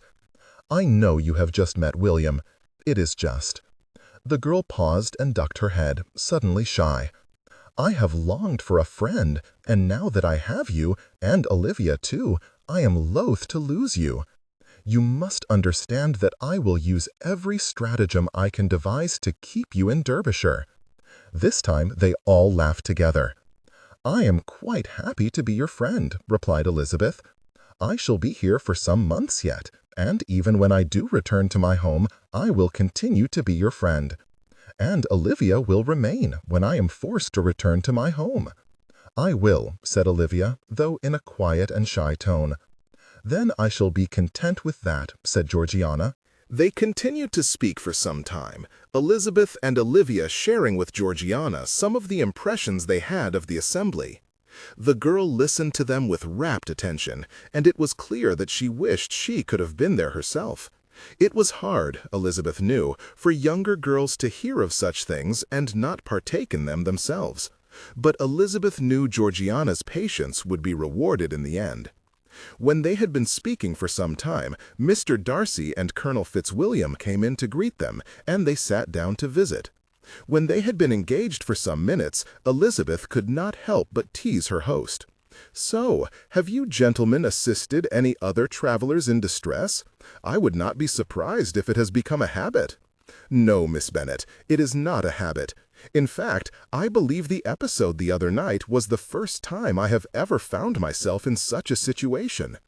"What is this?" demanded Georgiana. "You did not speak a word of it, brother." "That is because there was not much to tell." "On the contrary, sir," said Elizabeth, shooting him a reproachful frown, "I have rarely seen such an act of bravery, such sheer compassion for the welfare of others. I dare say the bards would make an epic of it, if only it were known." "Then you must share it with me, Lizzie," exclaimed Georgiana. "And share it I shall," replied Elizabeth, arching an eyebrow at Mr. Darcy, daring him to object. Mr. Darcy only waved her on.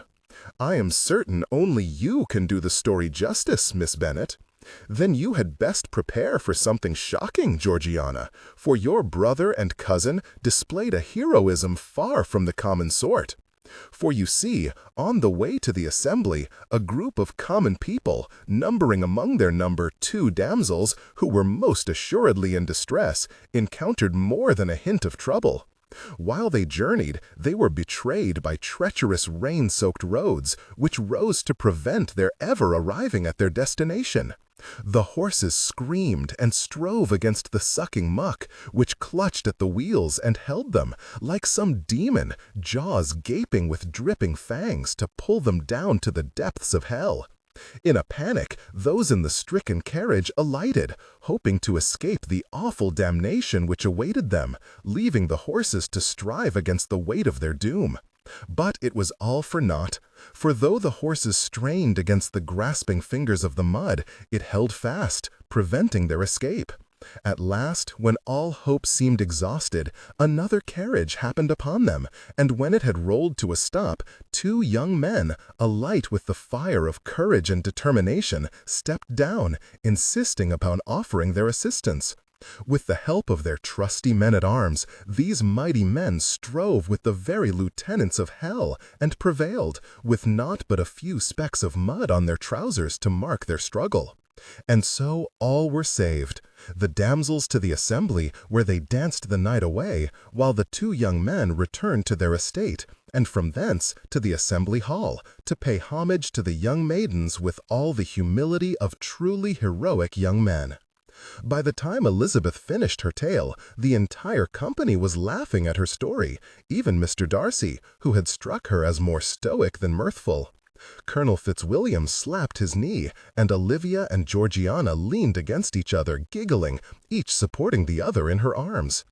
"Did it truly happen that way, brother?" gasped Georgiana. "More or less," said Mr. Darcy. "Miss Bennet might have embellished the tale slightly." "Aye," chortled Colonel Fitzwilliam, "she has the soul of a storyteller, I dare say." "My cousins have always enjoyed my stories," replied Elizabeth modestly. "A story devoid of embellishments is akin to a bowl of strawberries without cream. Yes, you can eat and enjoy it, but it is so much more interesting when combined with something sweet." "And make it better you did, Miss Bennet," said Mr. Darcy. "Even Fitzwilliam, who I am absolutely certain has not done half of the things of which he boasts, cannot spin a yarn so well as you." "Darcy!" exclaimed Colonel Fitzwilliam, "do not say such things. I will have you know that everything I have told you is nothing but an exact account of my experiences." "I think my cousin has become addled by the rigors of command," said Georgiana. "No one could ever believe all the outlandish blandishments which come out of his mouth." Elizabeth covered her giggle with a hand, noting the severe look Colonel Fitzwilliam was directing at his cousin. She only looked calmly at him, though her amusement danced in her eyes. "I believe it might be prudent for you to take care as to whom you allow to influence your sister, Darcy," said he. "She seems to have acquired a hint of teasing in her manner, which is quite unseemly." "I actually rather enjoy it, Fitzwilliam," leaning back into the cushions of the sofa. "It is amusing to watch you receive a taste of your own medicine from time to time." "Cut to the quick!" exclaimed Colonel Fitzwilliam, raising a dramatic hand to his chest. "And to think that it is my own cousin who has wounded me so!" "I agree with William," said Georgiana. "You do deserve to be teased in return." They all laughed and then moved on to other topics. Elizabeth participated, but underneath she was considering all that had happened.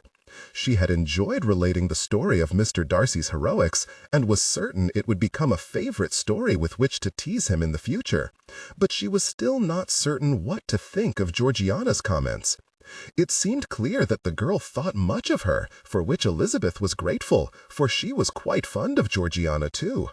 But Mr. Darcy had shown no noticeable interest in Elizabeth, and she did not mean to make herself unhappy over him. Of the utmost importance, however, was Elizabeth's wish that Mr. Darcy never learn of the jest his sister had made. Elizabeth could not imagine the mortification she would feel should he become aware of it, and she would not wish him to be put into a position where he felt he had no choice but to marry her. As an amiable man, Elizabeth had no doubt he would make the best of it in an admirable fashion, but the thought of taking another's choice away was more than she could bear. She determined to have a word with Georgiana before they parted to make certain she understood this. After some time had passed, the girls agreed amongst themselves that they would go together to Lambton to peruse some of the shops. It was so similar to a common occurrence between herself and her younger sisters at Meryton that Elizabeth could not quite stifle a grin. The gentleman insisted upon accompanying them, and soon they all set off in the Darcy carriage for the small market town, the rumbling of the wheels accompanying their continued lively banter. In town they separated for a time, the gentlemen indicating that they had some business to conduct, while the ladies visited some shops that interested them. There was nothing in particular that any of them wished to purchase. Instead, they browsed and talked and laughed amongst themselves, enjoying their time together as ladies friendly with one another often do. It was while they were engaged in this attitude that they came across an acquaintance, though Elizabeth could not determine if the woman was happy to see them. The three girls curtsied to Lady Emily, which she returned with a nod and a smile. "I had not thought to meet you here today. It seems to me that you three have been together much of late. Miss Bennet and Miss Drummond have become very dear friends," said Georgiana. "I am very happy to have them call on me, for they have told me of the assembly. My brother does not care for such things, so their intelligence was welcome indeed." Lady Emily smiled, an indulgent sort of gesture. "I dare say gentlemen will not pay any attention to the kind of details that would interest a lady." "That is exactly it," agreed Georgiana. Lady Emily turned to Elizabeth. "Have you become accustomed to Derbyshire yet, Miss Bennet?" "It is different from my home," replied Elizabeth, "but I find myself quite content here. There is nothing wanting in the locale, to be sure. I have passed through Hertfordshire. I am certain it contains many beauties of its own." "It does, and I am quite fond of it. I believe we all possess an affinity for our own homes, but there are many beauties in the world, and I am happy to see whatever I can of it." "I agree." Lady Emily paused, and after a moment she again spoke to Elizabeth. "I would be happy, Miss Bennet, if you would visit me when the opportunity presents itself. I would like to know you better." "Of course, I am happy to welcome you all," continued she, addressing Georgiana and Olivia. "I mean no disrespect for your excellent companions, but as we are closer in age, I believe we have much in common." The girls were quick to indicate that they were not offended, to which the lady smiled. For Elizabeth's part, she was flattered by this unlooked-for bit of civility, and she agreed that she would, to which Lady Emily smiled and thanked her. "If your means of coming to my house is a problem, please let me know, and I will send a carriage." "Thank you, Lady Emily," said Elizabeth. "I will speak with my uncle." "There you are," a voice said, hailing them, and the gentleman joined them, bowing to the newcomer. "Lady Emily," said Mr. Darcy, "how good it is to see you." "Mr. Darcy," replied Lady Emily, "I was not aware that you and Colonel Fitzwilliam were also in attendance." "Miss Bennet and Miss Drummond were visiting Georgiana at Pemberley before we came to Lambton," said Colonel Fitzwilliam by way of explanation. "We, in turn, had not expected to see you." There was something of challenge in Colonel Fitzwilliam's tone, but though Elizabeth did not understand it, it was equally clear that Lady Emily either did not notice it, or she simply ignored it. She turned her eyes back on Mr. Darcy, and her gaze almost seemed to be possessive, though that was not quite the correct word either. There did seem to be admiration inherent in it, though Elizabeth was forced to own that she did not know Lady Emily well enough to be certain of anything she was seeing. "Did you find anything of interest, Miss Bennet?" asked Mr. Darcy, drawing Elizabeth's attention back to him. "Several things of interest, sir," said Elizabeth, "but I have made no purchases." Mr. Darcy shook his head. "You share the same affliction as Georgiana. I cannot count the number of times I have conveyed her to Lambton, at her insistence, I might add, only to have her purchase nothing." "Then you should be thankful, Mr. Darcy," replied Elizabeth. "Instead of merely browsing the shops, she might be more predisposed to purchase everything she can lay her hands on." Seeming amused, Mr. Darcy said, "You believe her predilection to be a virtue, then?" "I do not believe it can be anything else. Georgiana has become a dear friend. I must defend her against all naysayers." Colonel Fitzwilliam laughed. "Those you will not find here, Miss Bennet. I dare say that I have never seen two siblings as devoted to each other as Darcy and Georgiana." "Of course they are," said Lady Emily, "and it is to their credit." Lady Emily turned to Elizabeth. "I look forward to your visit, Miss Bennet. For now, I bid you all good day." After the lady departed, the company soon broke up themselves, the residents of Pemberley to return thither, while Elizabeth and Olivia were conveyed in a carriage graciously provided by the Darcys to Kingsdown. "I am quite glad you have come, Lizzie," said Olivia when they were seated in the carriage on their way back to the Drummond home. "I love my sister, but it is wonderful to have a companion my own age with whom to converse." "The benefits of having a sister close in age are, indeed, many," replied Elizabeth. "There are vexations, of course, but I believe the benefits outweigh whatever drawbacks there are." "I have not had any yet," averred Olivia. "I am perfectly content with your presence." Laughing, Elizabeth embraced the younger girl about her shoulders. "Perhaps you have not experienced any of them, but I assure you there will be vexations. It may be best to have our first argument as soon may be arranged, so we can make up and be friends again." "Oh, Lizzie, it is exactly that playful conversation to which I referred. It is delightfully droll to have another young lady, for it can sometimes be dull without. I hope you never return to Hertfordshire." "We shall have to see," said Elizabeth. Though unbidden, the picture of Mr. Darcy, his handsome countenance in the light of the sun, his hair tousled by the gentle breaths of wind, entered Elizabeth's mind, and no matter how much she tried to tell herself that he could never possess any interest in her, the image would not leave. So she allowed her imagination full rein. Being the object of such a man's affections would be something marvelous, of this she was absolutely certain. As the coach drove down the road, Darcy watched it go, his mind with one of the young ladies contained therein. Miss Drummond was an admirable sort of girl, and he had a high opinion of her, but Miss Bennet was a breath of fresh air, a veritable diamond in a sea of opals, a woman so unlike any other that Darcy had never seen her like. It was beyond comprehension that he might ever have managed to resist her siren call, for thoughts of her filled his mind and fired his imagination. As he stepped into his carriage with his sister and cousin, he was content to allow Georgiana and Fitzwilliam to carry the conversation between them, inserting a word or two here or there where he thought it least likely that he would be required to speak more. His mind was full of her, and he would not have it any other way. The attraction he had felt for her was stronger, more powerful than anything he had ever felt, and he found himself wondering what it would be like if he was never required to watch her return to her home at night, if her home was his home. It was fortunate for Darcy that he escaped his relations' teasing, for if they recognized his distraction, he had no doubt they would make sport with him with merciless abandon.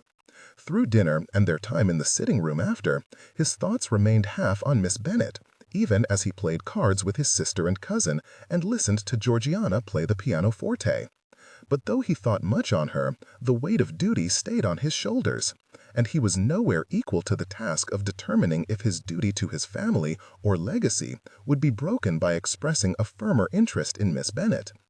"It appears to me that your thoughts have stayed with the lovely Miss Bennet since our parting," observed Fitzwilliam as soon as they were ensconced in his study upon Georgiana's retiring that evening.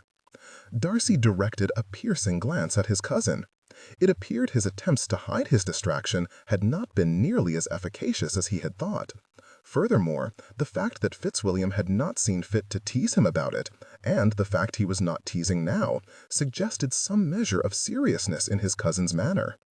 Darcy was wary, wondering if his cousin was merely saving his wit for some moment in which he could embarrass Darcy and derive the most amusement from it. "Perhaps my mind has been on other matters," said Darcy. Fitzwilliam snorted and looked skyward. "I am afraid I understand you far too well to believe your obfuscation, Darcy. There are many little clues which betray you.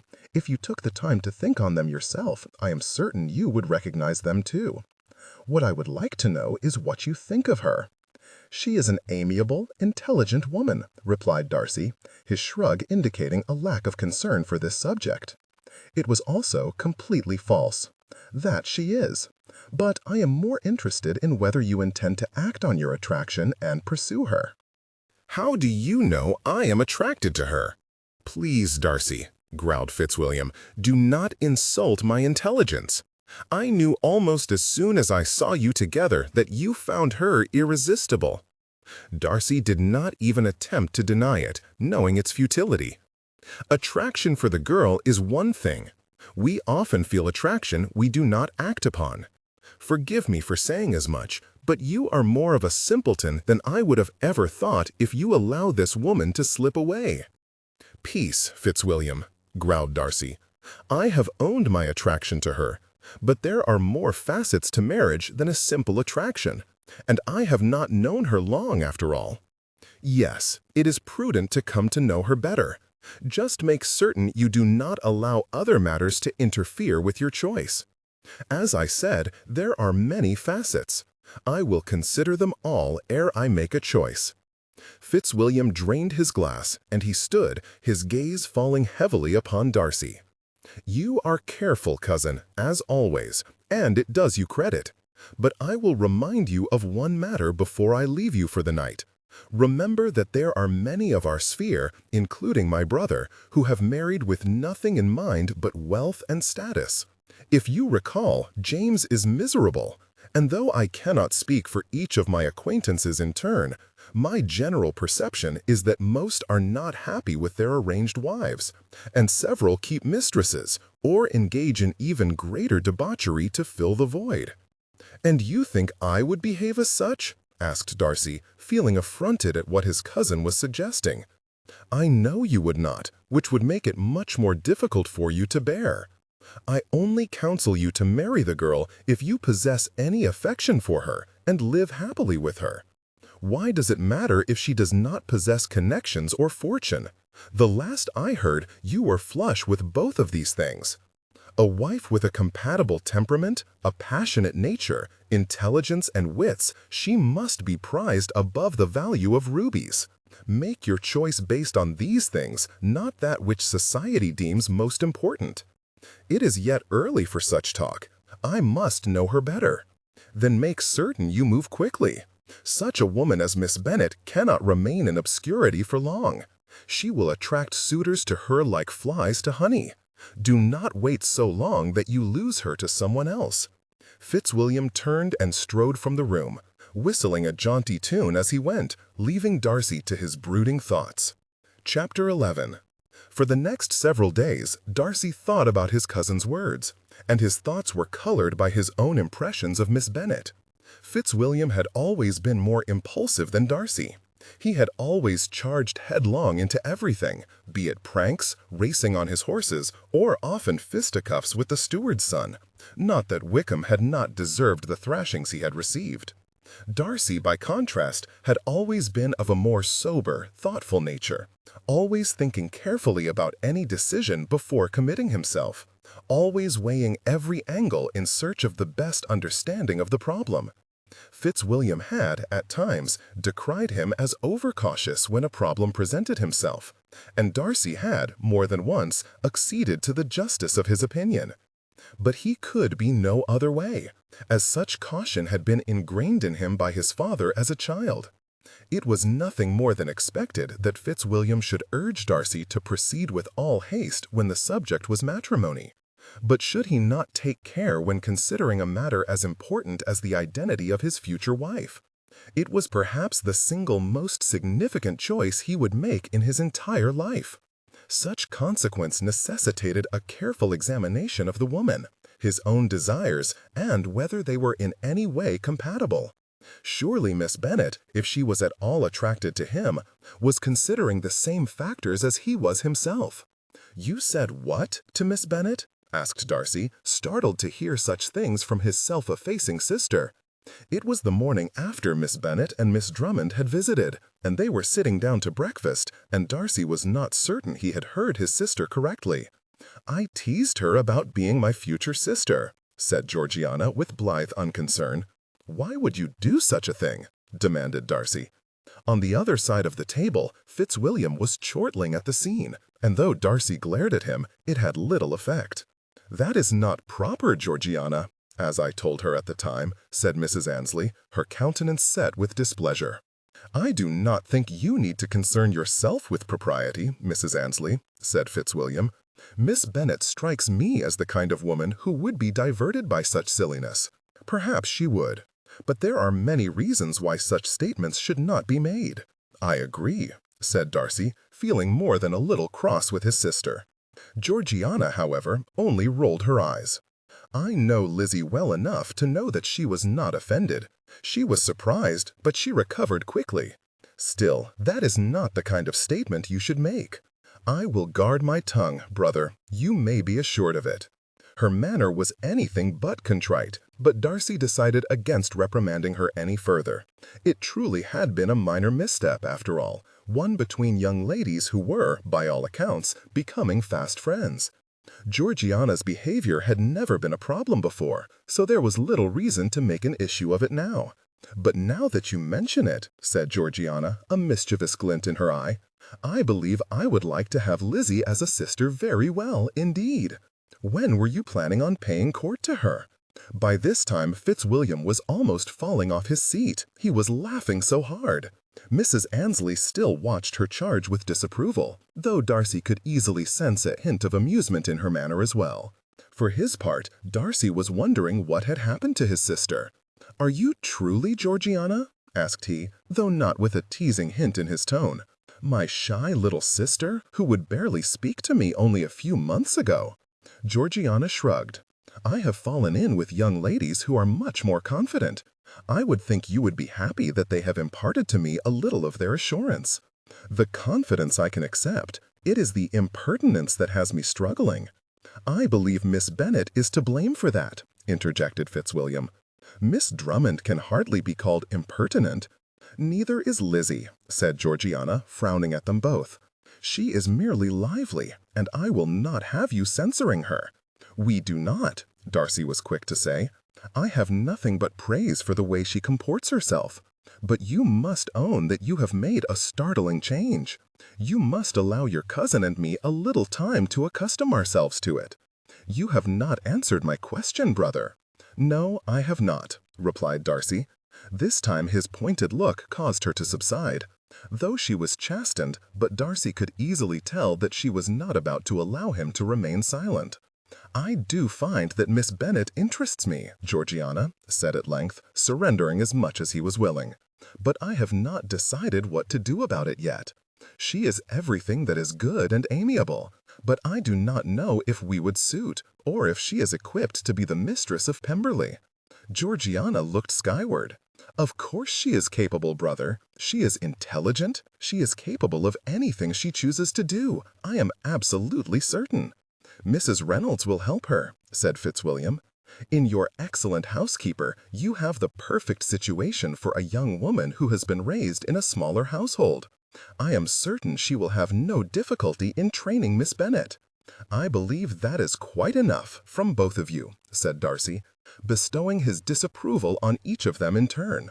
"I think very highly of Miss Bennet, but I have not known her long enough to come to any conclusions. I will not have either of you embarrass her with such talk." "I believe we are well able to hold our tongues when in company," said Fitzwilliam, though his amusement never lessened. "Be that as it may, I do not wish to hear of it again. Whatever happens between Miss Bennet and myself will happen at a pace comfortable to us both. There is nothing more you need to know." Having said as much, Darcy turned back to his breakfast, intent upon ignoring his overbearing relations. He did not miss the glance of amusement which passed between them, but since no more was said, he decided to be content with that. At Kingsdown, Elizabeth was experiencing the same frustration as Mr. Darcy, but in her case it was at the instigation of her cousin. With 4 sisters, it could hardly be assumed that she had no experience with the teasing of others. As none of her sisters was nearby to provide the service, it appeared Olivia took it upon herself to do it in their stead. "You seem to be a little distracted today, Lizzie," said she the next day while they were working in the gardens. "I have not known you to be this quiet since you arrived in Derbyshire." Elizabeth grasped at a small weed and pulled it free, tossing it to the side where the weeds they had pulled were accumulating. "This work tends to allow for introspection. Jane and I would often work in the gardens of Longbourn for some time without exchanging any words at all." A giggle was Olivia's response. "I might almost believe you, had you not been quiet since our return from Pemberley yesterday. It is not surprising, since a handsome gentleman may take many a maiden's breath away." "Colonel Fitzwilliam and Mr. Darcy are handsome, indeed," said Elizabeth, hoping that her cheeks were not coloring. "But it does not necessarily follow that my thoughts were focused on them. If they are not, I must think you a simpleton." "To what do these comments tend?" asked Elizabeth, beginning to feel a little cross. "Only that you seem to like Mr. Darcy very well, indeed," replied Olivia. Her casual response and hidden grin suggested that she had not heard the warning note in Elizabeth's tone. "And why should you not? He is eligible, handsome, tall, and ever so attentive. And he is of a level of society much higher than the one I can boast," said Elizabeth. Olivia finally seemed to sense that Elizabeth was a little annoyed at the teasing, for she looked at Elizabeth, a question written upon her brow. Elizabeth felt her irritation drain away. Even she and Jane had sometimes exchanged such teases. There was no reason to now feel defensive because Olivia had taken up Jane's standard. "I do like Mr. Darcy," said Elizabeth with a sigh, "but I am also realistic. Men of his level of society and wealth do not focus their attentions on penniless country misses. I am certain Mr. Darcy thinks of more than just those things." Olivia's tone was reproving. "Perhaps he does," replied Elizabeth, "but it would not do to hope for such attentions, knowing that the likelihood of them ever being offered is so low. I do not wish to make myself unhappy." These words seemed to sober Olivia. "I understand," the girl sighed, "but would it not be wonderful if he did offer them? I believe it would, as long as the man is not odious or of suspect hygiene. Elizabeth giggled. I have been wooed by such a gentleman, and it is in no way agreeable, I assure you. You have been courted? Asked Olivia, wide-eyed. If you can call it that, replied Elizabeth, shaking her head at the memory. I believe I mentioned that my father's cousin visited Longbourn last autumn. At Olivia's nodded head, Elizabeth continued. He came with the intention of extending my family an olive branch to heal the breach between our respective families. My father and his, you see, had argued many years ago and become estranged because of it. He was not agreeable? Elizabeth shook her head, laughing. He is tall, but portly, his shoulders hunched due to an overly submissive nature, his hair is lanky and thinning at the top of his head, and he is perhaps the most obsequious man I have ever met.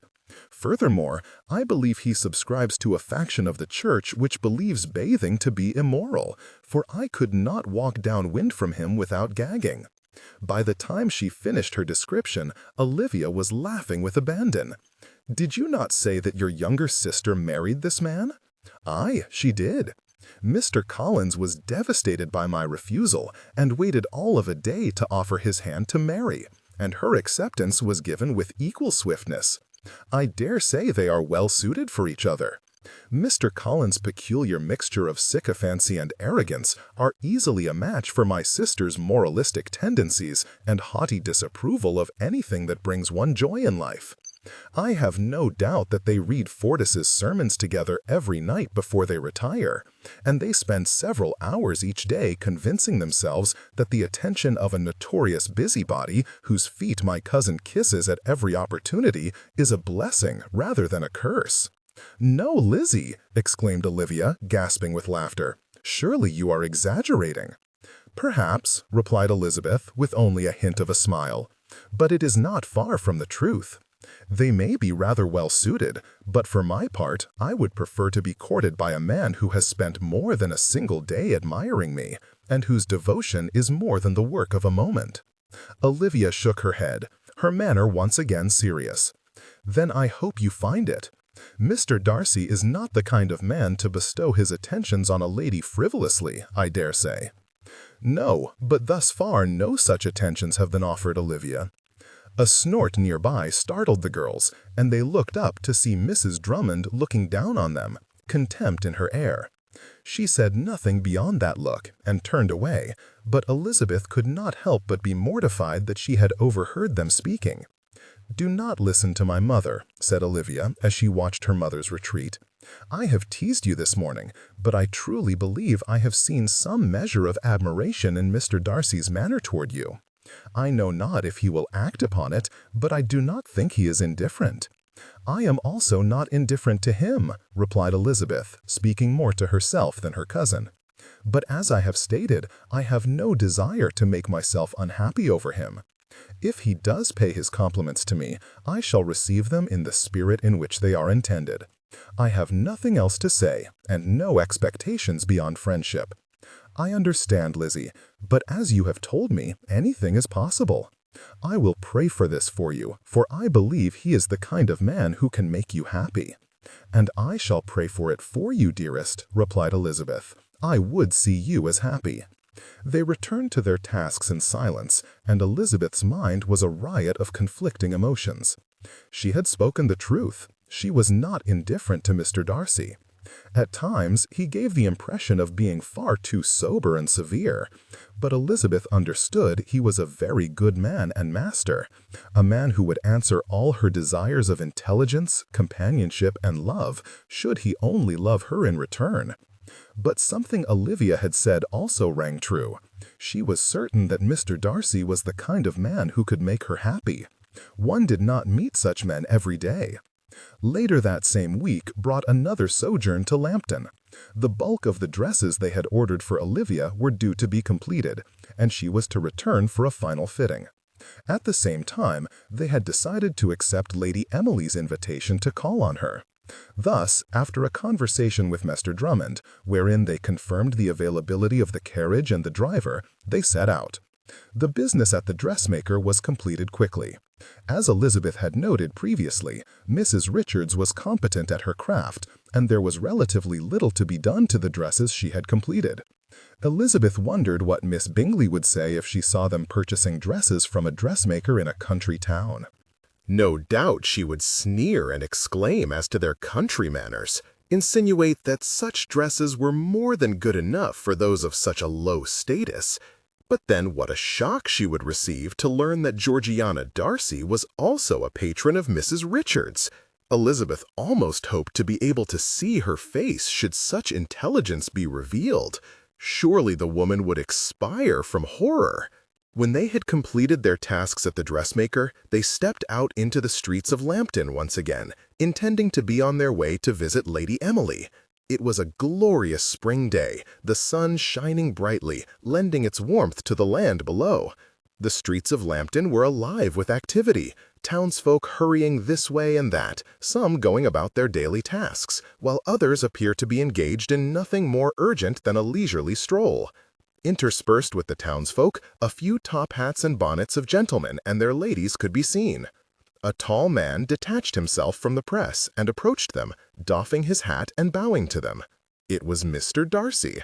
"Good morning, Miss Bennet, Miss Drummond," said he. "I see you are once again taking advantage of the amenities this fair town offers." Olivia stifled a giggle and shot Elizabeth a meaningful look, but Elizabeth ignored her, concentrating on this man before them. "We were actually at the dressmaker's for Olivia's final fitting for her new gowns. A lady must have new clothes if she is to join society." "And often when she is not joining society," replied Mr. Darcy, "as my sister often informs me. But Mrs. Richards seems to be more than competent at her work. I hope you enjoy your new finery, Miss Drummond." Elizabeth could not help but smile at Mr. Darcy's endorsement, especially in light of her speculations concerning one Caroline Bingley. If the Bingleys were to come to Derbyshire, she would have to find some way to make Georgiana's patronage known to the insufferable woman. "Thank you, sir," replied Olivia. "Elizabeth also purchased a new dress, you know. Perhaps she will wear it to the next assembly." It was clear that Mr. Darcy did not quite know how to take Olivia's statement. A feeling of mortification stole over Elizabeth at such brazen coquetry, and she hurried to say, "How is your sister this morning?" "Georgiana is well," replied Mr. Darcy, seeming grateful for the change of subject. "When I left Pemberley this morning, she was engaged at the pianoforte with Mrs. Annesley." "It seems to me your sister is almost always to be found at the pianoforte," said Elizabeth. "Have you had much luck in guiding her to other studies, or does she defy you at every turn?" Mr. Darcy laughed. "Indeed, at times it is difficult. Georgiana loves her music and takes every opportunity to indulge in it.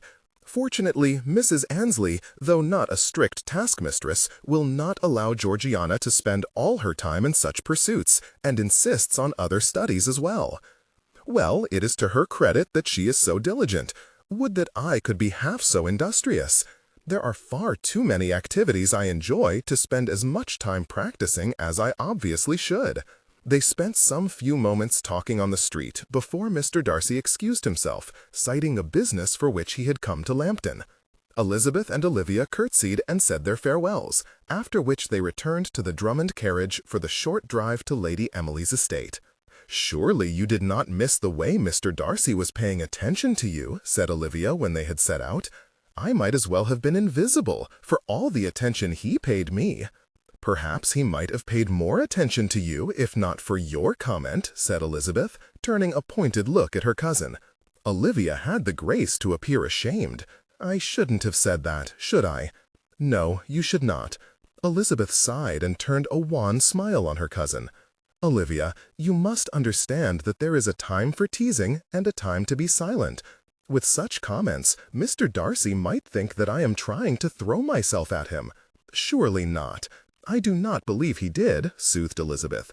"But fortune hunters are rife in our society, and I am certain Mr. Darcy has had to endure them as long as he has been master of his estate. I would not wish him to think that of me." "I am sorry, Elizabeth," said a truly contrite Olivia. "I had not thought of it in such a way." "I know you did not," replied Elizabeth, grasping her cousin's hand and squeezing it, showing her forgiveness. I know you esteem me highly and believe that Mr. Darcy would benefit from having me as a wife, and I thank you for your regard. But you must understand the way society works. I am not but a country gentleman's daughter, and I have very little in the way of dowry. I am hopeful that I will find a man who will look past such disadvantages and offer for me. But I must also be wary of setting my sights too high. Mr. Darcy possesses high connections and a handsome estate. He can aspire to much more than I can offer in a wife. If you will have difficulty marrying, then what hope do I have? Asked Olivia, a hint of petulance in her voice. You always have hope, my dear cousin. There are many good men in the world. I am trying to teach you how to behave in society and to value yourself appropriately. Your chances of marrying well are as good as mine, I dare say, but I cannot promise you the hand of a duke. Instead, I would have you search for a good man, one who compliments you, who will love you for who you are, rather than what you can bring to him. It matters not whether he is a parson or a gentleman. All that matters is that you are happy. And let me reiterate now that should Mr. Darcy turn his attentions to me, I will accept them with pleasure and gratitude. But I will not marry him unless I am convinced I am in love with him and he with me. I would rather remain unmarried than bind myself to a man with whom I will be miserable. And I most assuredly will not give him the impression that I am attempting to provoke his interest through underhanded means. Olivia colored at the pointed comment Elizabeth made. No more comments such as the one I made this morning, then. I would appreciate it. Elizabeth smiled. Let us see what happens, Olivia. If Mr. Darcy does admire me, let us allow him to show it in his own way, for he has the power of first choice in courtship. If he does not choose to pursue me, then it is better that way, for I would not wish to force his hand and end with a husband who cannot respect me. Of course, Lizzie, I will temper my comments. Elizabeth smiled and looked out the window. There was no harm in her cousin, but she was still young and inexperienced, and prone to saying what was on her mind without considering it first. Elizabeth had not been forced to be severe with her, and yet she had learned a valuable lesson. Clearly Olivia was easier to teach than Lydia, who could never be bothered to listen to anything her elder sisters said. For some time, the carriage drove along a country road, a pretty sight with vibrant woods closing in on either side, and a hint of the peaks in the distance through intermittent breaks in the forest. The countryside was quiet, with calls of birds competing with the noise of the wheels of the carriage in which they rode. It was a tranquil scene, beauty and serenity abounding, as Elizabeth had come to expect from the county she had come to visit. Elizabeth could not be any more content. The thought provoked a hint of contemplation in Elizabeth's mind, and she wondered at the changes Derbyshire had wrought upon her. When she had left Hertfordshire, she had been depressed and almost fearful for the course her life would take.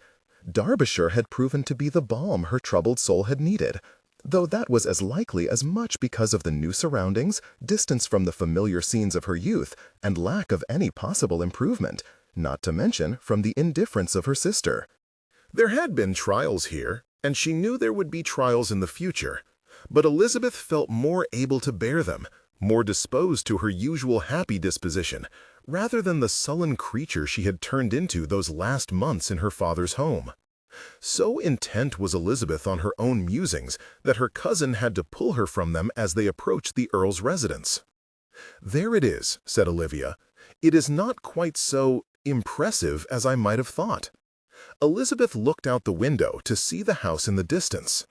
Teesdale Manor, the unimaginatively named estate which comprised the primary residence of the Earl of Chesterfield, was an old building, its weathered stones standing defiantly against the weight of years which seemed to settle over it like a blanket. It was in some ways more of a castle than a manor house, as two towers rose at each of the front corners, looming over the rest of the house, making it seem insignificant by comparison. But a closer look at the building revealed the towers to be no more than affectations, as there were no battlements, and wide windows broke the facade at all locations, destroying any defensive value the wall might have provided in more dangerous times. "It is certainly an interesting sort of house," replied Elizabeth. "Were you referring to something specific? It is not as fine as Pemberley, do you not think?" Elizabeth could do naught but agree. Pemberley was larger and more imposing, not to mention grander than Teesdale Manor, and more like a manor Elizabeth might expect from a great estate. "It certainly appears to have some quirks," replied Elizabeth, "but I do not doubt it is spacious and fine on the inside." "Should an earl's house not be finer?" asked Olivia. "I would have thought we would see a house much larger and grander than Pemberley." "The possession of a title does not necessarily make a man wealthy, Olivia. I understand that the Darcys are an old family, and given what I have seen of Pemberley, they are quite wealthy. I know nothing of Lady Emily's family, but this house does not necessarily mean they are lacking in wealth." Olivia did not say anything, but the way she watched the approaching house suggested she was thoughtful. The carriage soon drew to a stop in front of the house, and when they had alighted, a man of middle years approached and requested their names. "Miss Elizabeth Bennet and Miss Olivia Drummond, to call on Lady Emily." "Ah, yes," said the man, gesturing toward the open door with a bow. "The mistress informed me you would be calling on her. If you would step into the house." The inside of Teesdale Manor was, as Elizabeth had suspected, elegant and pleasing. The wide entry hall into which they were led boasted a large staircase which led to the second floor, and was sheathed in expensive tile that fairly gleamed with the polishing it received. But it was also a little quirky, as the outside of the house suggested, as though there were several exits to various parts of the house. She also noticed a door which seemed to go nowhere, and a small cubbyhole behind the stairway that appeared dark and dim, not a common sight in a large house. The butler, for that was who Elizabeth assumed had greeted them, turned them over to a matronly housekeeper, who conveyed them through the house to the sitting room. Seeing them, Lady Emily rose and extended her greetings. "Welcome to Teesdale Manor, Miss Bennet, Miss Drummond. I am glad you accepted my invitation to call." She invited them to sit and called for some refreshments. Within moments, the three ladies were chatting with the aid of tea and cakes to loosen their tongues. Most of the conversation was carried by Elizabeth and Lady Emily, with Olivia adding a few comments from time to time. For the most part, she seemed to be awed at being in the house of a peer, and it induced her to more stillness than was her wont. Elizabeth, noticing this, ensured she carried the burden of the visitors' conversation, knowing that Olivia would eventually become more accustomed to her surroundings. "I remember you telling me that you were from Hertfordshire, Miss Bennet," said Lady Emily, after they had spoken for some moments. "Yes," replied Elizabeth. "My father owns an estate not far from London." "Hertfordshire is a handsome county," said Lady Emily. "I have a close friend who lives in the county, though toward the northern border with Cambridgeshire." "My family's estate is not far from the village of Luton," said Elizabeth. "Ah, I am familiar with Luton, having passed through many times. I believe you mentioned that you have siblings?" "Yes, 4 sisters. My elder sister has recently married Mr. Darcy's close friend, Mr. Bingley." "Mr. Bingley? I do not believe I have heard that name in society." "His family is not at all prominent," replied Elizabeth, not really wishing to discuss the man's connections. "My understanding is that he and Mr. Darcy have been friends since their days in university." "Ah, a long-standing friendship then," said Lady Emily. She then changed the subject. "Does your father not lament the lack of a son?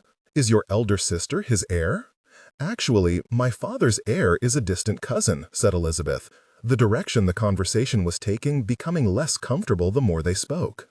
"His cousin has since married my younger sister, Mary, some weeks before my elder sister was wed." The look Lady Emily turned on Elizabeth was unreadable. "That is odd, is it not? That your younger sister should be married before you and your elder sister?" "Perhaps, when you say it in such a manner," conceded Elizabeth.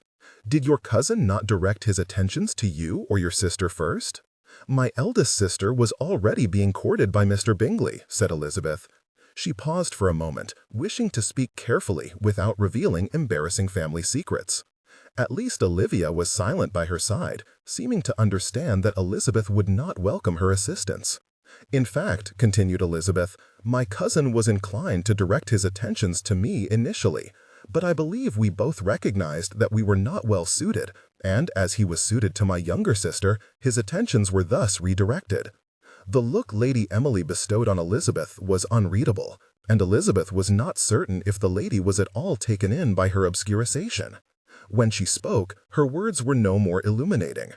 It is fortunate, indeed, that you possess the insight to understand this, though some would suggest you are foolish for refusing what I assume would be an eligible match." Having no notion of whether Lady Emily agreed with her stated opinion, Elizabeth nodded. "If the only goal in mind is to be married without regard for how it might be accomplished or whom one married, then I dare say you are correct. Some might consider me foolish. But I wish for something more in marriage. A marriage to my father's cousin would have provided future security, but none of the companionship or even affection that I crave. To accept would have been a punishment." Lady Emily regarded her for several moments, digesting what Elizabeth said. "Then you are to be commended. I think there are many in society whose opinions are quite the opposite of yours." Elizabeth inclined her head, and the subject was dropped. In all, it was an agreeable visit, and Elizabeth was satisfied with it. Lady Emily was at the very least pleasant and amiable, and though Elizabeth couldn't quite make her out at times, she thought there was little true harm in her. Chapter 12. When Darcy found himself once more mounted on his favorite steed and on his way to Kingsdown, he found his thoughts to be quite different from the last time he had visited. Mr. Drummond was a good man, and Darcy quite esteemed him. It did not matter to Darcy that the man was not but a farmer, for all he claimed the title of a gentleman. But the last time he had come this way, his thoughts had been colored by a hint of impatience. The fence between their two properties was an important matter to consider, but their border was not extensive, and it had been little more than an annoyance. This time, however, Darcy's thoughts dwelt on the young woman who had come to stay at Kingsdown, whom Darcy had seen for the first time on that previous visit. Miss Elizabeth Bennet was unlike any other woman he had ever known, and as he was often the target of fortune hunters high and low, she was like a hint of a breeze to a miner trapped beneath the earth. His cousin and sister's words had not informed Darcy of anything he had not already known. The woman would make a good mistress, that much was not in question. The question was how they would suit. He did not know at that moment, but he was coming to the conclusion that he wished to find out.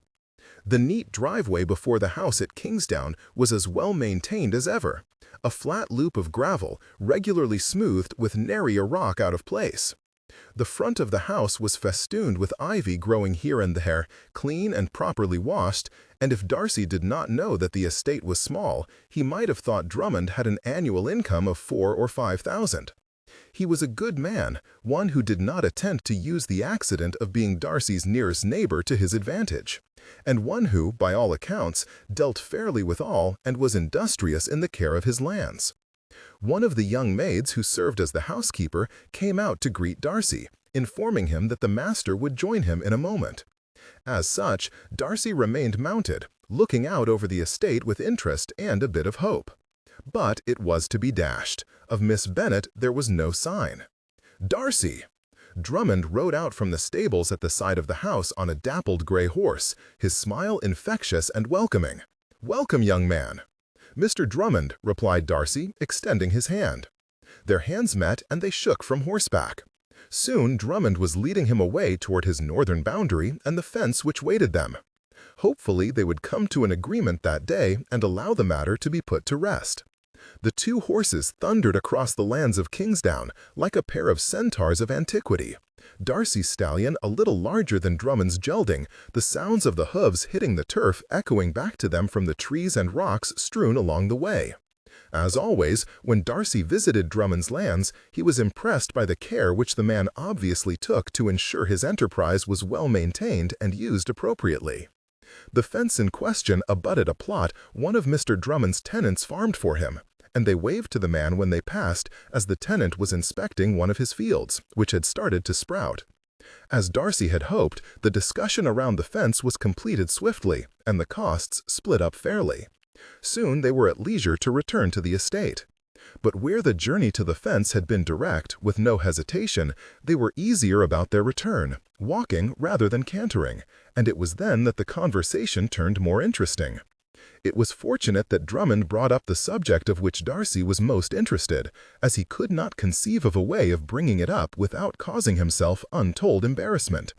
"I wish to thank you for your kindness to my daughter and my niece," said the man. "I know they have both been happy to gain the friendship of your sister." "The pleasure is all ours," replied Darcy with all honesty. Miss Drummond and Miss Bennet have been beneficial for my sister, as she has managed to shed some of her shyness in their company." Mr. Drummond chuckled. "That does sound like Lizzie. My own daughter was in a similar state until Lizzie came to stay with us. She appears to possess the ability to instill timid women with courage." "I cannot disagree," said Darcy, thinking about the recent changes in Georgiana. "Your relations are from Hertfordshire, I understand." "They are actually my wife's family," replied Drummond. "Claire's brother is Elizabeth's father. His estate is not far from London, and though it is nothing to Pemberley, it is one of the largest in the neighborhood." "And has he any other family?" "A cousin, from what I understand, who will inherit the property through the means of an entail."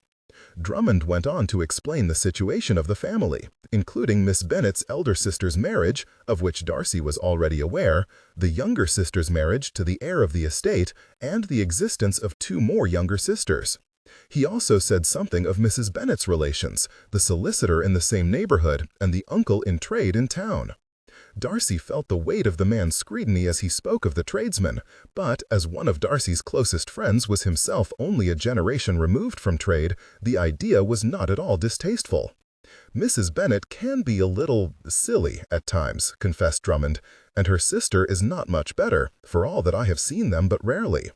"Many society-wise are," replied Darcy. "Vapidity and meanness of understanding are not singular traits."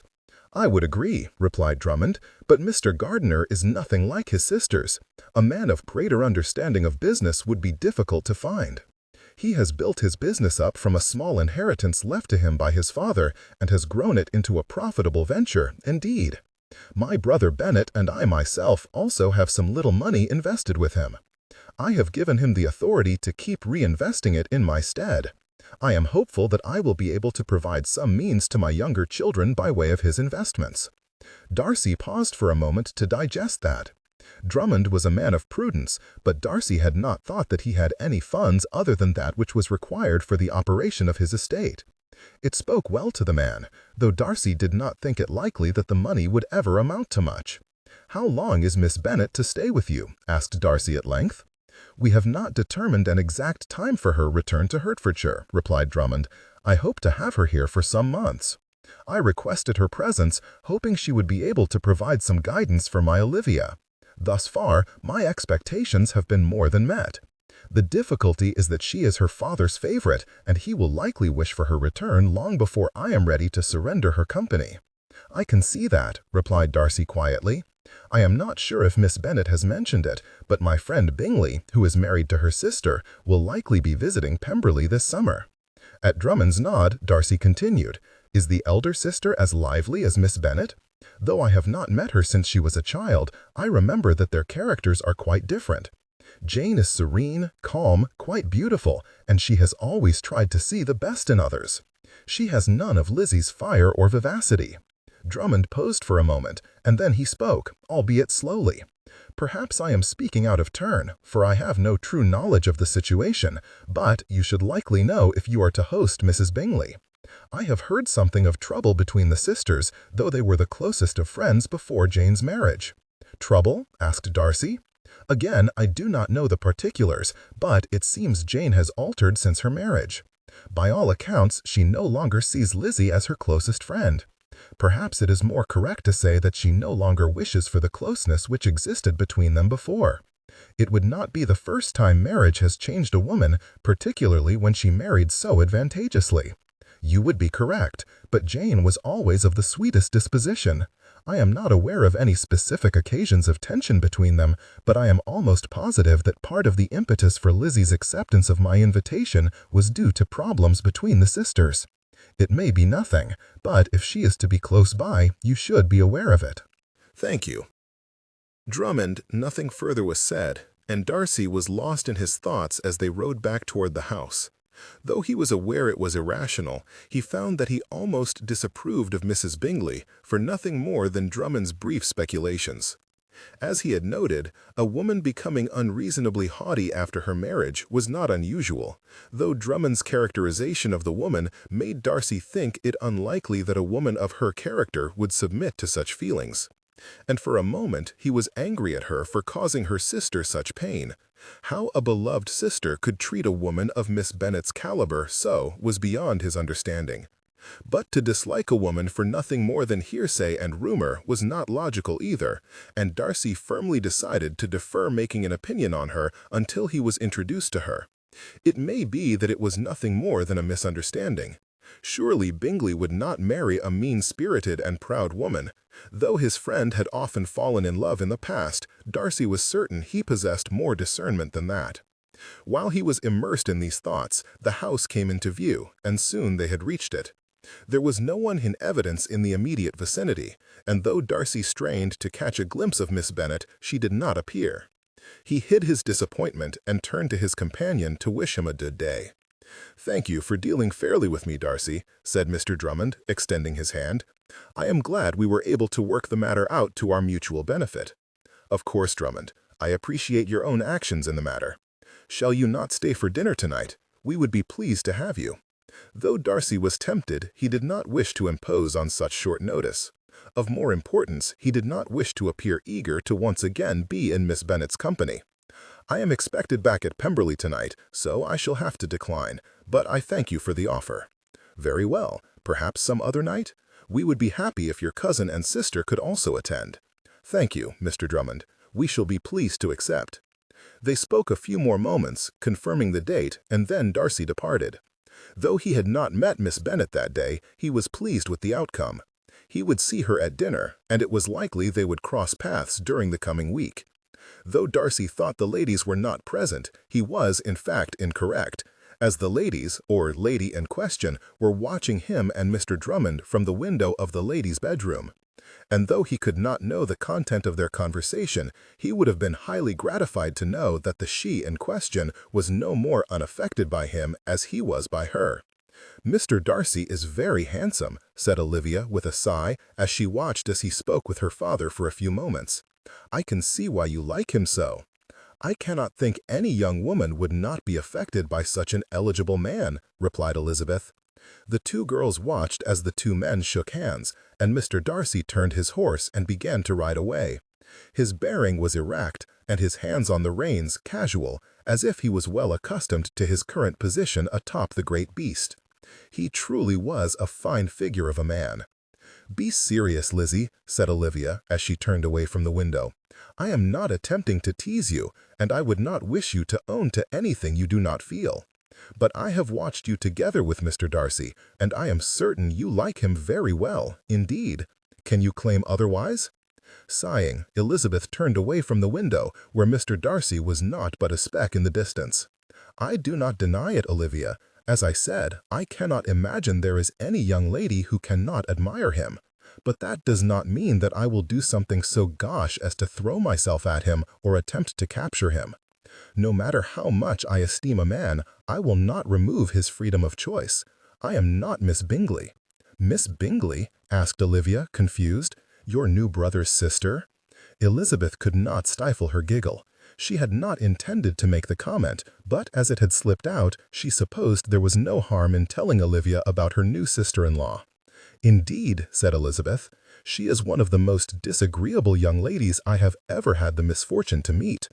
She is haughty and proud. She disdained Hertfordshire society, and was particularly opposed to my sister's marriage to her brother."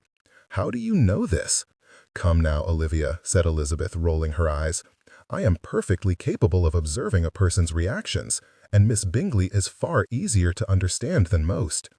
"But her background," sputtered Olivia. "Her father's fortune was made in trade, was it not?" "It was," said Elizabeth. "Not that I hold that against her. My mother's brother is a tradesman, as I am certain you know. She is an oddity. In company she behaves as if she is Queen Charlotte herself. Though she was initially looked on with awe when she and her brother came to the neighborhood, most soon learned to recognize her disgust, and she quickly gained the reputation of being disagreeable, not that she would care." "Your poor sister," said Olivia with feeling. "I should not like to be burdened with so disagreeable a sister." "I cannot but agree," replied Elizabeth. Olivia turned a severe frown on Elizabeth. "You changed the subject, Lizzie." "I believe it was you who changed the subject, Olivia," replied Elizabeth. "You asked me about Miss Bingley." But you commented on her, expecting that I would ask. Perhaps I did. So, what do you think of Mr. Darcy? Sighing, Elizabeth shook her head at her cousin's single-mindedness. I esteem him very much. He is a good man and quite handsome. If he should deign to pay his addresses to me, I would be happy to accept them, hoping to understand him better and determine if my feelings could be engaged. But at present, that is all I think of Mr. Darcy. Will that do? The hint of warning in Elizabeth's tone suggested that Olivia had best drop the subject, and to the girl's credit, she did so after a fashion. I will not push you, Lizzie. I understand your reprimand. But I will say that I think his interest in you is greater than you believe at present. It may be, only time will tell. Dinner at Kingsdown? The snicker which accompanied Fitzwilliam's words was roundly ignored by Darcy. His sister's response took his attention in any case. That is good news indeed, brother. I am so happy you accepted, for I am eager to see my friends again. By my count, you have seen them frequently already, replied Darcy. Yes, I have, exclaimed Georgiana, but I cannot have enough of their society. Olivia is so quiet and thoughtful, like me in character. And Elizabeth is funny and happy. I cannot but think that I would learn much by watching her. I believe you are correct, Georgiana, interjected Fitzwilliam. Miss Bennet is as confident a young lady as I have ever seen. She would be an uncommonly good mentor for you. Georgiana beamed at Fitzwilliam happily, but Darcy noted the sly look Fitzwilliam directed at him, and it was all he could do to refrain from rolling his eyes. Fortunately for Darcy's peace of mind, Fitzwilliam did not seem inclined to continue in that line of conversation, though as he listened to Georgiana's continuing commentary on the virtues of her new friends, his smile suggested continued amusement. When Georgiana finally exhausted her store of words, she excused herself for the evening, leaving Darcy in the company of his cousin. Then, of course, Fitzwilliam's wit would not be restrained. So, dinner at the Drummonds with the exquisite Miss Bennet in attendance. I suppose that makes up for the fact that you did not catch a glimpse of her today when you attended Mr. Drummond. How do you know I did not meet her? Asked Darcy with a frown. He did not think he had mentioned it. For the simple reason that you did not speak of her, replied Fitzwilliam, taking a sip from the glass he held in his hand. You usually have some comment or other to make when you have spoken to her. I have found some of her observations to be rather droll. Darcy decided any response would open himself up to further teasing, so he remained silent. Have you decided on a course of action? Asked Fitzwilliam, all traces of teasing absent from his voice. I have not, replied Darcy. As you have so eloquently pointed out more than once, I find her intriguing and wish to know more of her. I assume our interactions in the coming days and weeks will tell me what I wish to know. And Lady Emily? Darcy was confused. What of her? She is eligible, single, beautiful, possesses a fine dowry, and should you marry her, your eldest son would be a future earl. I have never paid a hint of attention to her.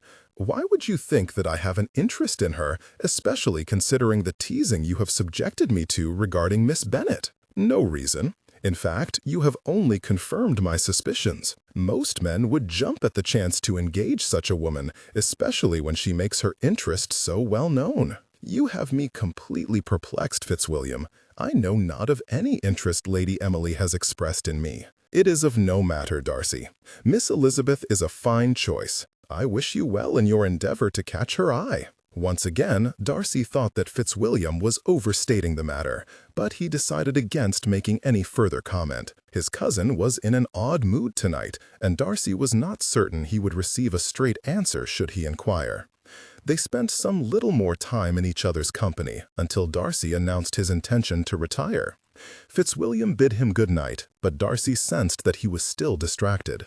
Shaking his head, he left the room to seek his bed. Fitzwilliam watched his cousin and shook his head as Darcy retreated. Darcy was a good and intelligent man, and Fitzwilliam thought more highly of him than he did of any other man of his acquaintance. But for all Darcy's erudition, his ability to spot a fortune hunter and turn their efforts aside, Darcy had not a hint of sense when it came to a woman who was not a fortune hunter, but every bit as predatory as any mercenary.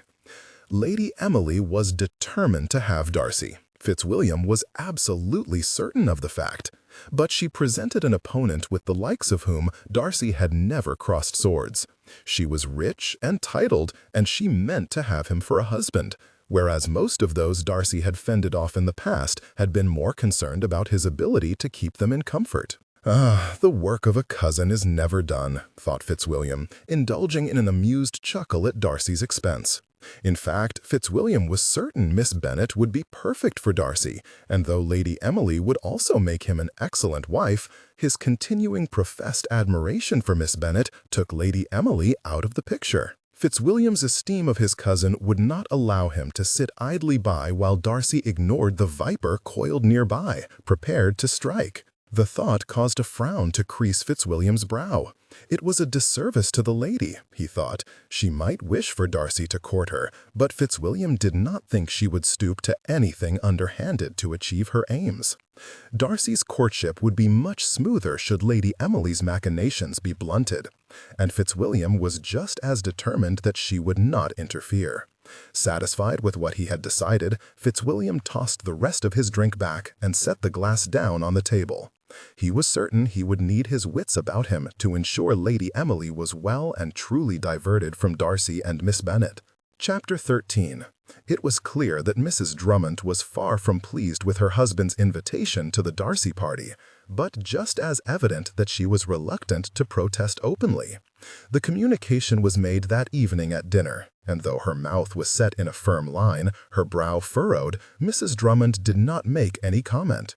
Mr. Drummond, who had been watching his wife closely, nodded once in approval and turned back to the conversation. "They are amiable people," said Olivia, sensing the discord between her parents. She must have seen it so many times, much like Elizabeth had with her parents, that it was easily recognizable. "The closer connection can only do us good," added Edward. He looked down the table at his mother, his gaze almost commiserating. Mrs. Drummond nodded slowly, and acceptance seemed to fall over her.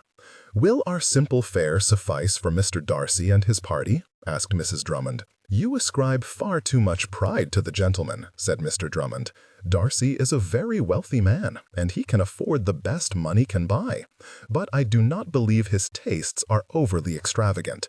I am certain they will be quite happy with what we can produce, and Marie is quite skilled in the kitchen." Mrs. Drummond nodded slowly. "Then I will plan a menu with Mary's help.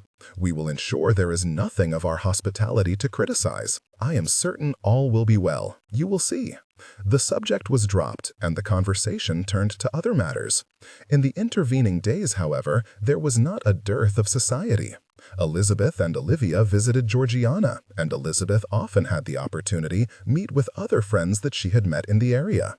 Furthermore, the day after the invitation to the Darcys had been offered and accepted, Elizabeth and Olivia received an invitation of their own. "Lady Emily is inviting us to her home," said Elizabeth after she had read the note. "It seems she has invited many in the area, and it is to be a large party on the grounds of Teesdale Manor. There is to be a picnic lunch with games and other amusements." "When?" asked Olivia. She seemed a little too fretful for such an outing. "The day after tomorrow," replied Elizabeth. "Do not worry, dear. I am certain it will be a diverting outing." Permission to attend was sought and given, but an alteration was soon made to their plans. Elizabeth discovered, was unaccountably a little intimidated by the thought of so many people in such an informal setting. A quick flurry of letters between Kingsdown and Pemberley soon revealed that Georgiana would not be attending, though both her brother and cousin had accepted the invitation. When it became clear that Olivia was not eager to attend, Georgiana invited her to Pemberley for the time the others would be at Teesdale Manor, and it was quickly, and with some relief, accepted. The Darcys offered to convey Elizabeth and Olivia to Pemberley, and from thence it was determined that Elizabeth would continue to the picnic in the company of Mr. Darcy and Colonel Fitzwilliam, with a maid in attendance for propriety's sake. On the appointed day, Elizabeth found herself in the carriage on the way to Teesdale Manor with the two gentlemen. Olivia had been delivered to Pemberley, to both her and Georgiana's excitement, her position in the carriage taken by Mr. Darcy and Colonel Fitzwilliam, as well as the promised maid. The young maid was introduced to Elizabeth, and after they exchanged a few words, the carriage departed and they settled in for the journey. They were a lively party, and their wit and conversation flowed freely. "You must ready yourself for a treat, Miss Bennet," said Colonel Fitzwilliam. "I doubt you have seen any house the likes of Teesdale Manor." "It is quite unique indeed," said Mr. Darcy. "Unusual architecture can be quite diverting," replied Elizabeth. "But in this case you shall be disappointed, for I have already visited Teesdale Manor." "You have?" asked Colonel Fitzwilliam. When Elizabeth confirmed her experience with the place, he stayed silent, apparently contemplating something known only to him.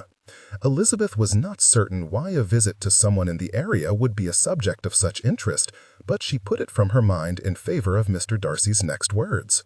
"I am not certain of the origin of the towers at the front of the house," said he, as the Earl would not be explicit. "It is apparently some family secret which they will not share. I do have it on good authority that they are locked tight and no one is allowed into them." "That is strange," replied Elizabeth. "One would think that they would provide a location for storage, if nothing else." "I made that same observation to his lordship," said Mr. Darcy, "but he refused to be explicit." "Is this one of the great mysteries of the neighborhood, Mr. Darcy?" asked Elizabeth, archly raising an eyebrow. "I hardly think most of us are engaged in investigating the mystery, Miss Bennet, but on occasion it has been a matter of some curiosity." "I would not mention it, though," replied Colonel Fitzwilliam. "The family does not even like to acknowledge it, let alone answer any questions." "Then I will keep my curiosity in check." The carriage rolled along the same avenue that Elizabeth remembered from her previous visit, though today was not the perfect day that one had been. The air held a hint of coolness she had found to be common to the area at this time of year, and though the sun shone, isolated islands of puffy white clouds flew west in the breeze, making the chill feel even more pronounced when they passed overhead and blotted out the sun. Elizabeth observed that the day was, perhaps, a little cool for an outdoor entertainment such as a picnic, to which Mr. Darcy nodded. "It is, but we Derbyshire folk have long learned to be hardy. You have been fortunate this year, Miss Bennet, as we have not had the sudden rainstorms and even late snow which are common." "In Hertfordshire we never see snow this late in the season," said Elizabeth, sparing a wistful thought for her home. "The paths near my home are almost certainly clear of any impediments, allowing for the enjoyment of walking, as long as there is no rain." "You enjoy walking, do you?" Elizabeth nodded. "It is one of my favorite pastimes. I enjoy the beauty of nature, and one can best see it where there is little sign of man's encroachment to spoil it." "You should definitely not be introduced to our Aunt Catherine," replied Colonel Fitzwilliam. "She has never met a wilderness she did not wish to tame with a perfectly trimmed lawn or a few gaudy topiaries." "Fitzwilliam," chastised Mr. Darcy, "Lady Catherine lives in Kent, which is a much more civilized land. But you cannot think that she would not remake Pemberley in the image of Rosings should she ever succeed in hog-tying Anne to you." "That I cannot deny." He turned back to Elizabeth. "Have you had the opportunity to walk Pemberley's grounds?" "Not yet, Mr. Darcy," said Elizabeth. The mention of Rosings and Lady Catherine had caused her to start, though she did not think either of her companions had noticed. "I have come to visit Georgiana, and I would not be a poor guest by insisting on walking the grounds during my visit." "I believe she would be very happy to oblige you," said Mr. Darcy, "though I sense that you would likely walk farther than she would consider comfortable. And she spends so much time at the pianoforte that I cannot think that the exercise shall be anything other than beneficial. Then I shall attempt to entice her out into the gardens. I will own, however, that I would likely prefer to walk further. I am sure there are many paths to choose from." "There are. The park is 10 miles around, so I am certain you would not exhaust new sights quickly." The mention of the size of his estate impressed Elizabeth. It was obvious that it was a great estate, but to have such a large park was almost unfathomable to a young woman who had been raised on one much smaller. "I am curious, Miss Bennet," said Mr. Darcy. His manner seemed a little hesitant, almost bashful, which Elizabeth had never seen. "Do you ride at all?" "I can ride a little," replied Elizabeth. "I am not by any means accomplished, but as long as the horse is gentle, I am able to keep my seat. Perhaps you would consent to a little instruction when you come to Pemberley? As I said, the park is large, and there are some delightful scenes at distances which are not conducive to walking. Given your love of nature, Georgiana and I would be pleased to take you to them." Elizabeth was flattered that he should offer such a boon to her. "If it would not be too much trouble, I would be happy to accept your instruction." "It is no trouble at all," replied Mr. Darcy quietly. "Perhaps your cousin could be persuaded too?" asked Colonel Fitzwilliam. "It is possible. I am not certain if she has any experience, but if she has, I know it is not much." "Then we shall attend to it when the opportunity presents itself," said Mr. Darcy. "It should not be long before you are competent enough, as long as we are there to escort you. And Darcy will not miss an opportunity to display his beautiful estate," inserted Colonel Fitzwilliam. "It is my family's pride and joy," replied Mr. Darcy, stating a fact rather than boasting. "As a lover of nature yourself, Miss Bennet, I am convinced there are few who would appreciate it as much as you." Blushing in response to his praise, which Elizabeth sensed was anything but gratuitous, she nodded, indicating her pleasure with such a scheme. There truly was so much of Derbyshire that she had never seen, that she could not be excited at the prospect of seeing more of Mr. Darcy's estate. Soon the towers of Teesdale Manor rose into view, and they stopped in front of the house and were welcomed by Lady Emily. The front lawn had been decorated with streamers and ribbons, several large canvas shelters had been erected, and lawn chairs had been brought out to provide a place to rest for those who did not wish to sit on the ground. Inside those tents there were several tables groaning under the weight of a great variety of foods, the variety enough to satisfy any taste. All at once Elizabeth realized that she was positively famished, having eaten only a roll that morning. "Welcome to Teesdale Manor," said Lady Emily when they had alighted from the carriage. The gentleman bowed over the lady's hand, while Elizabeth curtsied and greeted her with pleasure. "Thank you for the invitation, Lady Emily," said Elizabeth. "Everything appears to be remarkably fine." "Thank you, Miss Bennet," said the lady, though her demeanor betrayed no hint of any emotion. "We usually do this every spring, and I must confess that it is the event I anticipate more than any other." She turned to the gentleman. "As you can see, most of the guests have already arrived, and many are already partaking of the food. Please do not stand on ceremony. There will be games and other entertainment after luncheon." "Thank you, Lady Emily," said Mr. Darcy. Then he turned to Elizabeth and offered his arm. "Shall we?"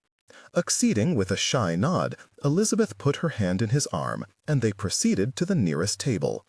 Elizabeth heard a snort from behind them, but when she glanced back to Colonel Fitzwilliam, he only smiled at her and rolled his eyes. Elizabeth did not quite understand what he found so amusing, but she soon put it out of her mind when they passed some of the ladies she had met during her stay, whom she greeted with her usual friendliness and exchanged some pleasantries. Soon, however, Mr. Darcy drew her away to the tables. "Shall I fix you a plate, Miss Bennet?" She seemed pleased by his solicitation, smiling and nodding, and she directed him to some of her favorites, surprising him by choosing some of the plainer fare, a few sandwiches, some fresh fruit, and only one small tart to go with them. When Darcy made this observation to her, Miss Bennet laughed. "Shall you also be disgusted with the simplicity of my tastes, Mr. Darcy?" At his questioning glance, she continued, "During a dinner at Netherfield, Mr. Hurst found he had nothing to say to me when he discovered that I prefer a plain dish to a ragout. The man's contempt was quite apparent." Darcy laughed and shook his head. "I can well imagine it." Hurst is, well, he is a simple sort himself. He loves to hunt, loves breeding his dogs, and can be happy at any event as long as he has copious amounts of wine or brandy and a plate of sweetmeats all to himself. When I stayed at Netherfield, he was almost always sprawled across one of the couches in the evenings. That is, when he could not convince anyone to play cards with him. Having filled her plate and his, Darcy led her to a pair of chairs nearby, ensuring she was seated comfortably before he seated himself. Across the way, he noted Fitzwilliam seating himself close to Lady Emily, who had apparently followed them from where she had first greeted them, and he received a wink and an expressive glance at Lady Emily from his cousin. Darcy frowned. He could not imagine what that was all about. More of Fitzwilliam's typical insouciance, no doubt. "I am sure, Miss Bennet," said Darcy, turning back to her and shunting thoughts of his cousin to the side, "that your picture of Hurst is quite accurate. Though he is not a bad sort, I find him to be more than a little bit of a bore." "I never would have guessed, Mr. Darcy," replied Miss Bennet, her eyes sparkling with suppressed mirth. "It is unfortunate," said Darcy. "I had planned to join Bingley at Netherfield myself last autumn. If I had, we would have been acquainted all this time." She did not seem to know what to make of his statement, and Darcy himself was not certain what had made him say such a thing. She paused a moment, and then redirected the conversation. "That is unfortunate, sir. Do you think you would have brought your sister with you?" Ah, pierced through the heart.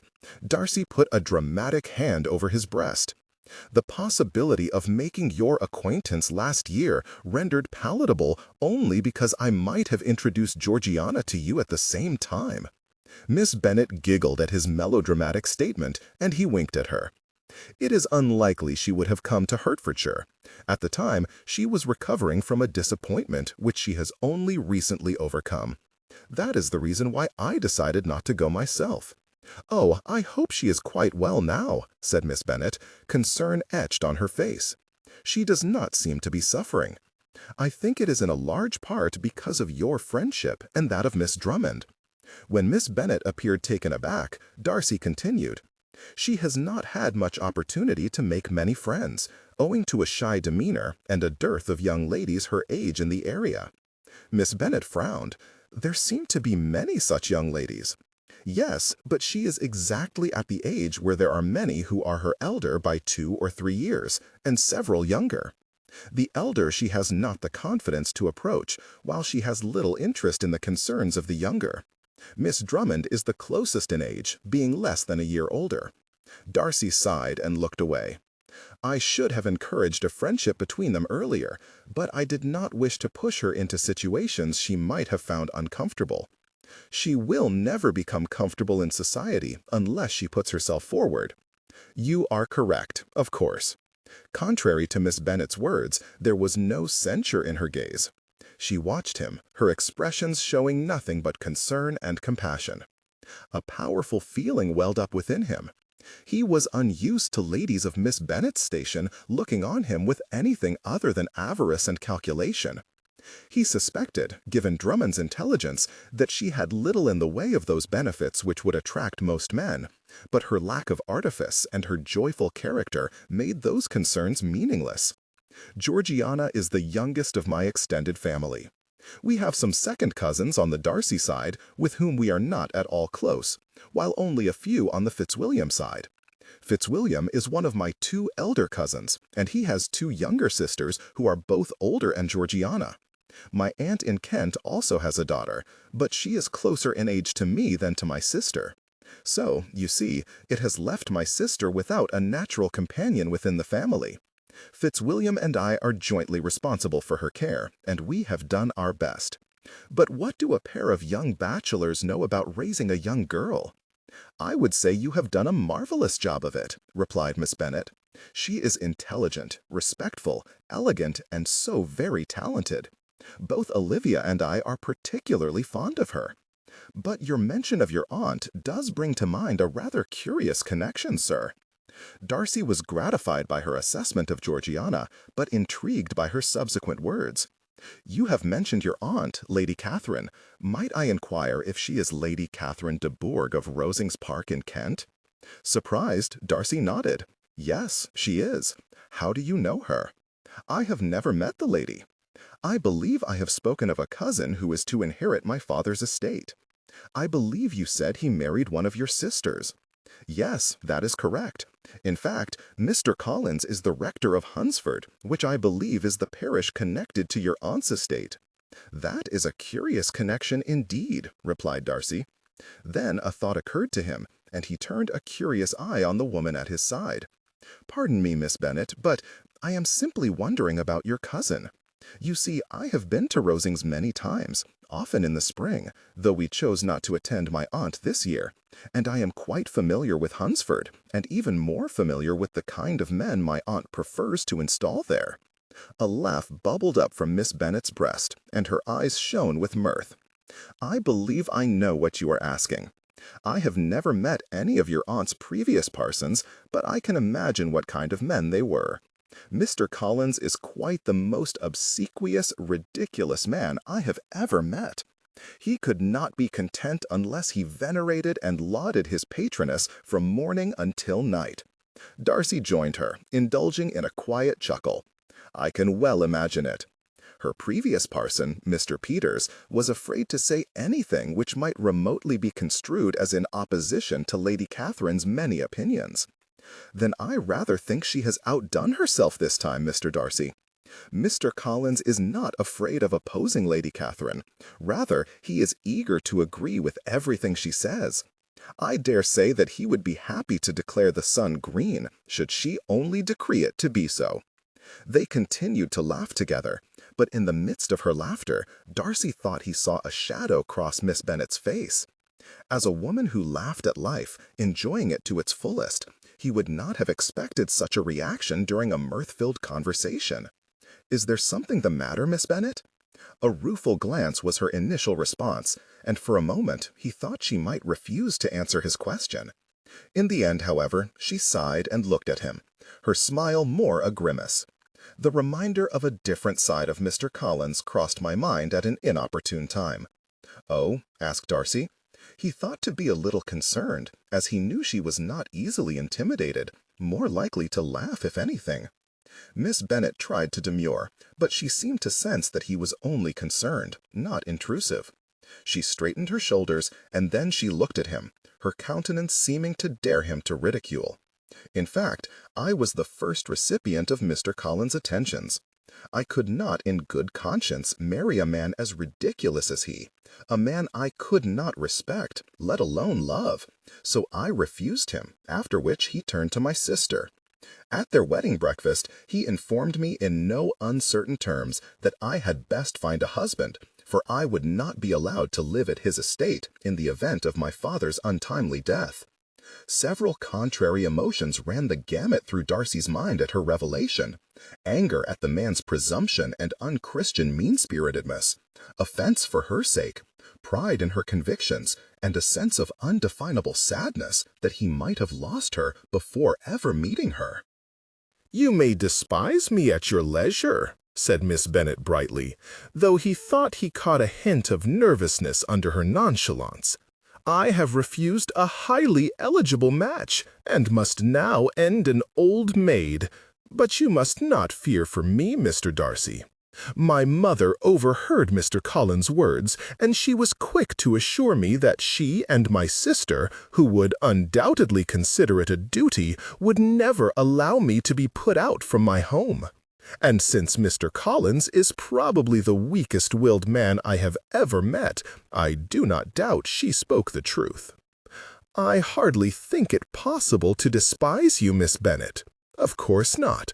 Any thought that he might still have espoused of her being a fortune-hunter was now dispelled. I cannot imagine that such a thing will ever come to pass, for I cannot imagine you remaining unmarried for so long. Thank you for your kind words, sir. It is not a kindness, it is a conviction." She lowered her gaze to the ground in embarrassment, but the pink stains on her cheeks showed that she was not displeased. As for Mr. Collins, I can hardly fathom a man of the cloth saying such things to one who is, after all, a relation. Though my aunt is many things, I cannot imagine that she would approve of such behavior. Seeming embarrassed by the conversation, Miss Bennet changed the subject. "You have mentioned your invitation to the Bingleys to Pemberley. Will the Hursts be included? My understanding is that they are in Norfolk at Hurst's family estate. As such, I believe I will take the opportunity to avoid Hurst's company by only inviting your sister and her husband. That also means that the invitation must include Miss Bingley, as she is not welcome in Norfolk, due to a number of highly pyroclastic confrontations with Hurst's mother. Miss Bennet laughed. I can well believe it. At that moment, their conversation was interrupted by the approach of the Earl. Darcy rose to his feet and bowed, shaking the other man's proffered hand. "Your lordship, I had not thought you would attend your daughter's picnic." "And you would be correct," replied the Earl. "I am to go into Derby today, for I have some business there. But I noticed a young lady to whom I have not been introduced, and thought to procure an introduction." "Of course." Darcy turned to Miss Bennet, who had risen by his side. "My lord, this is Miss Elizabeth Bennet of Hertfordshire. Lately she has been visiting her uncle, Mr. Drummond, and is to stay with us through the course of the summer. Miss Bennet, may I introduce his lordship, Arthur Teasdale, Earl of Chesterfield and Lady Emily's father." "I am charmed to meet you, Miss Bennet," said the Earl. "Your uncle is a good man and a valued member of the community." "Thank you, my lord," replied Miss Bennet. The Earl turned back to Darcy. "I did not miss the mode of your introduction, sir. I dare say you have the right of it. Being Emily's father is as important a title as the rest of it." Darcy laughed. "I am certain it is, my lord. She is a fine woman. Something of a handful since her mother's death, but I must agree with you." "Ah, it looks as if the sports are about to begin," said the Earl, gesturing at the lawn where those in attendance were gathering. "I shall leave you to it. Only remember that it is customary for a man to carry a lady's favor onto the field of battle." With a sly wink at Miss Bennet, the Earl farewelled them and departed. Darcy turned to his companion, noting that her embarrassment had made a return. "What say you, Miss Bennet?" "Of what, sir?" replied she, though Darcy was convinced she knew exactly to what he referred. "Shall I carry your favor into battle today?" Miss Bennet laughed. "I do not know if it is correct to call it battle, sir. I have naught but this handkerchief to give you, if you wish." The piece of cloth that she produced was a lacy, frilly sort of thing, with her initials embroidered in one corner in a complex script. With a bow over her hand, Darcy accepted it and placed it carefully in the front pocket of his jacket. "I will endeavor to win the day for your ladyship. I hope I will receive the boon of your support." "Of course, my handsome knight. You have already come to my rescue once. I doubt there is a man in the whole of the world who could represent me as well as you." Satisfaction swelled in Darcy's breast. He reached for her hand and bent over it. But on this instance, instead of contenting himself with a bow, he pressed his lips to her dainty fingers, lingering for a moment. Then he straightened and released her hand, and turned away to her shy nod. "You have put on quite a show this morning, Darcy," said Fitzwilliam as he approached. "I dare say there is not a person present who did not just witness your display." For once, Darcy decided that he did not care for the scrutiny of others. Let them talk. It is nothing to me. Fitzwilliam chuckled and shook his head, following Darcy to where the other men were gathering. There were many activities for them that day.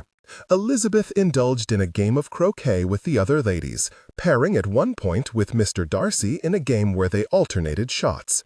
There were other games, interspersed with walks in the park, sometimes in the company of friends, and once in Mr. Darcy's company. Through it all, Elizabeth could not help but wonder if she was caught up in a dream.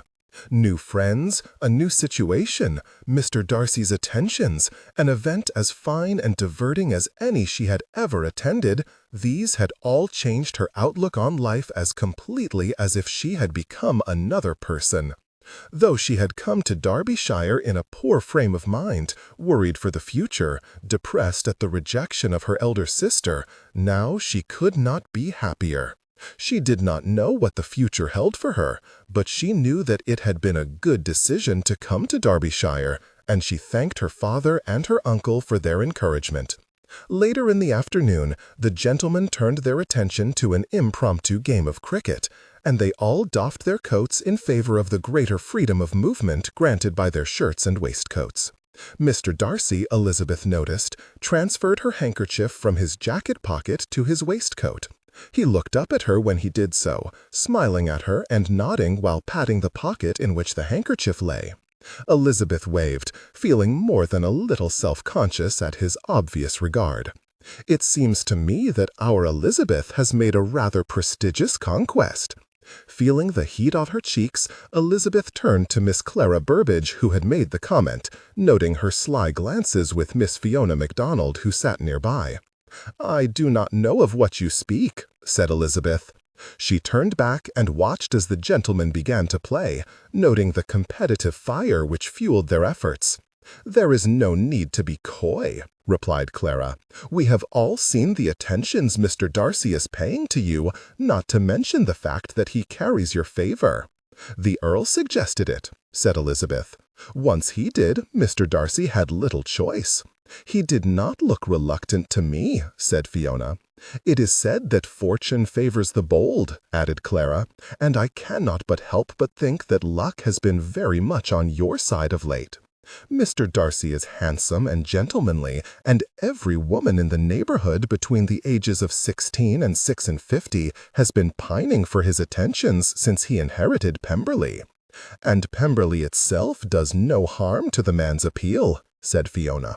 She sighed. "If only he would pay such exquisite attentions to me, I should be very happy indeed." "I rather think that possibility has been extinguished by our excellent Miss Bennet," said Clara. "I doubt the man will ever look at another woman again."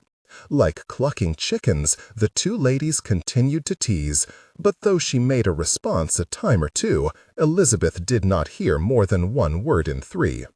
Elizabeth's mind was much more agreeably engaged. Mr. and unforced. Your volume and energy should remain consistent, professional, and energetic. Darcy was playing cricket with the rest of the men, and she could not but notice how athletic and tall he was, how when he struck the ball it sailed over the heads of the other players, and how his countenance shone with enjoyment and vitality. Indeed, she was as agreeably engaged as she had ever been. Though Elizabeth would not think of it for several days, she never did retrieve her handkerchief. When the day's entertainments had run their course and the parties prepared to leave, Fitzwilliam took it upon himself to stay close to Lady Emily, wary of the woman. She had not missed the display Darcy and Miss Bennet had put on before the neighborhood. No one could be less aware of it, Fitzwilliam thought. And though her countenance remained congenial and she interacted with her guests with her mask of good humor firmly in place, Fitzwilliam had not missed the gradual tightening of her lips.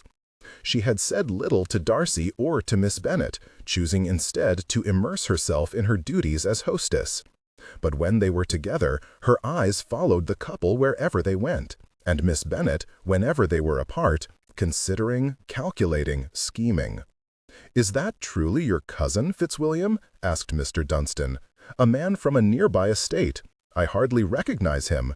He has never so much as batted an eyelash at a woman before, and now here he is, making love to her before the entire party." Fitzwilliam eyed Dunstan with more than a little distaste. He was not a bad man, but both Darcy and Fitzwilliam had little to do with him, as his behavior resembled that of George Wickham far too closely. "I hardly think he is being so open," replied Fitzwilliam. "For a man as closed as Darcy, he is being positively demonstrative. Do not attempt to tell me you do not see it." Dunstan turned his attention toward Miss Bennet, his gaze considering. "She is pretty, and I am sure that dress hides many delights, but I cannot see what he sees in her. She has very little from what I understand, and as such, I doubt her connections are anything to boast of either. Or perhaps he means to make her his mistress." "Do attempt to be more circumspect, Dunstan," said Fitzwilliam. "You are at the residence of an earl, and I doubt he would appreciate one of his daughter's guests being spoken of in such a manner. The Earl is away from the estate. No, but his daughter is here, and she would not appreciate it either. Dunstan shrugged. It matters not. Whatever charms Miss Bennet may have are lost on me. I much prefer Lady Emily. Let Darcy have his country miss. It is obvious that Lady Emily favors him as well, but if he chooses to eschew the riches of the Teasdales and fathering the future Earl, why, it clears the field for me. With a tip of his hat, Dunstan stepped away toward his own carriage. Fitzwilliam snorted to himself. He doubted very much that Lady Emily would give the time of day to a foppish rake such as Dunstan. Of greater concern was what to do about Lady Emily.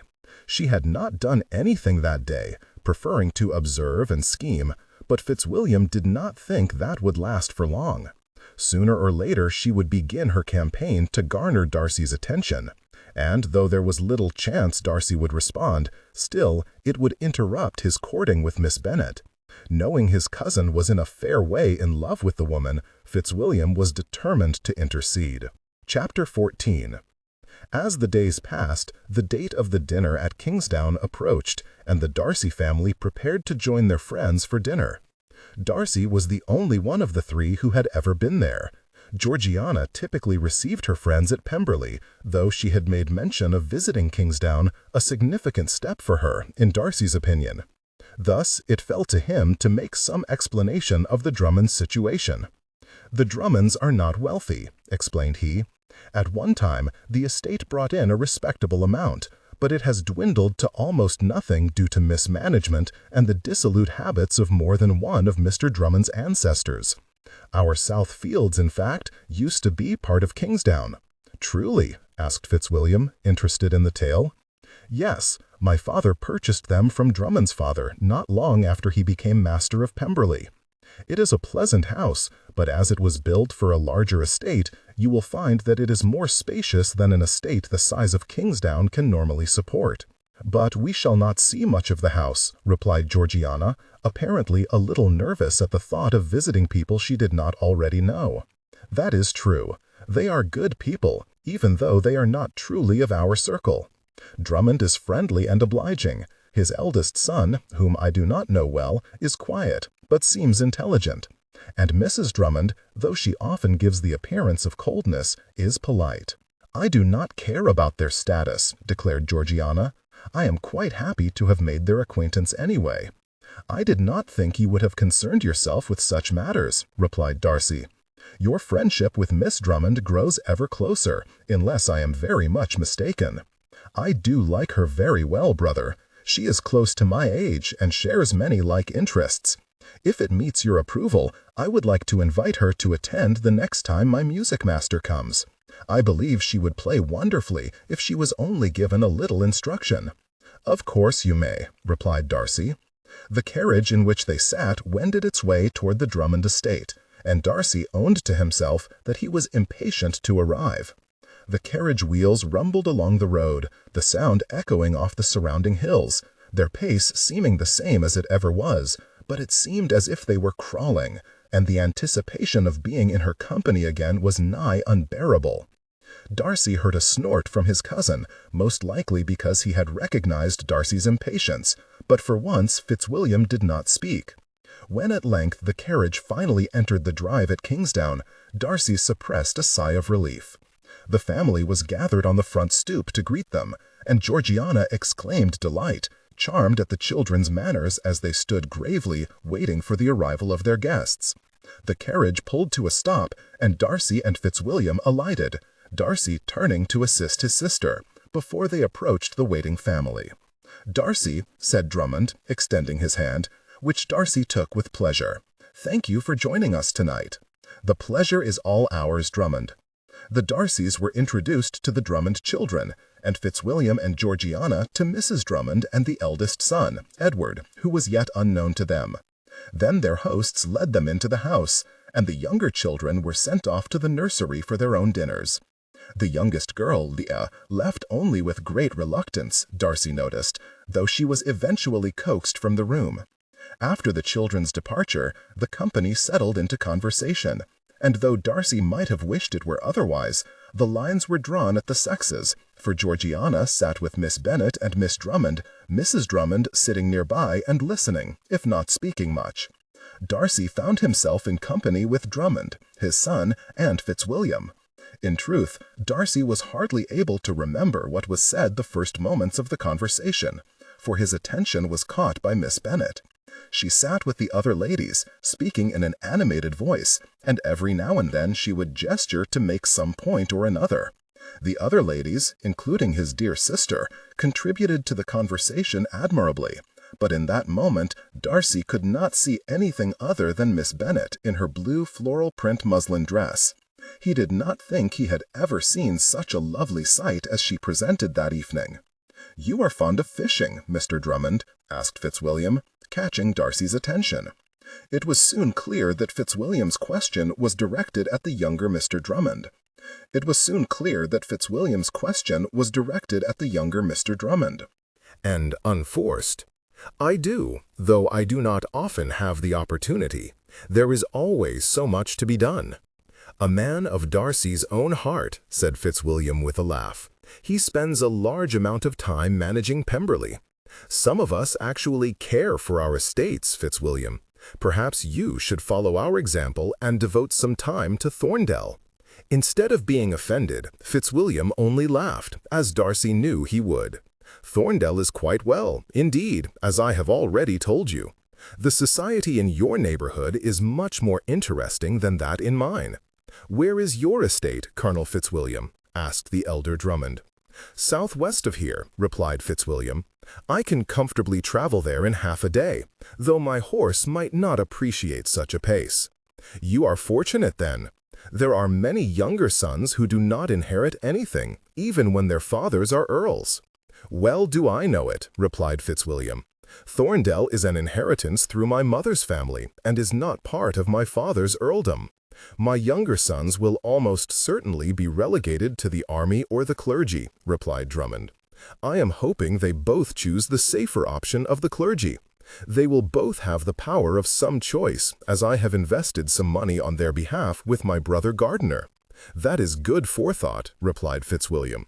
"My mother wished for me to go into the clergy, but it is far too sedate a lifestyle for me. I own that I was more interested in excitement and adventure as a young man." "And now you have entered a sedate lifestyle akin to the one you eschewed before," inserted Darcy. "Being a gentleman is not exactly adventurous." "I dare say it is," agreed Fitzwilliam, amused. "But the exhilaration of being shot at quickly fades to ennui, often in direct proportion to the enemy's improving aim." They all laughed at Fitzwilliam's jest. "You must have some interesting stories to tell," observed the younger Mr. Drummond. "I can tell a yarn as well as the next man.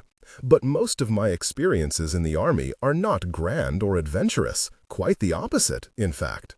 Fitzwilliam fell silent, and Darcy could see the introspection of remembrance fall over him as it had many times in the past. Fitzwilliam often told humorous stories, and embellishment was in his blood, but he could rarely be induced to speak of his more serious experiences.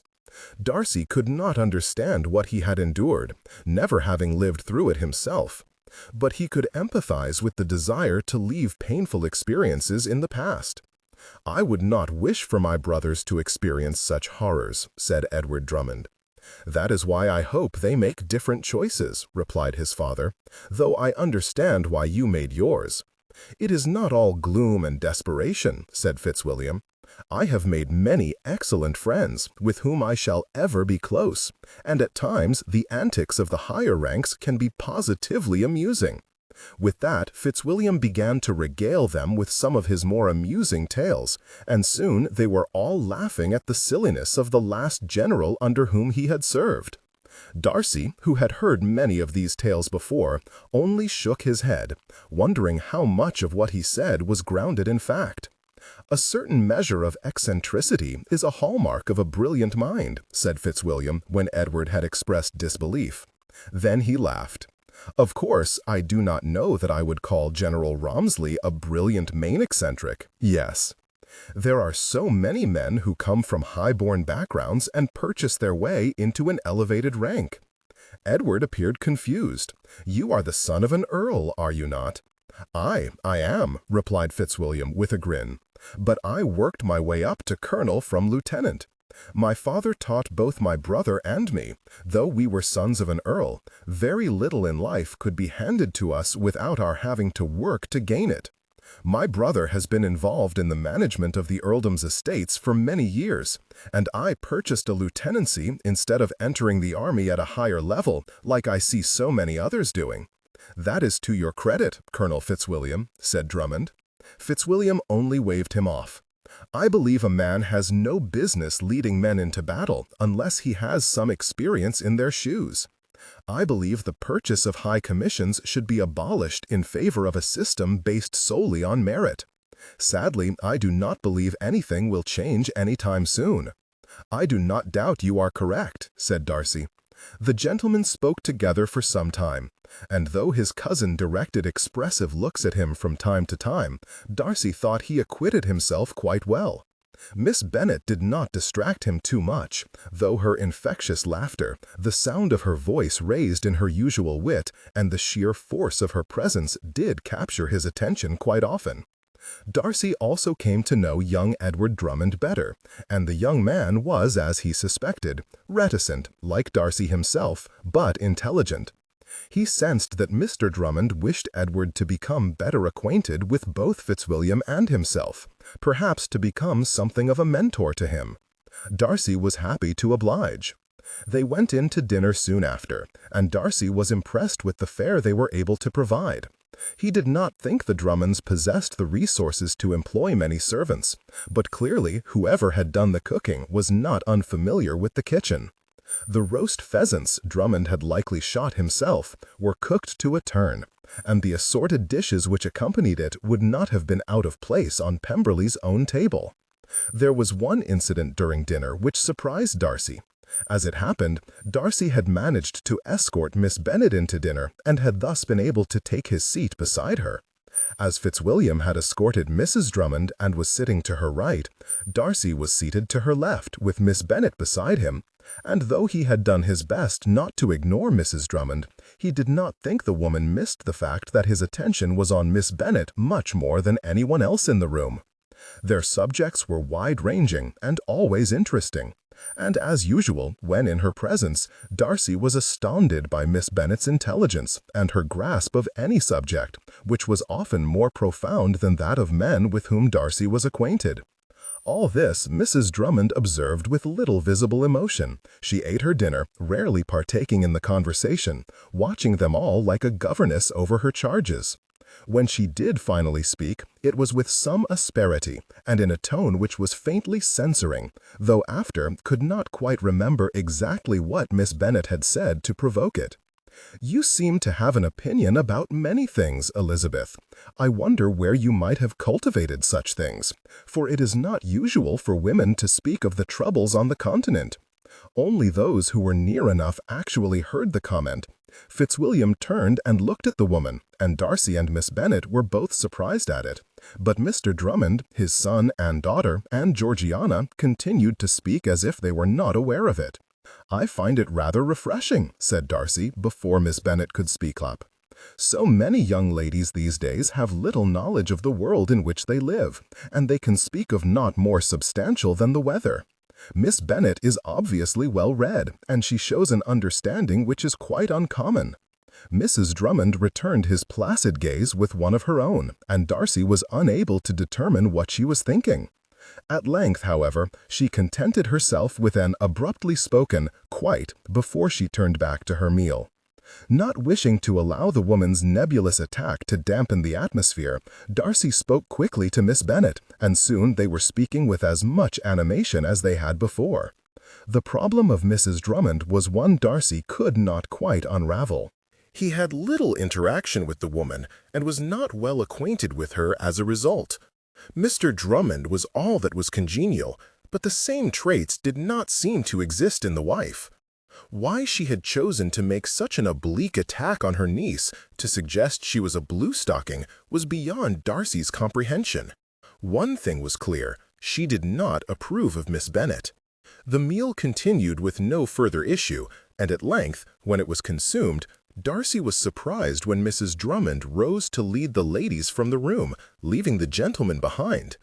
Darcy had not thought that Drummond would wish to separate, given the smallness of the party and the number of younger ladies in attendance. The four men sat about the table with some of Mr. Drummond's port, not the finest vintage, but still quite good, and spoke for some time.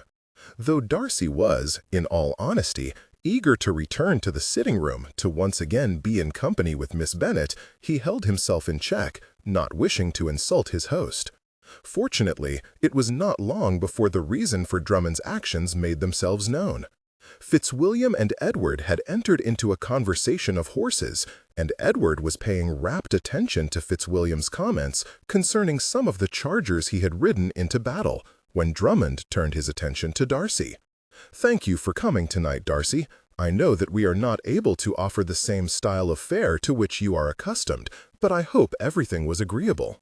"Completely so, sir," replied Darcy. "The meal was exquisite, and your family everything obliging. We were happy to come, and hope to be able to return the favor soon. And we will be happy to accept." The man paused for a moment, seeming to search for something to say, when he turned his attention back on Darcy. "I apologize in advance if I am offending you with my query, sir, but I feel that I must have this conversation. May I ask what your intentions are with respect to my niece?" For the briefest of moments, Darcy was offended. Who was this man to question his character so? Then sanity set in, and Darcy was thankful he had not voiced his reaction born of conceit. Mr. Drummond had the care of another man's daughter, whose safety and protection was his responsibility until she was returned to her father's home. He could see Darcy's attentions, as could any intelligent man. Of course, he would wish to know how Darcy meant to proceed. Darcy let out a heavy breath and smiled at his host. "In all honesty, Mr. Drummond, I do not know what my intentions are at present." It seemed the man had been holding his own breath, for he exhaled and shot Darcy an apologetic look. "I do not mean to question your honor, sir. I understand. She is under your care, and you take that responsibility seriously." Mr. Drummond nodded, to which Darcy replied, "As you should. I believe you already know that I think highly of Miss Bennet, and I am pleased that she has such a conscientious protector. The fact of the matter, however, is that I do not know my own mind at this time. I enjoy her company, and I appreciate her vivacity and the way she and your daughter have befriended my sister.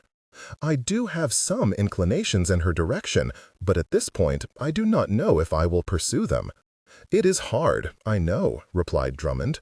"We have spoken of Elizabeth's situation, and you know that she is not gifted with great wealth, and she is not connected to the highest of society."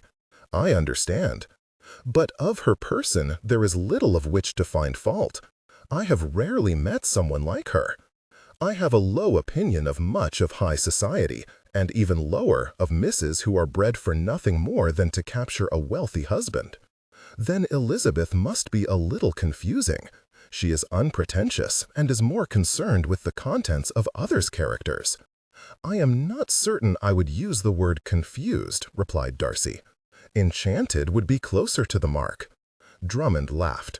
"She does have a way about her, does she not? She was bright and precocious as a child, and showed great promise.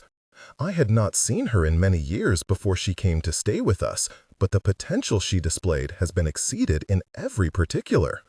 "I do not doubt it," said Darcy softly. For a few moments, Drummond allowed him to think before he spoke up again. "I will not press you for a decision, nor will I attempt to influence you in any way. I, of course, see my niece as good enough for any man, but I will own to a little bias in the matter." A slow smile spread over Darcy's face in response to the other man's words. "I understand some of the pressures you face," continued Drummond. "I trust Elizabeth not to raise her hopes without foundation, and moreover, I trust that you will not trifle with her affections. The only thing I ask for is circumspection when you meet with her. Hopes can be raised unintentionally, after all, and I would not have her hurt." "That is the last thing I wish to do," said Darcy. "I know it is, but I would not wish to return her to the state she was when she arrived, intentionally or no." "The state she was in before?" echoed Darcy. He was confused. Miss Bennet had never seemed anything other than happy and contented. "This situation with her sister is part of it," replied Drummond. "She has always presented the appearance of cheer, but my brother Bennet tells me that her spirits were quite low before she came to us. I do not know all the reasons, but I do know she has been happier the longer she has been with us." "I promise I will take care," said Darcy. He did not speak for a moment, thinking of his options. The fact was that though he was impressed with Miss Bennet and understood her siren call could prove to be irresistible, he was in no way ready to make any kind of commitment. But Mr. Drummond deserved to have some understanding of his intentions beyond his simple statement that he did not know yet. There was a way for him to learn his own feelings and provide the other man with that security. "With your permission, sir, I would like to call on Miss Bennet," said Darcy, feeling immediately like he had made the correct choice. "I am not ready for anything more than that at present, and I do not think that she is either. But I am aware that the more I know of her, the more I esteem her. Through calling on her with your permission, I will begin to know more of my own mind." "Excellent, sir," said Drummond, lifting his glass in agreement. "You have my hearty approval and consent, though I am certain you are aware that for anything further you will be required to apply to her father. Should it come to that, I will be happy to do so." Darcy tapped his glass to Drummond's in a silent toast to Miss Bennet, and they both drank them. "Now," said Drummond, rising to his feet, "I believe it might be time to rejoin the ladies. I am certain there is one with whom you would rather converse." Nodding, Darcy followed his host from the dining room with the other gentlemen in tow. The first sight Darcy had of Miss Bennet when they entered the room was of her laughing, her mirth streaming from her gaily, showing for all to see the delight she took in life. And it was at that moment that Darcy knew that he could love her, that he could make her an offer, and bring her back to Pemberley as its mistress. They entered the room, and Darcy sought a seat by the temptress's side. As soon as he did, he leaned over and softly spoke to her. "Might I ask what prompted your mirth, Miss Bennet?" "You may ask, but I might choose not to answer," was her arch reply. "Ah, I believe I might understand. You have confidences concerning the gentleman that you wish to keep." Miss Bennet only laughed again. "So typical of your sex, sir. You imagine that the ladies speak of nothing else." Darcy feigned surprise. "You do not?" "We do speak of you at times," replied she, vastly amused at the conversation. "But not always. You may put your sense of superiority away, sir, for we ladies are not as affected by you as you would like to think." "I beg to differ, Miss Bennet. I think you are every bit as affected as we might think.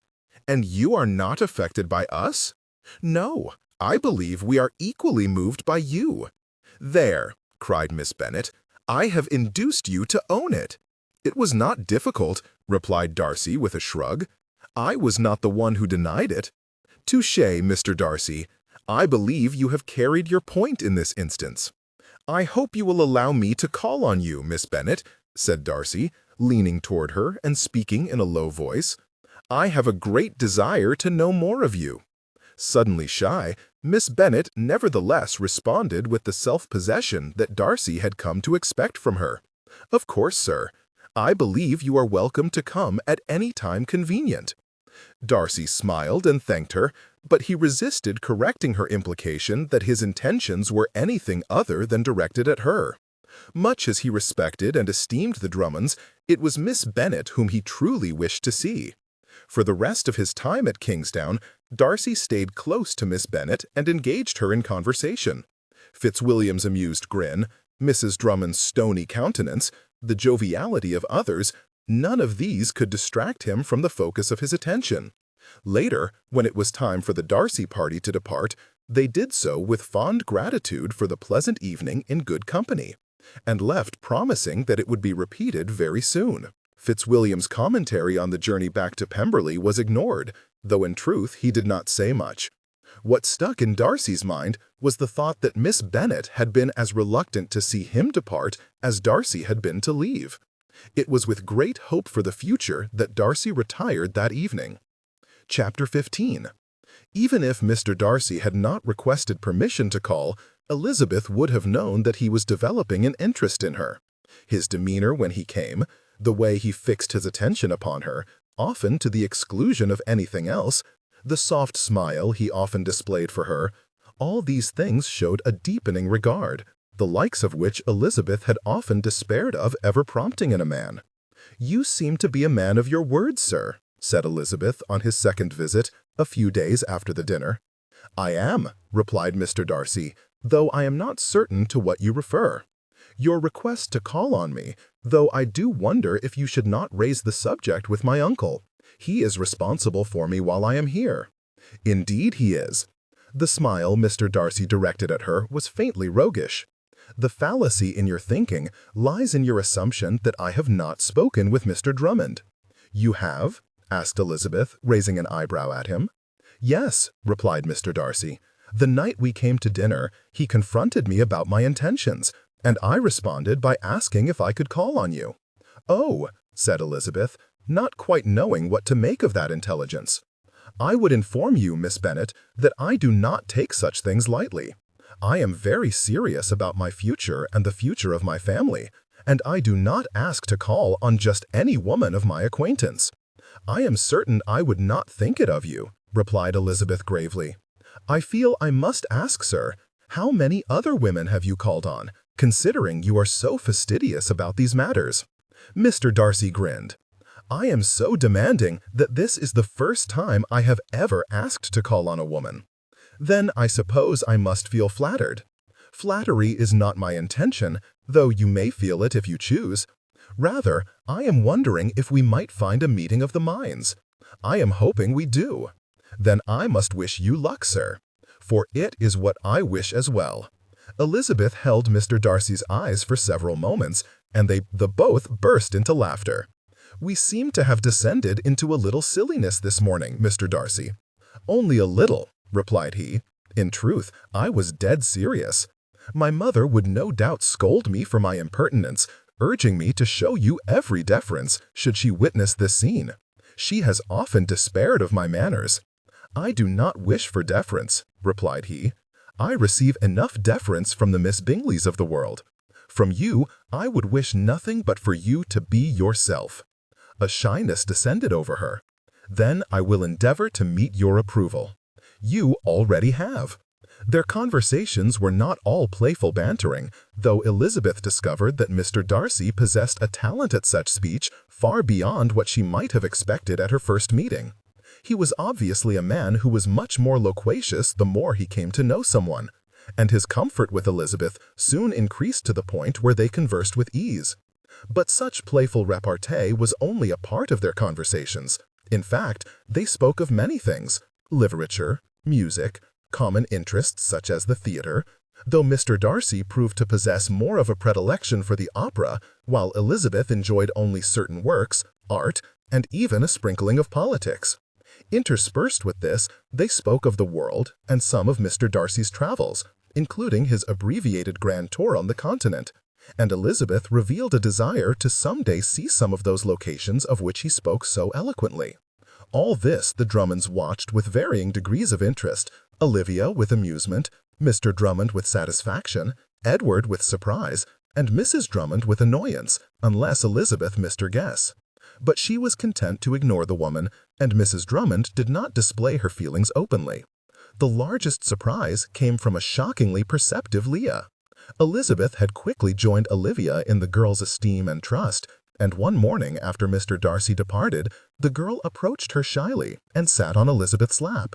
"Lizzie, will you marry Mr. Darcy?" asked she, as seriously as a child of 5 could manage. Astonished, Elizabeth could not speak for a moment. "Why do you say that?" she finally managed. "Because he loves you," replied Leah. At her side, Olivia giggled into her hand, but Elizabeth, far from feeling amused, was only confused. "I do not think Mr. Darcy loves me, Leah." "Of course he does. He visits and speaks to you, kisses your hand, and listens to you carefully. Is that not what a young man does with a woman he loves? I believe a young man also does those things with a woman he considers a friend. Friends do not look on you the way Mr. Darcy does, insisted Leah. Though she was shocked by this entire conversation, and more than a little cross with Olivia's inability to hold in her peals of laughter, Elizabeth attempted to explain the situation to the young girl. Mr. Darcy is only calling on me as a friend, Leah. He is an amiable man, and that is what amiable men do. Mamma says he is proud. That is only because your mamma does not know him well. He has no improper pride. He is ever so tall and handsome. Elizabeth smiled at the girl. Yes, he is, Leah, but I do not think he is in love with me. But maybe he will be one day. Perhaps, said Elizabeth, unwilling to make any further comment. Then, when you marry him, I hope you invite me to Pemberley, supplied Olivia helpfully. Yes, that is it, cried Leah. I have heard that it is quite wonderful, and I should like to see it. Elizabeth decided that it was time to bring the conversation to a close. She had noticed, where she did not think the sisters had, that Mrs. Drummond had looked into the room to see what had prompted Olivia's mirth. Elizabeth did not think the woman had heard what her youngest had said, and Elizabeth was eager that she did not learn of it. Not long after Mr. Darcy started calling on her, Kingsdown had an unexpected visitor, whose appearance shocked them all. Having completed their tasks for that day, Elizabeth and Olivia had sat down in the music room, Elizabeth showing Olivia whatever her meager skills on the pianoforte would permit. The younger children were in their lessons, their mother attending them that day, while Mr. Drummond was out on the estate, seeing to some matter or another. When the door opened and the maid who acted as the housekeeper stepped in, leading Lady Emily into the room, Elizabeth and Olivia both rose. Elizabeth attempted to rein in her astonishment and greeted the lady with perfect civility, though Olivia was not so successful. As such, Elizabeth attempted to attend to the niceties, requesting that the maid provide some tea and rolls she prepared in the morning in case they should have any visitors. "Miss Bennet, Miss Drummond," said Lady Emily, accepting their welcome with generous civility. "Might I inquire after your families?" "All well," replied Elizabeth, inviting their guest to be seated. "Mrs. Drummond is with the children at present, and my last letter from my mother reported nothing extraordinary. And you?" "I am tolerable, indeed," replied the lady.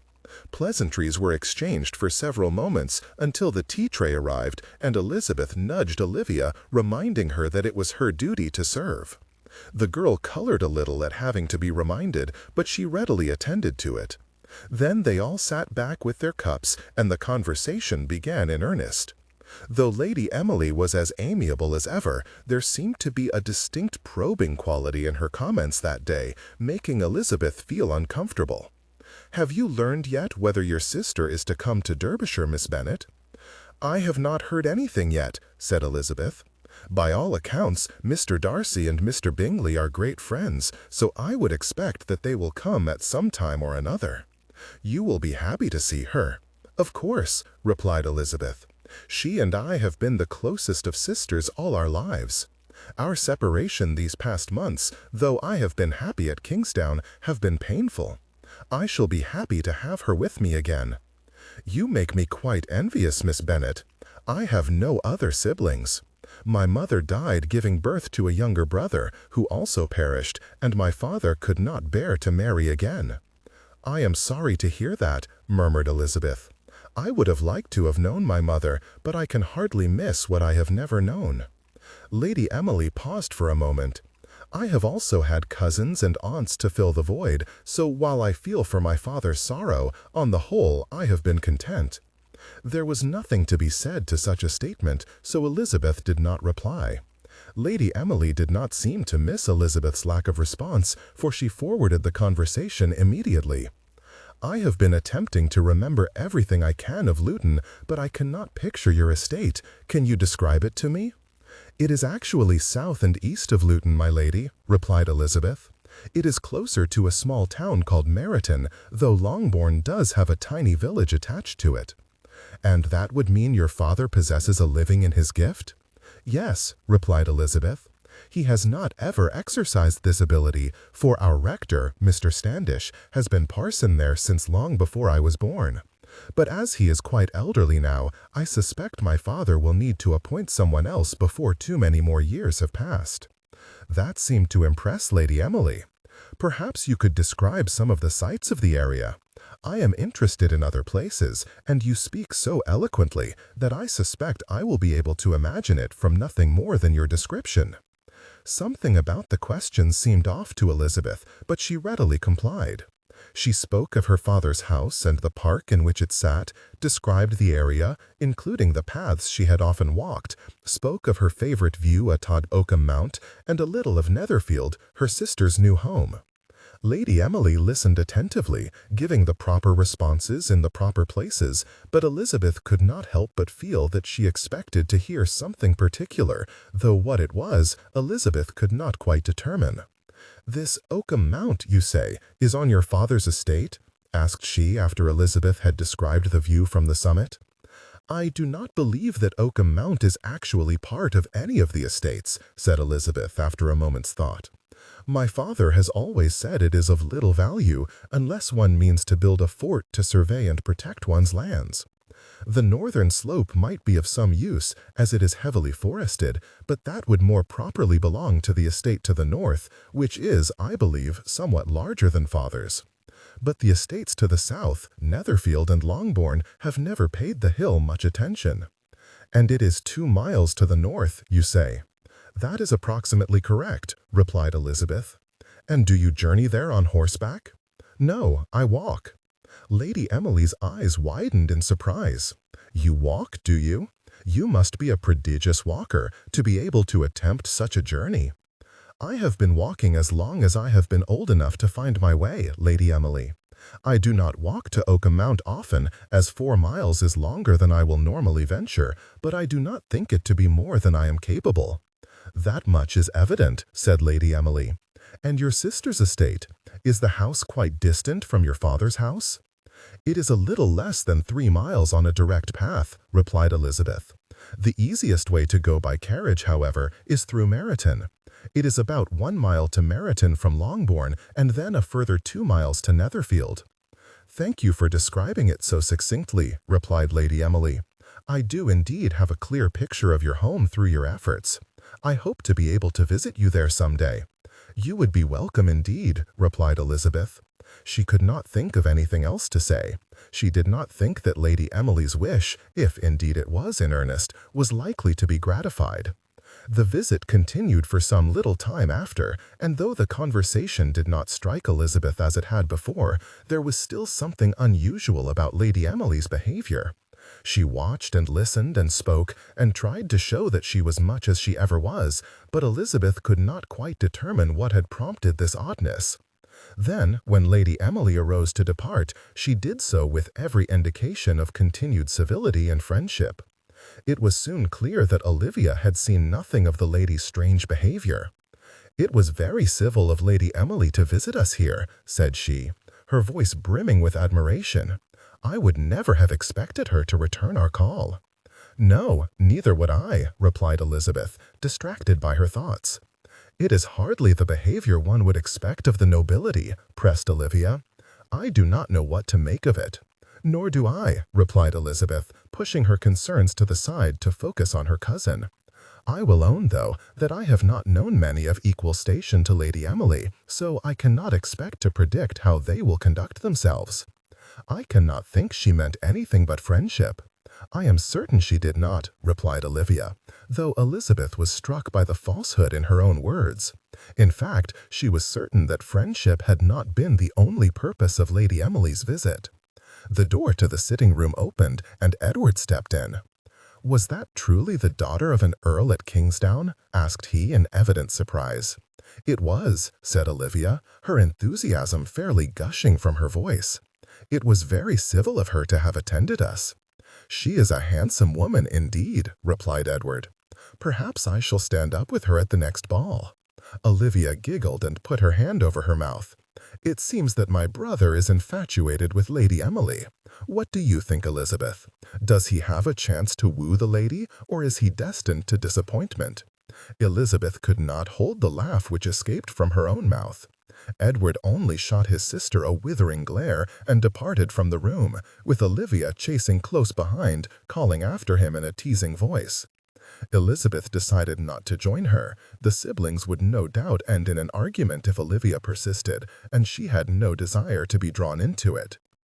Besides, Elizabeth still had not determined what Lady Emily's ulterior motive for calling on them had been. It was something she thought she should likely understand, but she could not fathom it. It was some time before Elizabeth left the room, and had anyone looked in to see her sitting there, they would have seen her deep in thought. Though Elizabeth and Olivia were more often to be found in Georgiana Darcy's company than any other ladies of the district, it did not follow that they neglected their other acquaintances. Elizabeth especially grew close with several of them.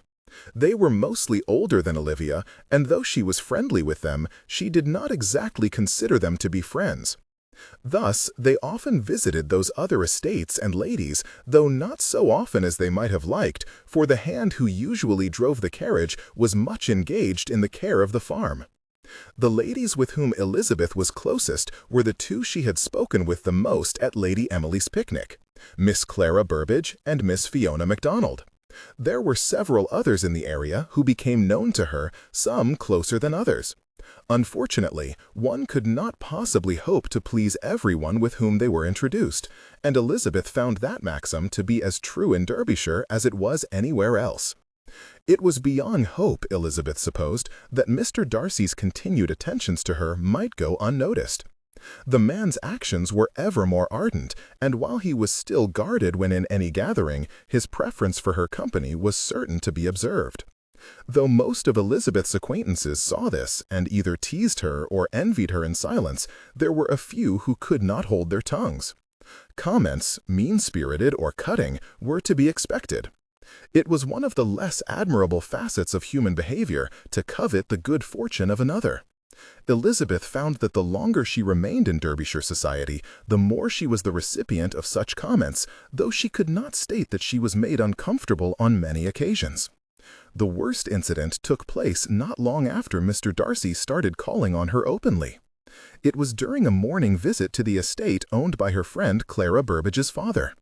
The Burbage estate, Heath Hill, was situated on the far side of Lambton from Kingsdown, which meant that Elizabeth could not visit the young lady she had rapidly come to consider a friend as often as she liked.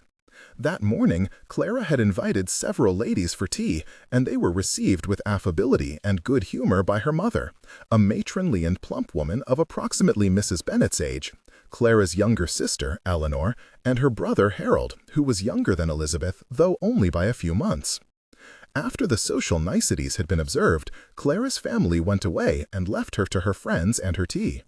The guests, who consisted of Fiona MacDonald and 4 other ladies of the area, sat down to their conversations, and Elizabeth, in Olivia's company, was drawn to her 2 closest friends.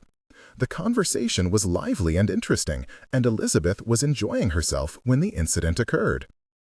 "You seem to have made yourself many friends since coming to the area, Miss Bennet." Elizabeth turned to regard the young woman who had addressed her. She did not know Miss Hilary Russell well at all, nor did she know the 2 ladies who sat on either side of her. Their names were Miss Mary Campbell and Miss Erica Allen. They had always struck her as a little incautious in their remarks, and at times they could be deemed unpleasant. In between the 2 groups, the final member of their party, Miss Deborah Grant, sat, looking between the 2 of them as if she expected some unpleasantness. "I appreciate the welcome I have received," replied Elizabeth, not knowing the woman's intentions, but thinking that a banal response might prevent further comment. "Derbyshire has proven to be beyond my expectations." "Yes, it is a wonderful county," replied Miss Russell. "Is your home as beautiful as that you find in Derbyshire?" She paused, as if attempting to remember something, and continued. "I am sorry, Miss Bennet, where did you say your home is?" "Hertfordshire. My family estate is fewer than 20 miles from the outskirts of London." "That must be convenient for the season. I assume your family has a presence in London." "Yours does not," replied Clara. She seemed to sense that Miss Russell was intent on some mischief, for her gaze was more than a little pointed. "I have attended the season," replied Miss Russell, her eyes flashing with displeasure. "When staying with Mary's family," said Fiona. "We were happy to have her with us," said Miss Campbell. In consequence, Miss Campbell was higher than Miss Russell, whose family estate was no larger than Longbourn. Miss Allen was higher than them both, but as the girl was naturally of a more reticent disposition, she often deferred to her more vocal pair of friends.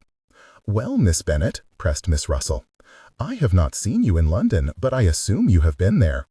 "Many times," replied Elizabeth. "My uncle owns a house in London. My father but rarely goes, as he finds London society is not to his taste." "Then your family does not possess a house in town?" "No, Miss Russell, we do not."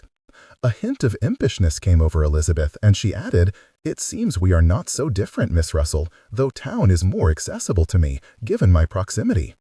"My family at times spends the entirety of the season in town, though this year we have not gone due to my mother's health," ventured Miss Allen. "My mother and father are both very fond of society." "I believe we have all attended events there," said Clara. "My favorite is the theater, though I do enjoy balls and parties too." For a time, Clara's attempt to change the subject was successful, for the ladies' conversation concerned what they had done in London, what events, what activities were favorites. But while this was going on, Elizabeth noted that Miss Russell's eyes lingered on her. Most of these here, Elizabeth thought, were from families that were quite wealthy. Clara and Fiona's fathers were gentlemen whose estates yielded in excess of $5,000 a year, with Miss Campbell's family standing just below, and Miss Allen's family somewhat above their stations.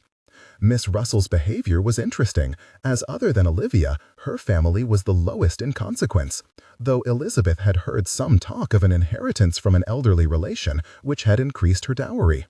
It was likely this that provoked an increase in haughtiness. After the conversation about the season had wound down a little, Miss Russell spoke again, apparently unaffected by being thwarted earlier. "Excuse me, Miss Bennet, how long will you be staying in the area?" "The length of my stay has not been determined, but I believe that I will be here at least until the end of summer." "I have heard that you have become quite close with Miss Georgiana Darcy," said Miss Campbell. What little Elizabeth could garner from Miss Campbell's tone suggested that the woman was no more pleased with Elizabeth's presence than was her friend. "She is my closest friend," exclaimed Olivia. "Is she, indeed?" asked Miss Russell, an eyebrow raised in skepticism. "Yes," replied Olivia, clearly not understanding the other lady's displeasure. "We have many interests in common, and she is ever so amiable." "She is quite amiable, indeed, though I have not spoken to her often," said Miss Campbell. "You are quite fortunate to have come to her notice." "It is shocking," said Miss Russell, casually, as if saying nothing of greater import than she expected it to rain, "that some young ladies are intent upon forwarding their interests by imposing themselves upon timid young ladies who, coincidentally, are connected to men of high standing in society." "Indeed, it is a mean art," added Miss Campbell. But if forced to stand on their own merits, their ambitions will not be realized, so their reliance on such subterfuge is not surprising. "What is next?" asked Miss Russell, tittering behind her hand. "Perhaps a compromise, or a fortunate meeting in a deserted hall. I feel for the young lady. To have her earnest offers of friendship repaid in such a way would be very hard indeed." The spiteful comments between the two women were exchanged with such rapidity that no one else could insert a word while they were speaking. By the time Miss Campbell fired her parting shot, Clara was so livid that her fingers on the arm of the chair in which she sat were white with the force she was exerting on them. Fiona's eyes blazed. Miss Grant watched the two cats with sardonic disdain, while Miss Allen, who was known to be close to them, looked on, her eyes wide with shock. Knowing that Clara was about to respond with a disparaging comment which would only provoke an argument, Elizabeth put her hand on her arm and turned to the two ladies. "That would indeed be a shame, Miss Russell, for their hospitality to be repaid in such a fashion. Of course, it is a reprehensible art to show friendship for the sake of ingratiating. Fortunately, I think most gentlemen are intelligent enough to see avarice for what it is, and I have no doubt that those who befriend wonderful ladies such as Georgiana Darcy do so for no more reason than to be acquainted with such a wonderful young girl. Of course, added Elizabeth in an offhand manner, attacking others for nothing more than jealousy and spite is at least as mean an art as that which you described. It shows a lack of confidence in oneself, for if one is content with one's situation and the content of one's character, such devices would become quite unnecessary. Do you not agree? Though Miss Russell's gaze bored into her, and Elizabeth had no doubt she would have been impaled if Miss Russell could have managed it, she seemed to know enough not to say anything further. As a result, she did not make a response. The visit continued for some time, though the words exchanged were strained, no doubt due to the mean-spirited attack. Elizabeth affected a nonchalance and endeavored to speak with her friends much the same as she ever had. Clara continued to glare at Miss Russell and Miss Campbell, and for their parts, Miss Russell's aura of disdain for Elizabeth never diminished, though Miss Campbell had the sense to hide her feelings from the group. At length, the two ladies whose presence had become unwelcome rose to depart, leaving behind 6 relieved women. No sooner were they out of the room than Clara vented her displeasure. "Those odious chits!" exclaimed she. "How dare they come into my house and attack my friends?" "Do not concern yourself, Clara," said Elizabeth. "I was uninjured by their barbs. The only thing they accomplished was to make themselves appear more than a little ridiculous." "They are not usually this spiteful," said Miss Allen softly. "I am usually happy to be in their company, but at times they speak when they would best remain silent." Miss Grant snorted, her disdain evident. "The only reason you do not hear more of their vitriol is because they are often circumspect in your presence. They know you do not appreciate it, so they restrain themselves." Miss Allen appeared to be more contemplative than surprised. "Apparently they did not feel the need to do so today," said Fiona. "Or their worse natures got the better of them," responded Clara. "It will be some time before I invite either of them into my house again, I assure you." "Their behavior was reprehensible, of course," said Miss Grant, turning her gaze on Elizabeth. "But I am curious. It is said that Mr. Darcy is courting you, Miss Bennet.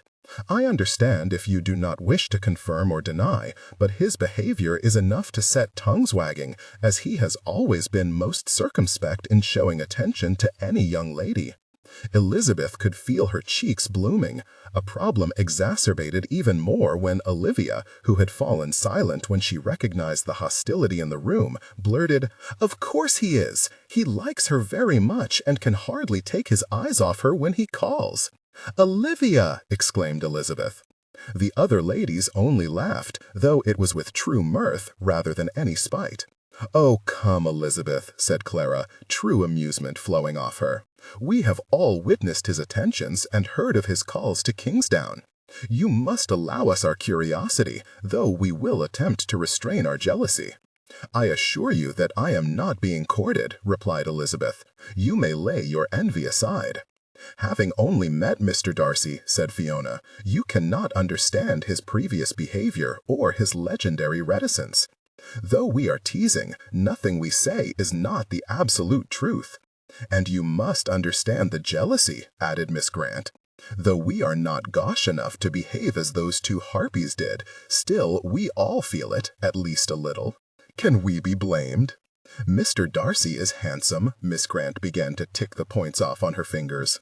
"Kind. He possesses a great estate and a mighty fortune, which is rumored to be only part of his wealth, and we have all dreamed of claiming his attention for our own. But you come to Derbyshire, an unknown relation of a minor landowner, I am sorry, Miss Drummond, but it is the truth, and steal all his attention away from us. Of course we are jealous." The other ladies laughed, but they all nodded their agreement, including the restrained Miss Allen. "In fact," continued Miss Grant, humor and playfulness in her manner, "we have all wondered if perhaps there is some peer to whom you have a connection, or some elderly relation who will soon die and leave you fabulously wealthy, which makes you so irresistible to Mr. Darcy." "I assure you," said Elizabeth, desperate to end this mortifying conversation, "that I have none of these virtues to my name. I am naught but Miss Elizabeth Bennet, a country girl from a small estate in Hertfordshire." "Which makes it all that much more puzzling," said Miss Grant. Elizabeth decided at that moment she liked Miss Grant very well indeed, though she had not truly known the woman previously. She wished that she would cease her teasing, but she thought that in essentials they were much alike, though Miss Grant appeared to be somewhat more cynical and much more vocal. "I think it is because Miss Bennet does not behave any differently to Mr. Darcy than she does to anyone else," opined Miss Allen quietly. "Mr. Darcy has no doubt had his share of fawning ladies looking to garner his attention and, though Hilary stated it ineloquently, praising his sister for nothing more than his benefit. But Miss Bennet treats everyone the same and does not give him any undue attention or flattery." The room was silent for a moment as they all considered Miss Allen's words. Then Clara said, "I believe Miss Allen might have the right of it." "It makes sense," added Miss Grant, looking at Elizabeth with open speculation. "Most young ladies look at Mr. Darcy akin to how a starving man gazes on a fatted calf." Elizabeth could only laugh. "Including you?" Miss Grant only waved her off. "My father was a close friend of Mr. Darcy's, so I have known him for years. Neither Mr. Darcy nor myself sees the other in such a way." "I did not know," replied Elizabeth. "I have not seen you at Pemberley, or speaking with Mr. Darcy for that matter." A shrug was followed by, "We do not speak much. Since Mr. Darcy's father died, we have been at Pemberley but rarely. We do exchange some words on occasion, but as I said, we do not really interest each other." "Not like our Elizabeth interests Mr. Darcy," said Clara, with a sly look at Elizabeth. It was time to put an end to this talk. "I would remind you all that there is nothing between Mr. Darcy and myself. There is no courtship, and he has not approached my uncle." And unforced. Your volume and energy should remain consistent, professional, and energetic. Please do not create rumors, for I am certain there are more Miss Russells in the district, and I would not wish to give them a reason to despise me. "I suppose we should end our teasing," said Fiona, though her look clearly showed that she enjoyed it. "But you must excuse us if we continue to envy." The laughter produced by this statement lured Elizabeth into responding in like fashion. By the time Elizabeth and Olivia left Heath Hill, she was on a first-name basis with all the ladies present. But the incident taught Elizabeth an important lesson. There would be detractors, particularly should Mr. Darcy's intentions continue or even intensify, and she would need to have her entire arsenal of wit and composure with her to deflect their jealousy. Chapter 16. A more idyllic spring Elizabeth had never passed, and though she missed her family, she was quite content to be in Derbyshire. There was something magical about the place, she decided, and though she knew she would be required to return to her father's home eventually, she thought she would be quite happy to remain in Derbyshire for the rest of her life, if the opportunity presented itself.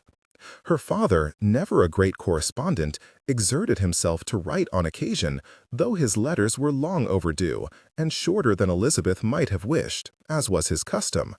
She did not receive anything from Jane, whose absence Elizabeth still felt keenly, or Mary, from whom she had not expected to receive anything.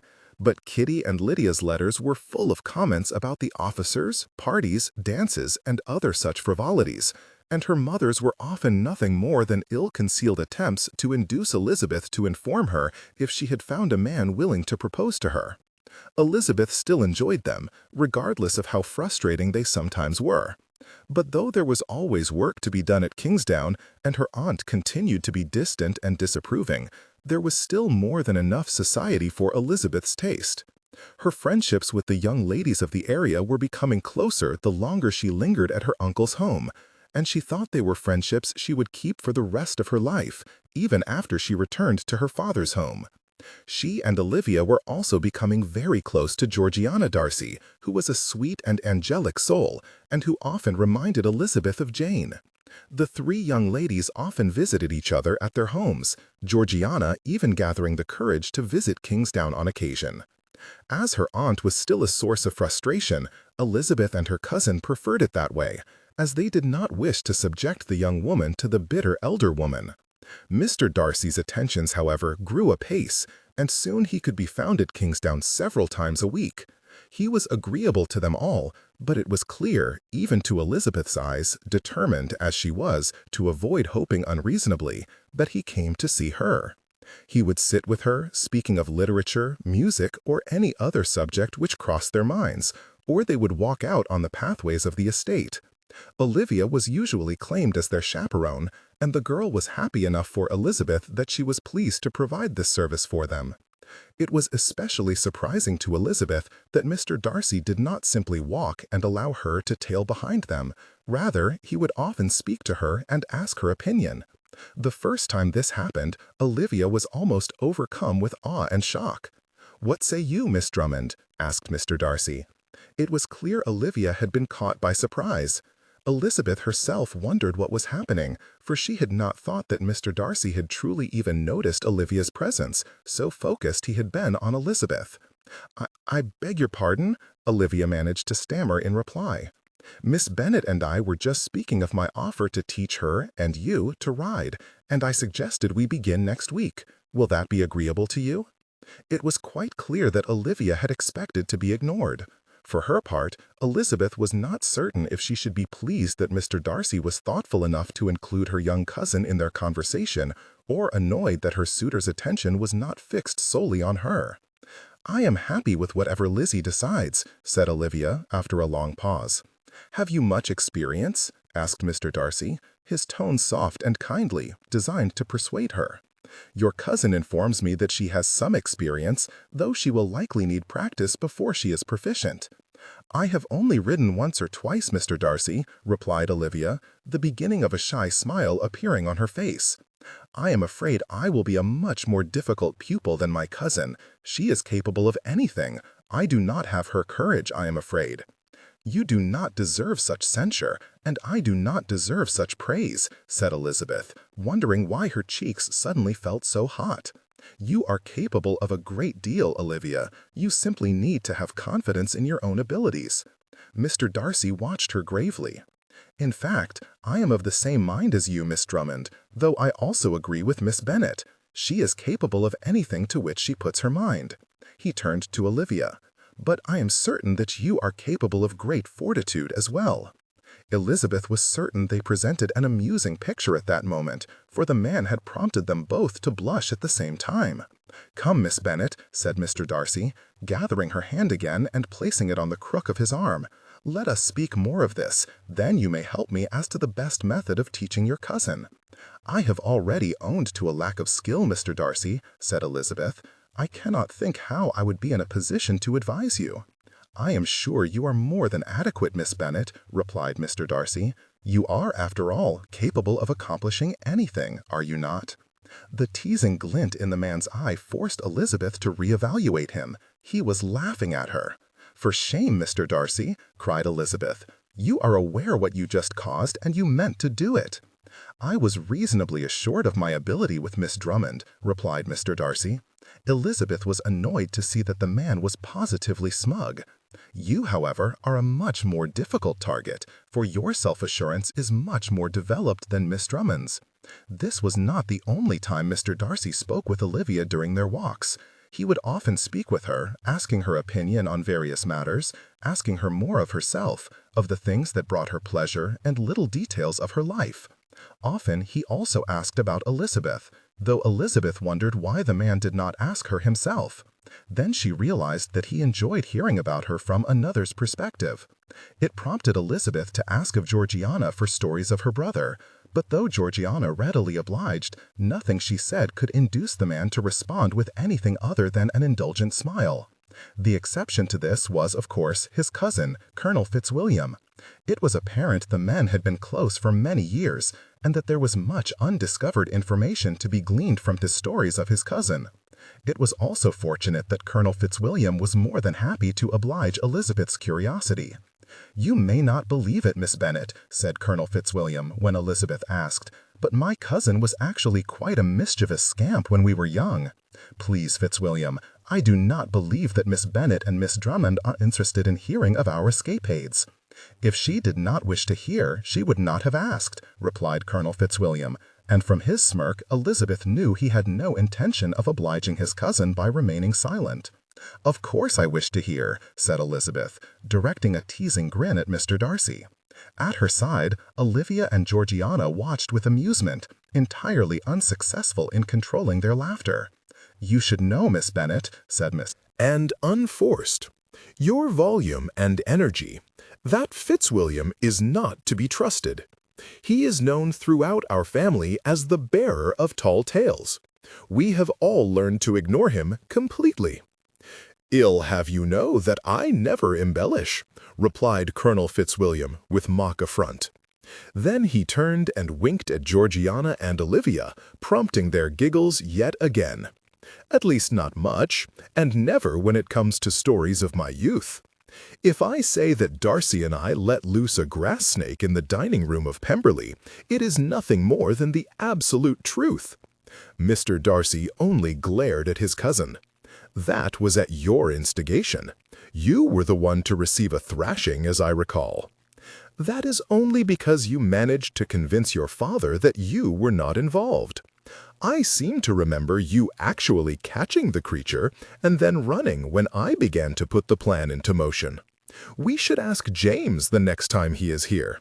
He would remember the sequence of events as I do." Colonel Fitzwilliam only waved his hand. "You cannot trust James. After all, he is not but a viscount." "Snakes?" squeaked Olivia.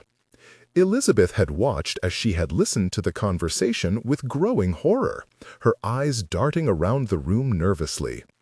"Ah, you should not worry, Miss Drummond," replied Colonel Fitzwilliam with evident amusement. "Darcy has long outgrown such childish pranks. Why, I do not believe he has brought a snake into the house in the last several weeks at least." Eyes round with fright, Olivia stared at him.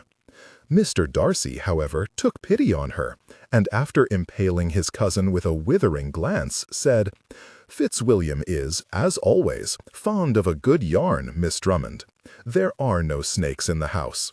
"But do not go out by the lake," said Georgiana with a laugh. "They seem to consider it their own particular domain." "You have snakes at Pemberley?"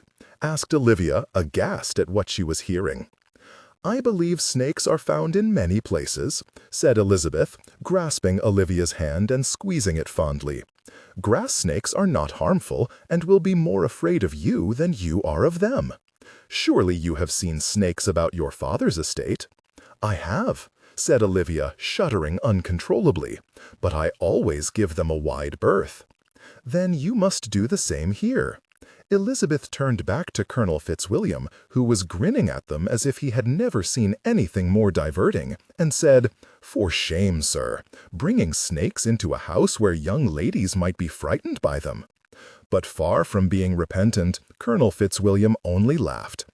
"As I recall, the thrashing I received was made worse by the fact that it was Darcy's mother who discovered it. I never saw anyone jump so high as she did. And you telling her that snakes could climb the chair she stood on to escape it did not help matters either," said Mr. Darcy. They all burst into laughter, even Olivia, though hers was hesitant. Colonel Fitzwilliam, however, was thoughtful. "I had forgotten about that. I thought Aunt Darcy would expire right on the spot." Colonel Fitzwilliam then turned to Elizabeth. "I must own to being intrigued, Miss Bennet.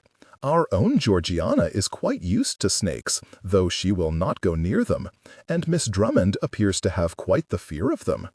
But you do not seem to share your cousin's aversion." "Snakes are not pleasant creatures, I will own," said Elizabeth, "but I do not fear them, though I have a healthy respect for adders and other dangerous creatures.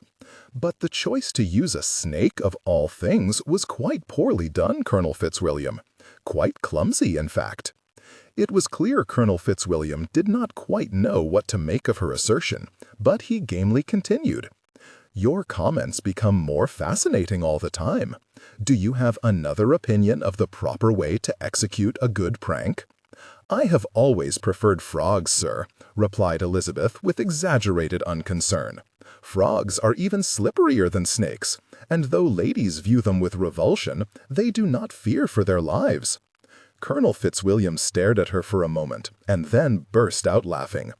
I suppose you have experience in the matter of using frogs for pranks.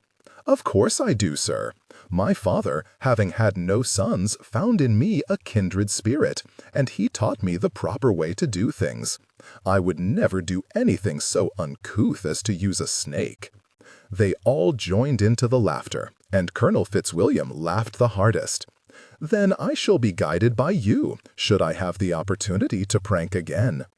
I had not known you had such an expert in your sitting room, Darcy. Miss Bennet is a lady of uncommon talents, it would seem. Well do I know it, replied Mr. Darcy. His gaze upon her never wavered, and Elizabeth felt her cheeks heat up in response. But rather than make her feel uncomfortable, his scrutiny made Elizabeth feel warm all over. He nodded to her, and they both turned their attentions back to the conversation. By the time the date for the return engagement to dinner at Pemberley arrived, Miss Drummond and Miss Bennet were regular visitors to Pemberley. When they led their family into the room, Darcy noted that they did so with ease and no pretensions, which was further exhibited by their easy greetings to Fitzwilliam and Georgiana. It was so unlike Bingley's sister, thought Darcy, as he bowed to the Drummonds and welcomed them to his home. Though Miss Bingley was not so crass as to act as if she were already Pemberley's mistress, her coveting gaze would roam over every detail, every item in the room, and then her gaze would alight on him. Darcy would then be able to detect the cunning, feel the determination to have him at all costs. She was one of the few people in the world he forced himself to abide. Others of her ilk were firmly rejected.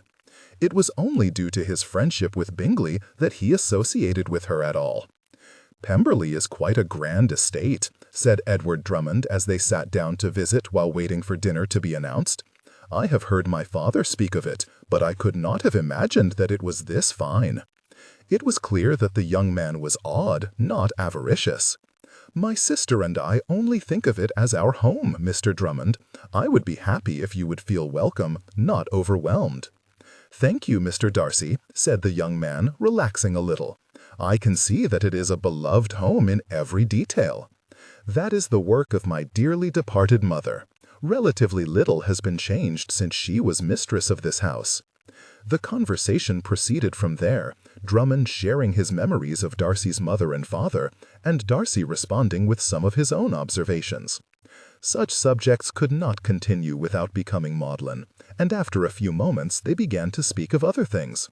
When they were called in to dinner a few moments later, Darcy escorted Mrs. Drummond as the highest-ranking female guest, but though the woman took his arm with no comment other than a quietly spoken thanks, he rather wished that he had been able to escort Miss Bennet to the table. He was fortunate in that the table was small enough that he could look down and see her smiling countenance, witness the sparkling joy in her eyes as she conversed with his sister and his cousin, though he was not close enough to speak with her himself.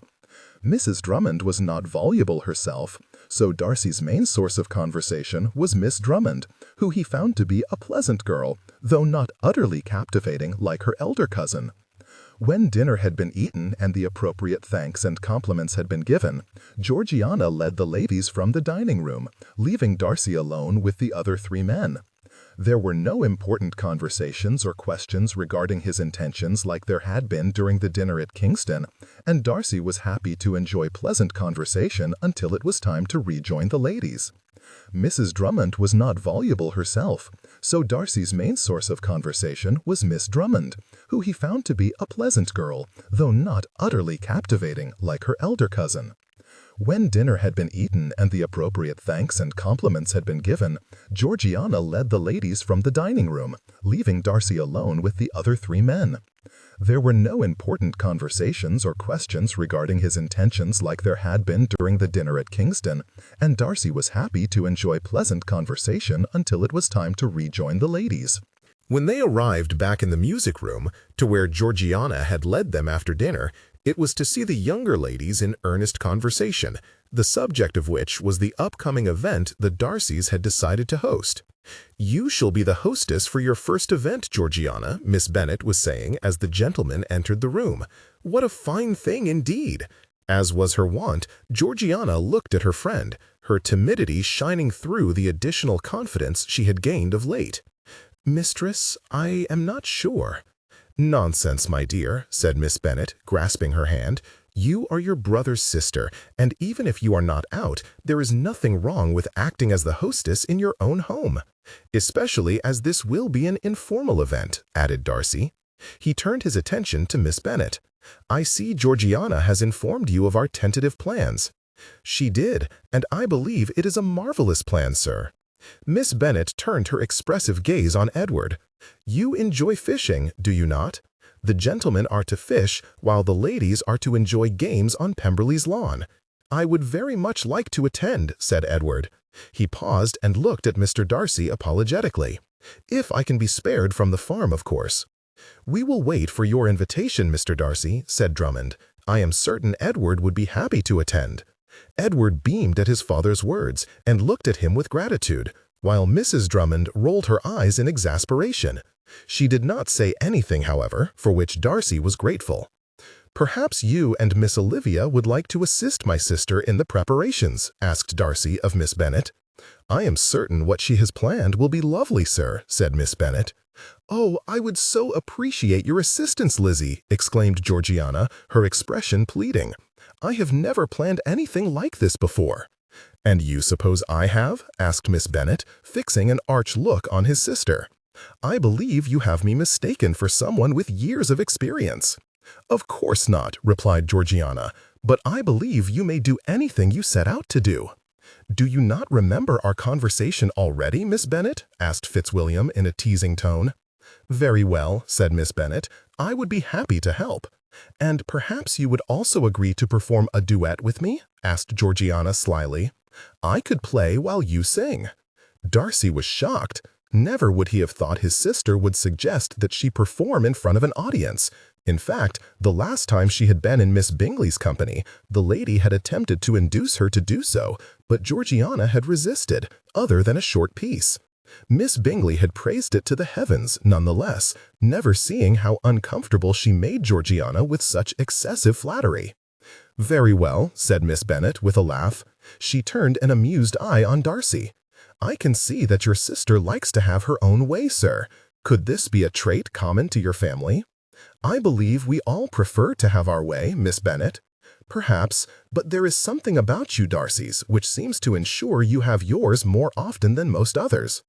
"That may be so, but as long as my sister is happy, and I believe your generosity in assisting her makes her happy, I can have no cause to repine. I am quite eager to make certain Georgiana is as happy as I can make her." "You make me quite envious, sir. I have no brothers to look after my interests in such a manner." "I cannot imagine your family is any less adept at ensuring your pleasure, Miss Bennet." For a moment there was no one else in the room other than they two. Darcy fancied that he could hear something in her voice which suggested that she too wished for the protection of another and to guard his heart in return. Darcy's feelings were becoming clearer every moment. He was becoming convinced that should he know of the sublimity of her love, it would make his life complete. Then she would be convinced to agree to obtain the protection of a lover and husband and no longer repine that absence of a brother. "Then let us choose a piece of music," said Georgiana, breaking the spell. She rose and led Miss Bennet to the pianoforte, Miss Drummond following close behind. Darcy was left to watch them as they spoke among themselves, laughing and discussing the merits of this piece or that. Darcy found himself insensible to the rest of those in the room, so focused was he on the person of Miss Elizabeth Bennet. Something significant had passed between them, and Darcy contemplated it much of the remaining time. Their guests were present, as the planned event at Pemberley was only a few days away.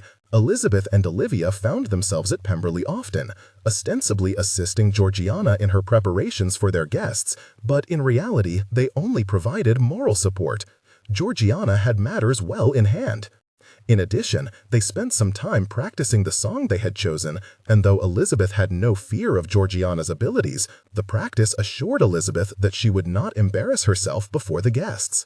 As always, Elizabeth was happy to see her friend as often as their schedule at Kingsdown would allow. Her uncle, eager as he was to see them accepted by their neighbors, ensured that they were able to attend Georgiana as often as possible, and, seeing that his eldest son was becoming more interested in society, cheerfully shouldered his son's work so that he could also experience more freedom. Perhaps the most surprising development, however, was the men sent by Mr. Darcy to ease her uncle's burden. These men were, Elizabeth discovered, young men whose fathers farmed Pemberley's land, but were largely idle due to an abundance of available labor. Mr. Drummond had, predictably, in Elizabeth's opinion, protested that he had no need of Mr. Darcy's charity, but a discussion between the two men had resulted in his acceptance and the lessening of his burdens. Elizabeth was happy for her uncle, knowing how hard he worked. She also admired Mr. Darcy for his compassion and kindness. The gentleman was rising in her estimation. And so it happened that Elizabeth and Olivia were at Pemberley the day before the event, once again practicing for the following day. They had just completed the song when the door to the music room opened and the housekeeper, Mrs. Reynolds, entered the room leading Lady Emily. Lady Emily started as the housekeeper announced her, but she quickly recovered and stepped forward to greet them all. "Miss Darcy, Miss Bennet, Miss Drummond, I am sorry for intruding." "You are always welcome, Lady Emily," said Georgiana. "Please sit with us. I shall ring for tea." Lady Emily smiled and did as she was bid. While Georgiana was attending to a request for tea, Lady Emily turned her attention to Elizabeth and Olivia. "I am sorry, Miss Bennet, but I did not expect to find you here today." Feeling a little hesitant, considering her impression of Lady Emily's state of mind the last time they had met, Elizabeth nevertheless answered, "Miss Darcy is quickly becoming a dear friend." "Oh, Lizzie!" exclaimed Georgiana as she approached, "you do have a gift for understatement. Miss Drummond, Miss Bennet, and I have become the best of friends." "Is that so?" asked the lady, seemingly interested in her assertion. "I was not aware you had become so intimate. I am also surprised I have not seen you here before." "I am very happy that we have," replied Georgiana. "I suppose it is a surprise, considering how often they visit. A pair of better friends one could not find. In fact, Elizabeth was just practicing a duet we have planned for tomorrow. I am so happy that she has consented to perform with me, for it gives me so much confidence in my abilities." "I hope that someday I am able to perform like Lizzie and Georgiana," said Olivia. "I have only been practicing for a short time." "I am certain you will be a delightful performer," said Lady Emily, sharing a smile with the girl. "You simply require a little confidence." "And, of course, lots of practice," Olivia beamed, no doubt as much due to who had praised her as what had been said. As for Lady Emily, though she had just complimented Olivia, her smile soon faded from her face, and she watched the interaction. As was usual with her, Elizabeth could not quite make out whether the woman was pleased with what she was seeing, or if she viewed them all with severity and disapproval. They spoke for some little time, Lady Emily and Georgiana, surprisingly, carrying the conversation, while Olivia inserted a few opinions on occasion. Elizabeth observed them, saying little herself, wondering at the woman's behavior. They had been situated in this attitude for only a few moments when the gentleman entered the room, Mr. Darcy following Colonel Fitzwilliam. They greeted the company pleasantly and joined them, and Elizabeth was surprised to see Colonel Fitzwilliam sit close to Lady Emily, though Mr. Darcy's approach to Elizabeth was nothing out of the ordinary. "Miss Bennet," said he as he bowed and sat close by, "I am happy Fitzwilliam and I returned before you and your cousin departed." "Come, Mr. Darcy," replied Elizabeth, slipping into her teasing without thought. "One might have thought you were eager to see me." Mr. Darcy grinned. "If I was not quite so transparent, I might have thought you were adept at reading my intentions." Before Elizabeth could reply with another teasing reply, she caught sight of Lady Emily, who was watching them, and though she was as inscrutable as usual, Elizabeth thought she noticed a hardening around the woman's mouth and an iciness in her gaze. It was fortunate that Mr. Darcy did not notice her sudden silence, for Elizabeth did not wish to explain what she saw, especially when she did not know for certain she had seen anything at all. She did her best to respond to Mr. Darcy's conversation with her usual liveliness, and she thought she must have been successful, for he gave no indication of sensing anything amiss. But Elizabeth's mind was quite divided, for though Colonel Fitzwilliam seemed to be paying rather close attention to Lady Emily, the lady's eyes seemed to be firmly fixed on Elizabeth and Mr. Darcy. And for the first time, she wondered if the lady was looking on them with a friendly eye. Chapter 17. The deliberations which dominated Elizabeth's mind during the visit to the Darcys continued with her throughout the evening at Kingsdown and again the next day, before they were to return to Pemberley. She attempted to distract herself with the doings of the estate, but inevitably her mind would return to the mystery. In all fairness to Lady Emily, Elizabeth was not certain of what her eyes were telling her, and even if she was correct in detecting the woman's disapproval, there was more than one explanation of why. It was possible that Lady Emily admired Mr. Darcy and was offended that she, a woman from a different neighborhood, had come into their lives and stolen the attention of the most eligible man. It was uncomfortably like Miss Russell and her ilk, but it was possible. But Lady Emily's behavior in all other ways seemed to give a lie to that assumption. Lady Emily never, in Elizabeth's sight, behaved as if she admired Mr. Darcy. She was polite but distant, and there was nothing which suggested esteem or possessiveness. In fact, Elizabeth could not tell that Lady Emily behaved any differently with Mr. Darcy than she did with Colonel Fitzwilliam. The more she thought about it, the more she realized that continuing to obsess about it was doing no good. Even if Lady Emily was expecting Mr. Darcy's attention, the fact was that Elizabeth was the one who was receiving it.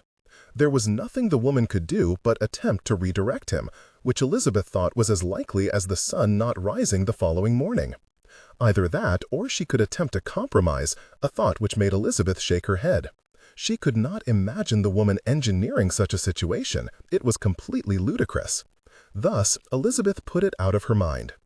When Elizabeth and Olivia, in Edward's company, arrived at Pemberley that day, they were welcomed by their hosts and led into the house. There were already several guests in attendance, and additional guests continued to arrive for some time after. In all, the Darcys had invited approximately 20 people, about half of whom were ladies, half gentlemen, and among their number were included not only Elizabeth's new circle of friends and Lady Emily, but also Mrs. Russell and Campbell. Elizabeth would prefer not to be forced to endure their presence, but she was not about to tell her hosts whom they could invite, and she had no desire to inform them of what had happened with the two ladies. Their greetings were given perfunctorily, which suited Elizabeth, as hers were no friendlier. Soon, when all the guests were gathered, the Darcys led them from the interior of the estate out toward the lake, where the fishing rods and tackle awaited the gentlemen, and games of different sorts were gathered for the ladies. "Lizzie!" exclaimed Georgiana as they stepped outside. "Might I claim you as a partner for horseshoes? I am certain you must be very skilled at the game." "And why do you think that?" asked Elizabeth, entertained by her friend's enthusiasm. "I might be the worst player you have ever seen." "Yes, indeed, she is correct," said Miss Russell. Georgiana and Elizabeth turned as one to see the woman approaching with Miss Campbell in tow. "Perhaps you should partner with me instead." "Perhaps we could partner against you," said Georgiana, completely missing the disdain in Miss Russell's voice. "You and Miss Campbell could partner against Lizzie."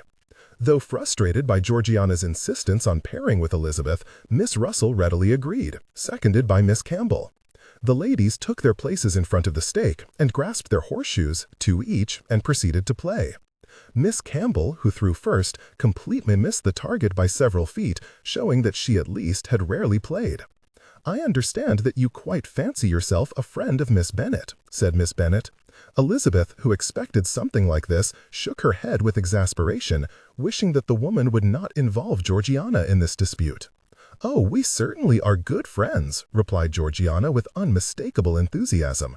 "Very good friends, in fact. Lizzie has been ever so kind to me, and I simply adore Olivia, too." "And so soon after Miss Bennet's arrival?" cried Miss Russell, as Elizabeth threw her horseshoe, missing the target, but coming much closer than Miss Campbell's had been. "The length of time is not relevant, Miss Russell," said Georgiana, as Miss Russell stepped forward to take her first throw. The perturbation of spirit Miss Russell obviously felt was reflected in her poor toss, which sailed far beyond the target, almost hitting Fiona, where she stood observing the game. She exchanged a glance with Elizabeth, and they both rolled their eyes as one, almost descending into giggles at the sight of the same reaction in the other. "I am certain you did, Miss Darcy," said Miss Russell. There are some who project an ease of conversation and effortless friendship wherever they go, and I do not doubt they are adept at capturing others' attention. I dare say Miss Bennet is counted among their number. Georgiana took her place at the line and hefted her horseshoe, her toss flying through the air and coming to rest within inches of the stake, though it did not actually strike it. Your assessment may be quite true, Miss Russell. Indeed, I cannot imagine anyone not being immediately charmed by Miss Bennet's manners, for they are as engaging as she is remarkable. She stepped back from the line to allow Miss Campbell to step forward for her second toss. The woman threw a look at her companion, one of warning, Elizabeth thought, but Miss Russell either did not see it or she completely ignored it, so intent was she on making her point. There is much to be said for acquaintances from your own district whom you have known all your life. I am happy to extend the further hand of friendship with you. Perhaps if you have others of your own station upon whom to rely, you will not feel the need to befriend those of whom you have no actual knowledge. Miss Campbell's throw went far wide of the mark, and she grimaced, though Elizabeth was not certain if it was due to her unskilled throw or because of Miss Russell's continuing determination to make a fool of herself. Not wishing to belabor this already interminable game any longer, Elizabeth stepped to the line and made her toss, which went wide of her earlier throw. As long as the game finished quickly, Elizabeth would be happy. "I am quite happy to be your friend, Miss Russell," said Georgiana as the other woman stepped up for her throw. "But it does not follow that I cannot also be Miss Bennet's friend. Indeed, I doubt there is anything which could induce me to give up her friendship, for we have become as close as sisters." It was with tolerable composure that Miss Russell took her next shot, throwing the horseshoe to within a few inches of the stake. She nodded with satisfaction and turned to Georgiana. "I am very happy to mentor you, Miss Darcy. In the future, I would recommend you take care in bestowing your friendship. You have your reputation to uphold, after all, and it would not do to allow the infatuation of the moment to compromise your future prospects." Without saying a word, Georgiana stepped forward, and after swinging her arm a few times to gauge the distance and the force of her throw, she proceeded with the toss. The horseshoe, glittering in the light of the sun, flew in a perfect arc to clang against the stake and spin around it once before it spun to the ground, still circling the stake. "That was a marvelous throw, my dear Georgiana," exclaimed Miss Russell. "You are truly skilled." Then Miss Russell stepped forward, throwing an insolent glance at Elizabeth. "I hope to hear from you later today, as I have heard that your talent on the pianoforte is exquisite. It is a gift we share in common." "That is gratifying to hear," replied Georgiana. Elizabeth was shocked, for she could detect a wryness in Georgiana's voice the likes of which she had not heard before. "Elizabeth and I will perform a duet today, and though my skill at the pianoforte is, I hope, adequate, you shall hear the voice of an angel. Miss Bennet almost brought me to tears several times as we were practicing it." The smile ran away from Miss Russell's face as new evidence of their intimacy was almost thrown in her face. But Miss Darcy was not finished, and not about to allow Miss Russell to respond. "As for the character of those new to the neighborhood, I am quite satisfied with what I have learned." Georgiana's countenance became positively frosty. "Furthermore, I am convinced that my brother also approves, for he thinks as I do. Your concern is admirable, but completely unwarranted." It was a clear dismissal and a warning not to speak in such a way again, and Elizabeth could not be prouder of Georgiana's intrepidity and fortitude.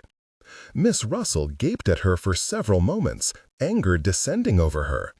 Elizabeth was certain the woman was about to say something impolitic when Miss Campbell touched her arm in warning, proving that of the pair she was by far the more rational. Miss Russell subsided, though not without a glare at Elizabeth. She turned back to Georgiana and attempted a sickly sort of smile. "I see you are intent upon it, and I salute your courage. Not all are willing to give consequence to others of a different station." Unfortunately, Miss Campbell had not been completely successful in deflecting her friend's rashness, and Georgiana returned a brittle look in response.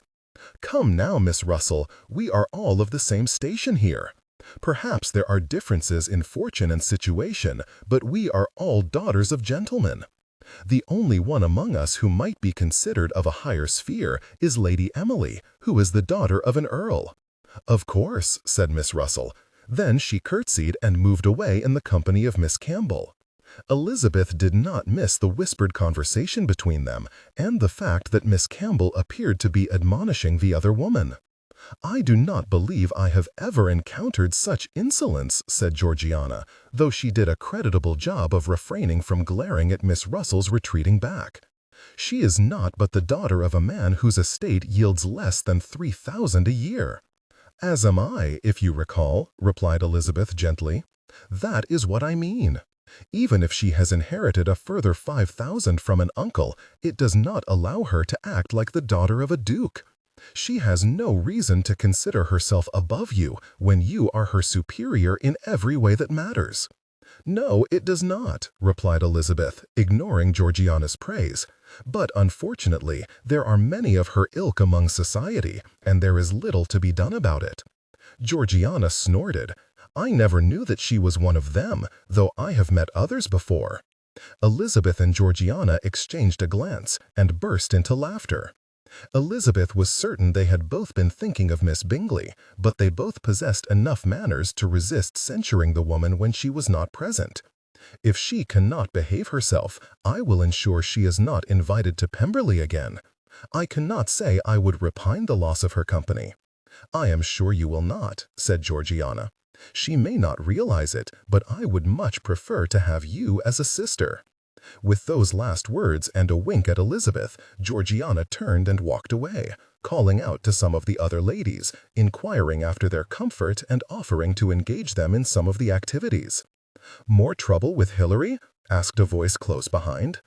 Turning, Elizabeth greeted Clara. "The same as before." Elizabeth stifled a laugh. She was put in her place, though, from a most unexpected quarter. "It seems our Georgiana is benefiting by the acquaintance with your more outspoken character.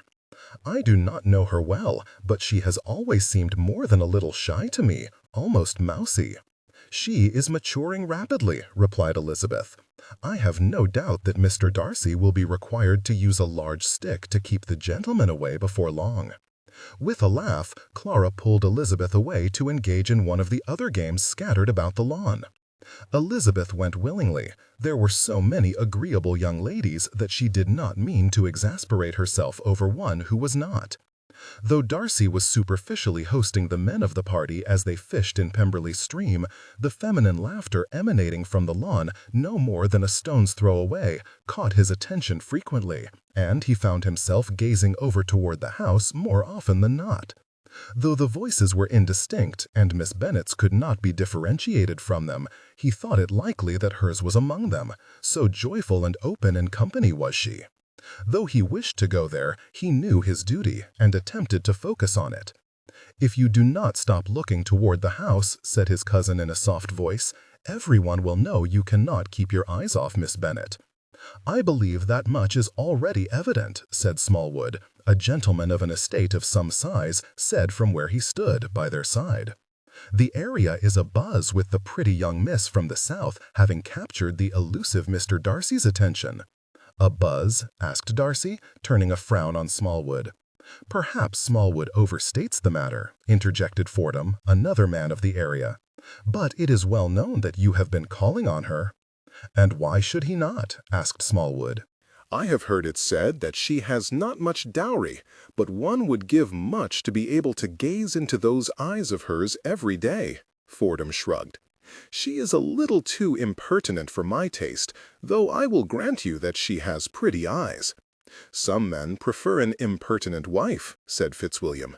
"Better that than a dull wife who will bore you into a stupor on a daily basis."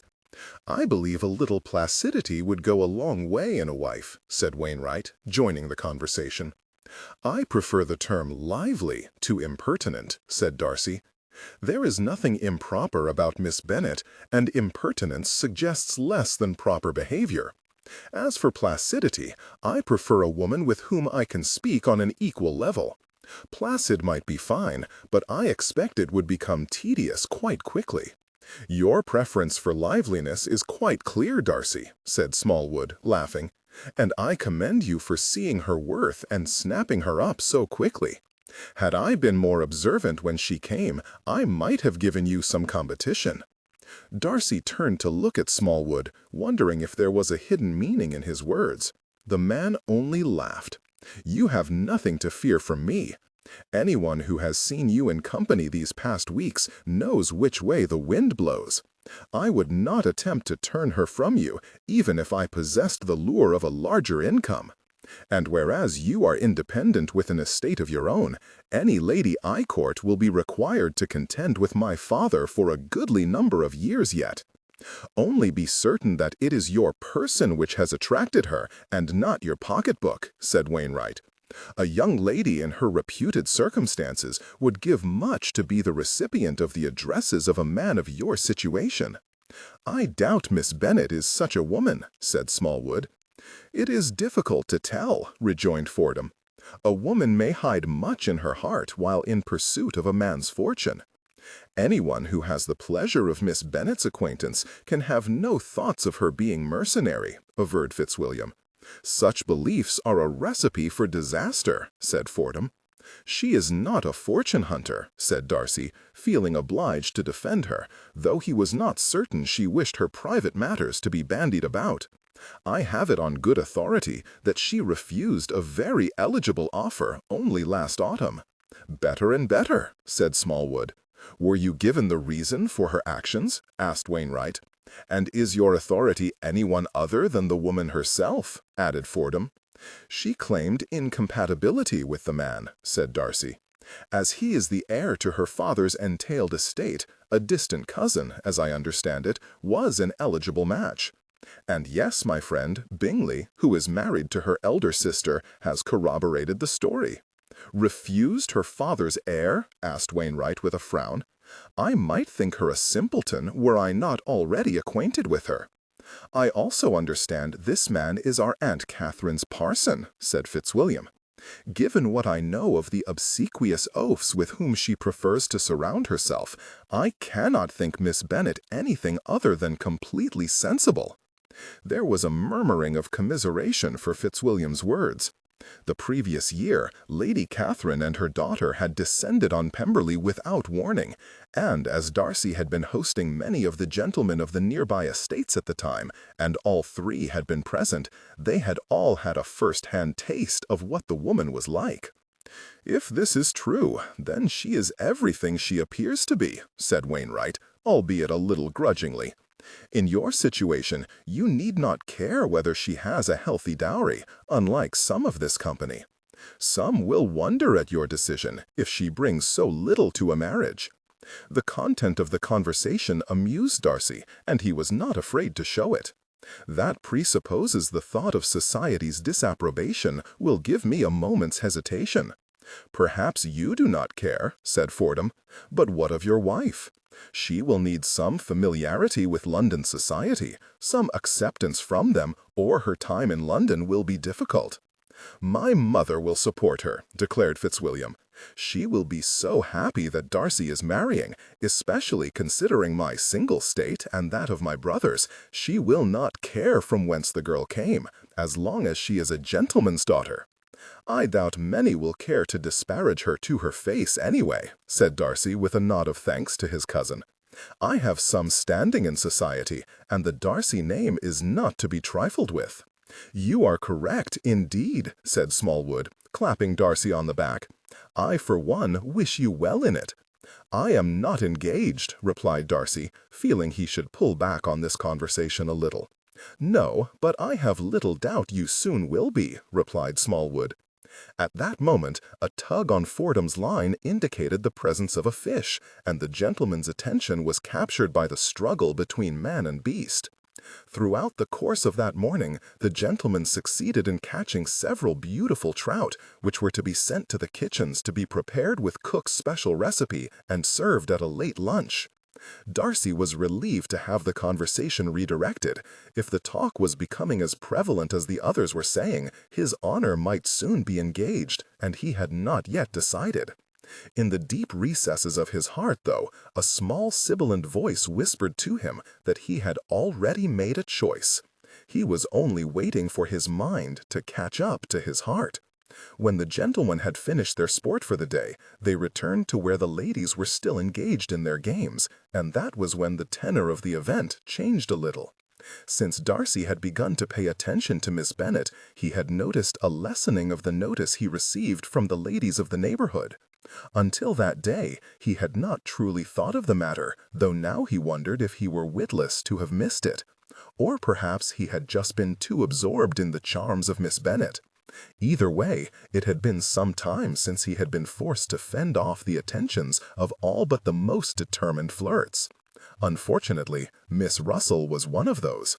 "Mr. Darcy," said she, showing him a coquettish smile as he approached with the other men, "shall you play against me at bowls?" The sight of his sister, who was standing not far away, an expression of annoyance with Miss Russell etched upon her face, caught him off guard.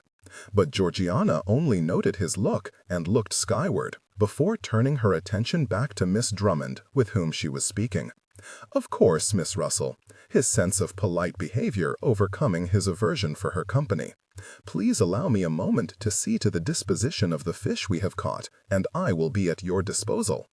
The girl beamed at him, and Darcy stepped away to speak with a nearby footman. When he returned, they stood nearby to where a game was already in progress, and Darcy noted with an admiring glance that Miss Bennet was quite skilled. She was playing against Miss Grant, whose character Darcy had always thought Miss Bennet resembled. "It seems you have caught many fish, Mr. Darcy," said Miss Russell, bringing his attention back to her. "I knew you would. I do not know any other man who would have done as well as you." It was an outrageous statement, though nothing Darcy had not heard before. He gave her some answer, though he was so intent upon Miss Bennet that he was not even certain what he said, but he was certain it was as silly as her own comment had been. Miss Russell did not seem to notice his incivility, for she continued to chatter on. Darcy heard little of what she said, though he was certain that it consisted of mostly praises of himself and his sister. She was not unattractive, Darcy decided, looking absently between Miss Russell and Miss Bennet. Miss Russell was taller, but she was willowy, not unlike Georgiana's form, whereas Miss Bennet was more diminutive and, while still slender, was possessed of a curvier figure. The ladies' looks were also quite different, as Miss Russell had reddish hair framing fair and pleasant, though not precisely pretty, features. On the other hand, Miss Bennet was exquisite, with mahogany locks, and while she was also fair, her skin was slightly darkened by the time she spent in the sun, lending her the aura of health and vigor. Where they differed was in their eyes. Miss Russell's were light blue, but there was nothing extraordinary in them in Darcy's opinion. By contrast, Miss Bennet's were dark and mysterious, gloriously framed by long, luscious lashes. Her eyes also changed with her moods, sparkling like a spring brook when amused, or flashing like the strike of lightning when offended. They were her true claim to beauty, and Darcy could not imagine anyone finding them anything other than entrancing. At length, the game before them finished, and Darcy and Miss Russell stepped forward to play their own. Darcy graciously motioned for her to throw the jack, resisting the urge to sigh and roll his eyes when she giggled and obliged him. The jack rolled to a stop several feet away, and Darcy threw his first ball, stood aside while she threw hers, and then threw his second. It was when she stepped forward to throw her second that she began to speak again, and the conversation became objectionable. "I must say, Mr. Darcy," said she as she stepped up to the line and hefted her ball, "I was surprised at the society those of the neighborhood have been keeping lately." Darcy regarded her. Clearly, the woman thought she was being clever by not mentioning any names, but it was clear of whom she was speaking. "I rather think that new additions to society cannot be anything but welcome," replied Darcy, as he stepped forward to take his turn. "The presence of beloved friends who are known to us is agreeable, but is there not something admirable to discover in new acquaintances? "If those new acquaintances are of estimable characters," said Miss Russell, a hint of annoyance seeping into her voice, "there is no one who could be considered new in our society who is not of an estimable character, Miss Russell," said Darcy. As she had thrown, Darcy stepped up to take his final throw, and when he had delivered it, he turned and bowed to her. "Thank you for this game, Miss Russell, if you will excuse me." Bowing, Darcy turned and walked away toward Miss Bennet, who, noticing his approach, greeted him with pleasure.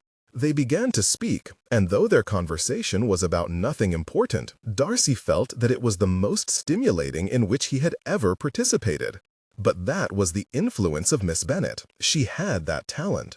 Contrary to the attempts of such women as Miss Russell, Fitzwilliam saw Lady Emily as a true threat to Darcy's happiness and intentions to woo Miss Bennet. Fitzwilliam was aware that if pressed, Darcy would deny any such intention, but his cousin's feelings were as clear to him as if he had taken the time to write them out on a piece of paper.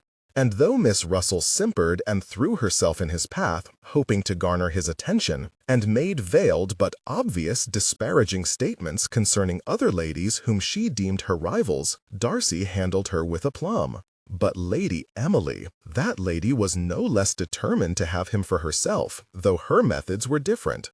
That was not quite true, mused Fitzwilliam. Though he was certain Lady Emily was no friend of Darcy's pursuit of Miss Bennet, she did not behave as a woman who wished to steal a man's attentions for herself, or, at least, she did not behave like most other ladies of her ilk would.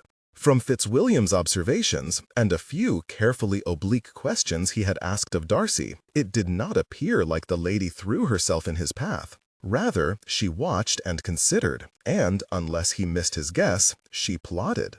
The endeavor to capture a man's eye was usually undertaken by the lady putting herself in his path, drawing attention to herself. But Lady Emily did none of those things, or if she did them so subtly that Darcy did not even recognize them. Even Fitzwilliam, who was watching for them, was hard-pressed to identify them. Still, Fitzwilliam was ever dutiful, and determined to see that his cousin was not interrupted, and he played his part to the best of his abilities. When luncheon was served, consisting of the trout the gentleman had caught, accompanied by various fruits of the season and a selection of salads, Darcy was obliged to escort Lady Emily into the room as the highest-ranking lady present. It was then that Fitzwilliam saw the first indication of her interest in him.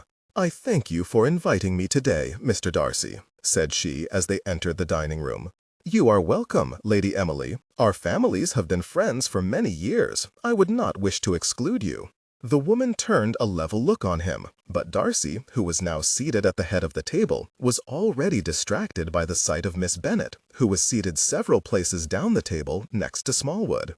Fitzwilliam chuckled into his hand. There would be no trouble from Smallwood, he was certain, regardless of the man's stated interest in Miss Bennet. Darcy did not know it himself, but Smallwood had always been intimidated by his tall and imposing cousin. "I would hope that you would include me in your invitation because you wish for my company, not due to any obligation for our family's association." It appeared Darcy was caught off guard by her words, though Fitzwilliam did not know how he could have been otherwise, given the lack of attention directed at the lady. "Of course not, Lady Emily. My sister and I are quite happy to see you at any time. You bring much to our company." "I am happy to hear it, Mr. Darcy. I hope that our intimacy continues to grow, for Pemberley has always been our closest neighbor." "I agree," replied Darcy, though his mind was clearly already back on Miss Bennet. A spasm of annoyance flashed over her face, though it was gone in an instant. "It seems we are dinner partners, Mr. Darcy. What shall we discuss?" Thus began the game of cat and mouse, though in this instance the mouse was not even aware of the cat stalking him. Lady Emily would make some attempt at conversation, and though it was obviously not Darcy's intention to slight his guest, he would often respond with naught but banal comments, quite different from the result Lady Emily intended. Fitzwilliam, seated as he was to Darcy's right, saw that his eyes did not often stray from the person of Miss Bennet. Before long, it was evident that Lady Emily was becoming more than a little perturbed. "I understand that your father has purchased a new stallion for his breeding program," said Fitzwilliam, drawing the lady's attention to himself. "Shall you tell me about it?" Lady Emily turned a long, level look at Fitzwilliam, and for a moment he thought she would rebuff him. It might be considered an inappropriate topic of conversation, but Fitzwilliam knew that she was as proud of the horses her estate produced as was her father, and, after a quick glance at Mr. Darcy, noting his continued observation of Miss Bennet, she sighed and responded. They discussed the subject until the end of the meal, and Fitzwilliam found that he quite enjoyed it, though Lady Emily's enjoyment was debatable. If Darcy had not been so intent upon Miss Bennet, he could have done a lot worse than to marry her, for she was intelligent and would be the mother of a future earl. After luncheon, the company retired to the music room, where they were treated to the talents of several ladies' efforts on the pianoforte, not the least of which was Georgiana playing while Miss Bennet sang. Fitzwilliam did not consider himself a good judge of talent, but she sang like an angel, he thought, and he could find no flaws in her performance. Darcy was apparently of the same mind, for Fitzwilliam did not think his eyes left her the whole time she sang. "What is your purpose in deflecting me, Colonel Fitzwilliam?" The quietly spoken words were almost an accusation, though Lady Emily betrayed no outward emotion. Her eyes, however, flashed as he turned to respond to her. "Deflecting you?" asked Fitzwilliam. "I have no notion of your meaning." "I believe you do. You were careful in keeping me from conversing with Mr. Darcy at luncheon. Actually, I believe Darcy was managing that task rather splendidly himself." Her brows furrowed, which indicated to Fitzwilliam that she would have been scowling had they not been in company. "I do wonder," said Fitzwilliam, speaking before the lady could respond, "why do you dislike Miss Bennet?" "I do not dislike Miss Bennet. She is an interesting sort of woman, though perhaps possessing a level impertinence usual for one of her status." Fitzwilliam laughed quietly, prompting a level look from the lady. "Darcy prefers to refer to her manners as lively." Lady Emily's eyes darted to Miss Bennet's face, and then, just as quickly, back to Fitzwilliam. "That is one way to describe her." "Let me be clear, Lady Emily," said Fitzwilliam. "Darcy will not be coerced. I am certain you are intelligent enough to see where his affections lie. I would ask you to give up this doomed pursuit of him." Her gaze never wavered. "What makes you think that I wish to pursue him? You have been quite transparent." A hint of exasperation crossed her features and was as quickly extinguished. "You have no need to fear, Colonel Fitzwilliam. I am no danger to Miss Bennet." And Lady Emily turned away to listen to the rest of the song. But Fitzwilliam did not miss the glances she threw between Miss Bennet and Darcy, nor did he miss the expression of absolute adoration on Darcy's face as he watched her sing. Neither did Lady Emily, and though her countenance was as closed as ever, her displeasure was clear. Lady Emily would require continued scrutiny.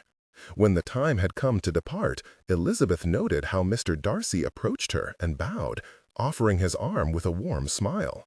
"Shall I walk you to the carriage, Miss Bennet?" "Thank you, sir," replied Elizabeth, resting her hand on his arm, though with no more pressure than a feather. "I wish to thank you for the assistance you rendered to my sister in preparation for this day." "She had no need of it," replied Miss Bennet. "She had everything quite well in hand. But what assistance I was able to provide, I was happy to do it." "I think you underestimate your own contributions."